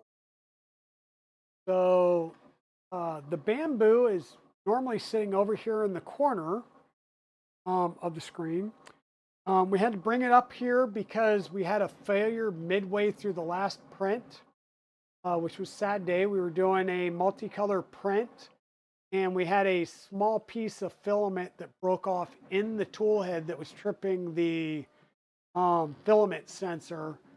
So now we figured out how to get that going so that, or how to get that solved. So if it happens again on the next one, we can push past that without having to kill the print. So, oh, Karen, Pezliz does have merch. Pezliz does have merch. I actually have a Pezliz coffee cup and a t-shirt. Miss Dragon has a Pezliz t-shirt as well. So thank you for the follow, Nebula Printing. Follows are free. Subscriptions are always welcome, but never required. Oh, you're watching for the Hex Heart. I thought she was going to be doing some earrings. Getting it now. You have to get you your prize. Ooh, yes, there you go.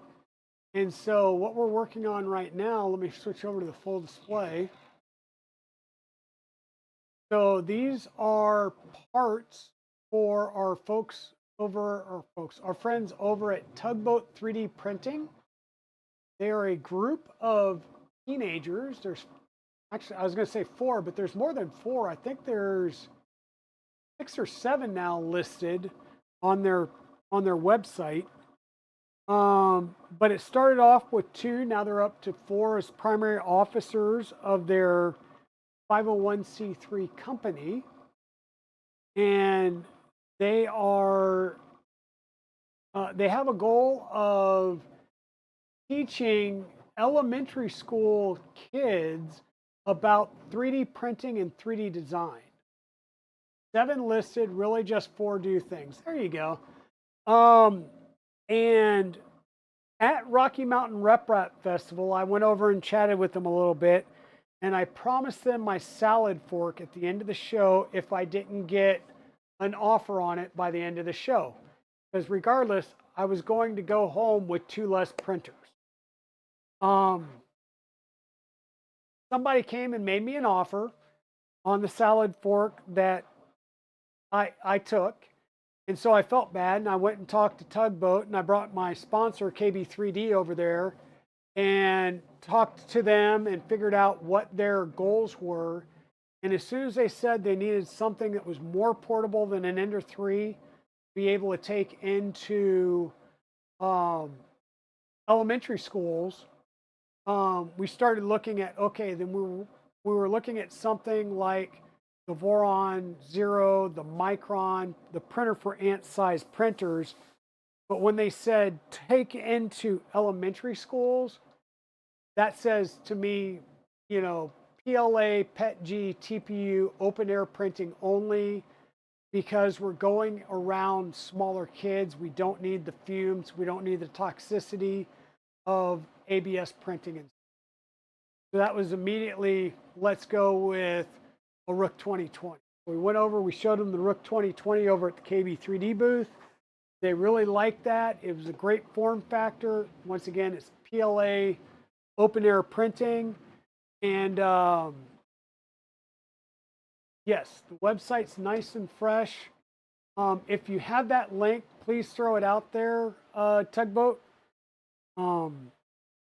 And, you know, one of the main people of Tugboat is named Luke, and I'm Luke. That means I now know 4 Lukes. We have Luke, the singing surfer over at Big Tree Tech. Luke, of course, from Luke's Lab. Luke from Digital Dragon 72 and the Dragon's Den, and now Luke over at Tugboat 3D Printing. So we got to do them right. So we're going to send them all the stuff for, exactly, that's you, that's Luke. So we're going to send them all the stuff for Rook 2020 Mark II build. And as soon as I'm done printing his parts, I need to cut the 2020 extrusions for the frame, because right now the frames are, you know, they link you over to DLL PDF, and they're kind of bogged down right now and getting frames out. So I'm going to cut them frames. I'm going to cut, drill, and tap the frames myself for all the blind joints. And I will cut a frame for them and a frame for me. And we're going to build a Rook 2020 Mark II on stream that they can follow along with. So all in all, they're still going to get their printer. And, you know, we're going to make good on the promise to get them a printer that they can start taking to shows and to schools to help them out. Don't tell the others, but you like to consider yourself the brains of the operation. Hey, somebody's got to be the brains. Somebody's got to do the work. What a guy this Luke character is. Yep. Like Chris says, he's the brains of the operation. The other Chris is the guy that gets to schlep printers around to shows and stuff.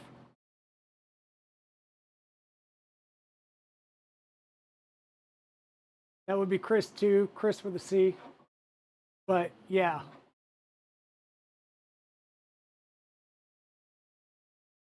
All good though. And I am telling you, I really like this blue. Chris, you don't stock Atomic yet, do you? Or I'm sorry, this isn't Atomic, this is Fusion Filaments. You don't stock Fusion Filaments, do you?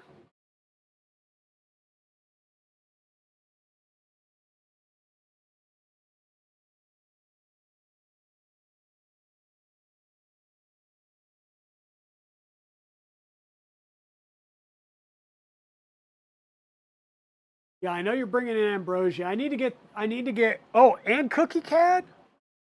Snap. So for those of you that don't know, so there's an affiliate link right there on the screen for Polymaker, but I also have an affiliate link for that KB3D guy. I believe that's the, dang it, apparently not. Is it all lowercase?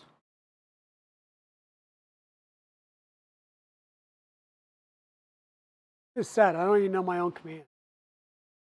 Oh well. I'd have to look it up on StreamYard.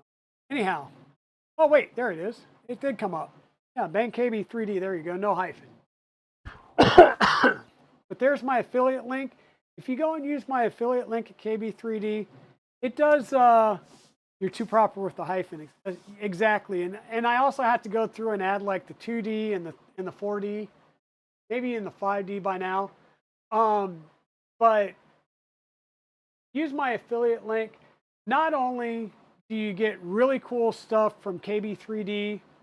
But if you use that particular affiliate link and you throw that in the cart, it's a $0 add-on to your cart, but it gives him a clue that you got here from my stream. And then you're also going to get these really cool stickers that Chris created. It said, I made this thing with parts from KB3D with, or was this, in support of Digital Dragon 72. So you get a really, really cool sticker if you use that code. And I appreciate it. I would love to see if you get parts and put this, even if it's just sitting on the printer, take pictures. I would love to see these out in the wild. Just to let me know that you guys are using the code, you are supporting KB3D Chris. He supports me, and I cannot express enough how much Chris supports me, because he drove 40-something minutes back down towards Denver to pick me up to get me to Rocky Mountain when my car died and the engine blew. By the way, Chris, I got to let you know, Miss Dragon got the car all the way back. The engine's running beautifully, but she now has a crack going across the windshield. Not only that, whoops, in her timeline, I think it was the Facebook timeline, she got a picture from 2017. Yeah, 2017, where the Kia was getting put on a wrecker in Colorado because it had a flat tire. And we had called, we called AAA or somebody, USAA, and they sent out a wrecker. And because, believe it or not, the Kias do not have a full-size spare. They do not have a donut.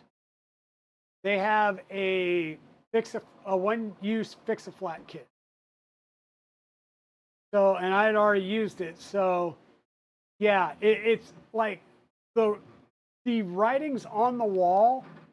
It may make the trip to Murph, but she's already going to be looking for the replacement. And the reason it may make it to Murph is because she really wants to get it over 100K, but it's like the writing, like the signs are there saying, replace me. So, yeah. Yep. But yes, that would be why the white glove roadside assistance. Chris came and picked me and Evil Diesel up on the side of the road. Ian with How To Texan drove down with his trailer, and we unloaded all the printers and stuff out of the car, and everybody was there when the wrecker showed up to pick the car up. So Ian with How To Texan drove all of our stuff up to the show. Chris drove me and Evil Diesel up to the show. Mrs. Dragon and her family followed the car to the dealership, and everybody got to the show. Chris got us back down to Denver Airport on Monday.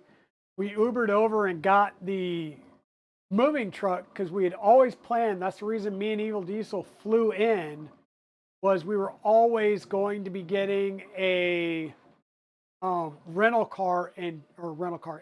truck and driving some family heirlooms back from Denver. And that's where this came from. This somehow stowed away in the truck from a, we had to stop at Micro Center and visit Micro Center. We picked up a few doodads and a dual car charger, because I mean it's a U-Haul. There's no amenities in a U-Haul. So we had to be able to plug in our cell phones to get GPS for directions back. And yeah, somehow this unlocked and got thrown in the back of the truck and lashed down while we were in Micro Center. I don't know how it happened. It was a great weekend. It was a awesome weekend. Can't wait to do it again in Goshen. That is so true. We've got better options than the Aberdeen Diner in Goshen. We will stop at, there is a guaranteed stop at Log Cabin Coffee for coffee and cinnamon rolls at least one day in Goshen. And I hear Bexy Beans wants one as well. So yeah, there's going to be some shenanigans going on in Goshen. Saturday too, the Micro Center was supposed to be opening up on the 10th in Charlotte, North Carolina, which meant I was going to be taking tomorrow off, and me and Evil Diesel were going to field trip to Charlotte tomorrow for that. And it's been delayed, and they have not announced the new opening date yet. But I will get like an extra day or two in advance to go in as an early bird. And yeah, one day, knowing my luck, they're going to open up while we're in Goshen. But the good news is I'll be able to take part in all their in-store only deals. Oh, that's right. That's where the Chili's was, right? You're making the reservation. Yeah. Liz, you better make the reservation, because if they see Nomi, they won't let you go. So you got, the reservation has to be in your name, not Royal Nomi's name. So yeah. Make reservations. I'm sure we can go and do that. We'll go hang out. That'll be a great night.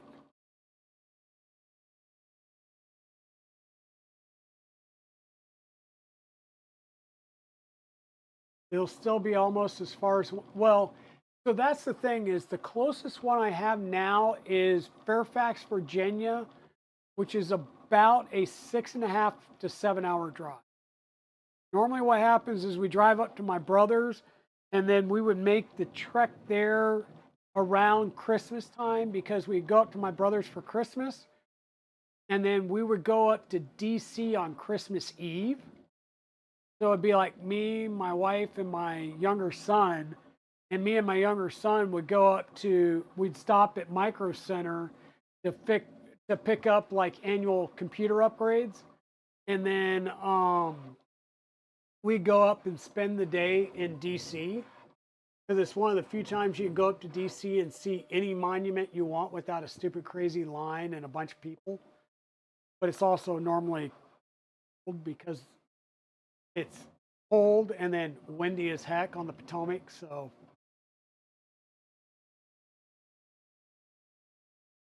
oh, that sucks. Yeah, I lived in Tampa for a while. Yeah, that does sucks. I got spoiled because I lived in Colorado Springs. So, and we've got my mother-in-law is up in Denver, so we would go up to Denver all the time. So, and she lived like 5 minutes away. So it was like either on the way to mom's house or leaving mom's house, we'd have to stop at Micro Center. So, but yeah. And then on the way to Goshen, I would think that there's something on the way, there's got to be one on the way to Goshen, or one that's not too far off the map on the way there or back. But right now the plan is we're going up on Friday. We may go up Thursday night, but if we go up Thursday night, it's me and Evil Diesel will take off and drive up Thursday night. Right? but the hotel's not until Friday. Um, but it depends. We'll see because it's like a 11-hour drive. So if we take off Friday, we're leaving way early. Um, well, yeah, that's the one I go to is the one that's in it's the Denver Tech Center area, right? And yeah, it's kind of sketchy. It's funny because you've got all those really, really nice hotels, and then you go right underneath, um, what is that? E470 or E470 or 225, whatever. It's right in that area. You go underneath, and then it's like, wow. Yeah, tugboat. Another good thing to do is, yeah, it's in that I-25, 225 area right there. But it's Denver Tech Center area. The other thing that you can do is go on eBay and you can get used enders. You just have to look at the auctions. Sometimes they get, the people get the prices all jacked up and stupid. But I've gotten Ender 3s used, shipped to me for under 70 bucks. And at most, I mean, look at the listings, they'll tell you what parts are missing. And normally they're ones that you can print anyhow. You hop on the light rail and went there. Yeah, because they've got, yeah. .goodwill.com. Yeah. Um, but I will tell you what, my Ender 5 Plus, that's how I got it, was I got it on eBay used. And other than the, V wheels, when I opened it up, two things. One, the glass bed was completely shattered. And even when I did the 0G upgrade, I was still picking glass shards out of the rails themselves. But the seller credited me 50 bucks. And I went out and I wasn't going to use the glass bed anyhow. So I went ahead and did PEI on it anyhow. But they credited me 50 bucks, but I think I paid like $250 shipped for an Ender 5 Plus, which is 370 by 370 by 420 build. And the biggest issue I had with that was when I got it, the V wheels looked like the after effects of a Yeti mating ritual. I mean, these things had more hairballs on them than you find under the couch of a cat lady's house. I got them all cleaned up, got them all retensioned and tightened right, but I noticed that they were shedding like really bad.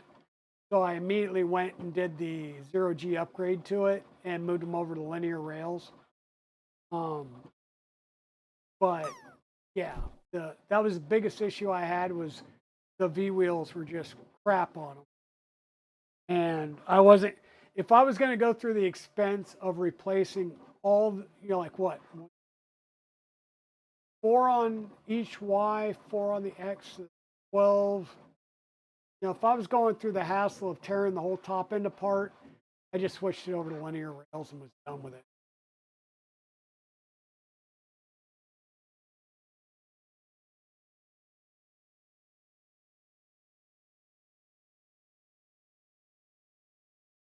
Oh yeah. No, if you're gonna buy a used printer on eBay, don't be spending 140 for it. I mean, at that point, go it. So, the ones I've done,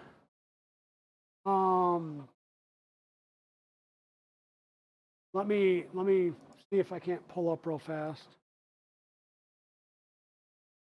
eBay.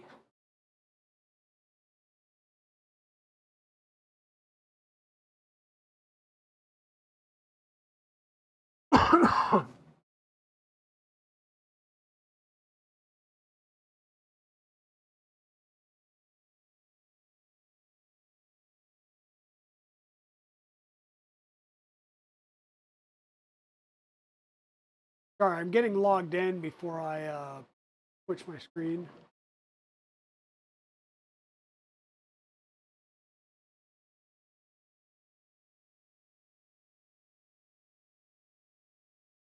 Yeah, I'm getting.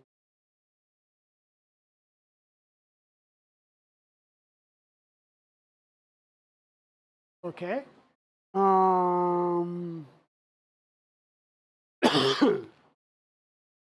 Apparently I have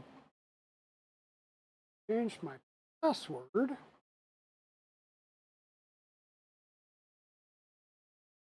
And it's not in my Googles. Give me 1 second and I'll pull it up because I need to.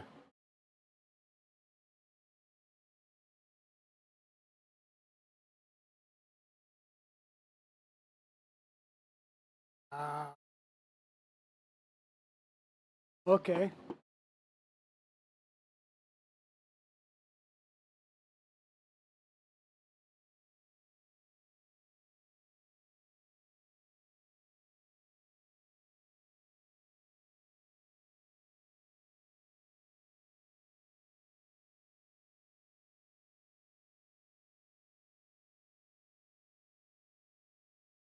Yes. Okay, there we go. So the two that I've. Oh, good night, Karen Chow. Have a great night. Thank you for stopping by.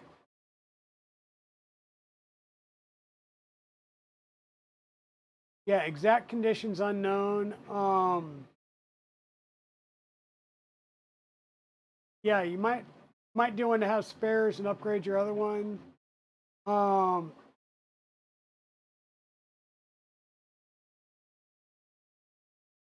Yeah, so Tradeport Direct and Fast to Buy. These two I've bought plenty of stuff through, and I I trust them. They've got a lot of good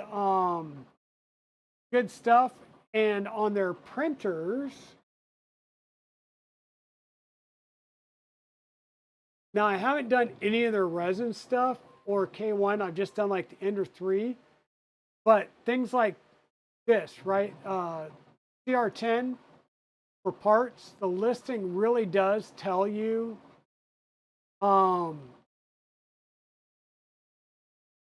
inspected, it powers on, it doesn't do any further testing, but it normally will tell you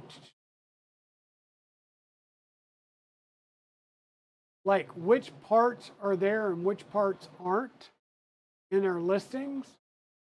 And these aren't stock photos. Like these are the pictures of that particular printer. So you can normally tell what's there and what's not. Yeah, resin's not for everybody, but what I would say is this ends in 2 days, 19 hours. I watch them. And then when we're getting down to under an hour, I look. And if I think that it's worthwhile, because this one does have a shipping cost to it. Some of them actually started adding shipping costs to them, especially depending on the sizes. But, I do what I refer to as sniping. So you get down within the last few minutes and then throw a bid out there. And whatever bid you're going to make it your truly no kidding max bid, taking into account what you would also have to pay for shipping, and then just be done with it. If If somebody goes over your max bid, walk away, keep looking, because enders come on all the time. But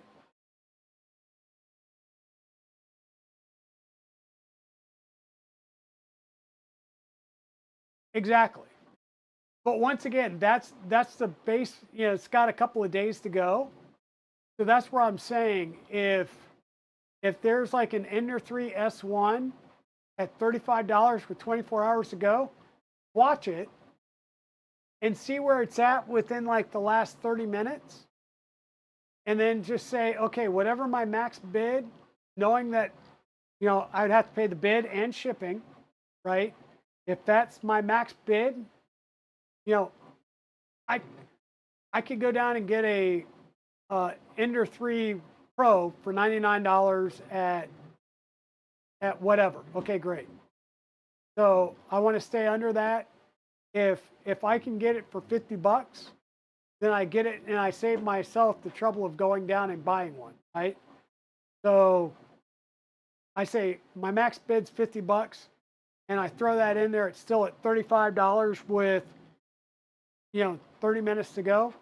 Throw your bid in and then walk away. If you win it, you win it. If you don't, there's going to be, I mean, there's hundreds more on the site, you know.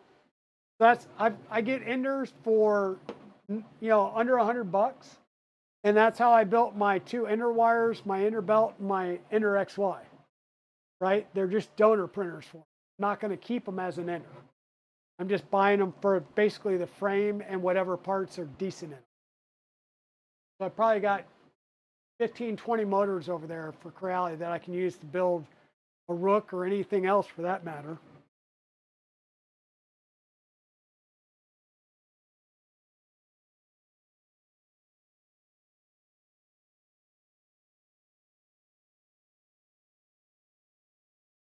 Well, yeah, but once again, I mean, if your whole goal, excuse me, if your whole goal is to use the ender as a donor for, you know, one of the conversion kits to an ender wire or something, really you just need the frame. And everything else is gravy, and you can part it out and sell it back or use it as spares, right? So, and yeah, and if everything works but the motherboard, awesome. Because I don't have a single ender in my, I don't have a single ender or Creality machine in my house or at Site B that still has a Creality board in it. First thing I do is get rid of those things, because even if they say they're silent drivers, it's the XY is silent, but the extruder and the Z are not, and they drive you crazy. So, but yeah, I'm just saying that's the thing. Use Craigslist, use Facebook Marketplace. Just know that, you know, in your case, have one of the adults go and do the transaction, you know, meet in public, do, you know, that type of thing. But you know, be safe. But you can find deals out there, and you guys, I can tell, are technically inclined. You can go out and fix them. And if you have issues, you know, you've got resources. Hit me up on Discord. If you really want to use a, if you're still using the Creality hot ends and you really like them, I've got about 6 or 7 I can send you. That type of thing, right? But I will be the first to tell you I've got bench stock of spare parts. If I need a motor, I've got a motor. If, you know, even if it's, I got a motor to keep a printer running while I go get a new one from LDO.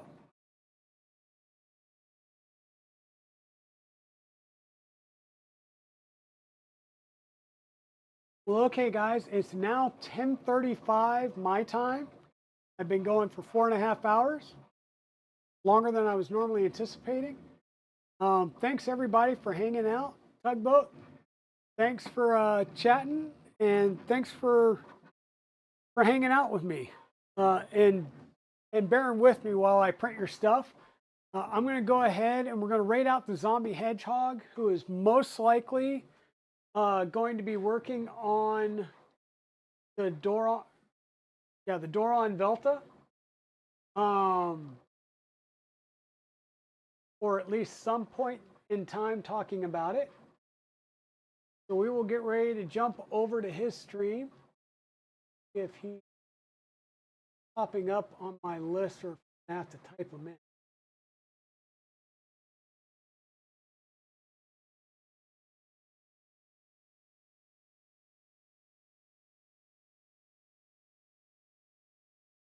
There he is. Yeah, he's going to have the not a Voron Delta, Doron Velta. Looks like he's going to be taking away the simple core, maybe. Anyhow, we'll get the raid started over to Zombie Hedgehog. Please, for those of you that are going to hang around, let's jump over and show some love to Zombie. Thank you, everybody, for being here. We will be streaming again on Thursday night and Saturday. So come out and hang out.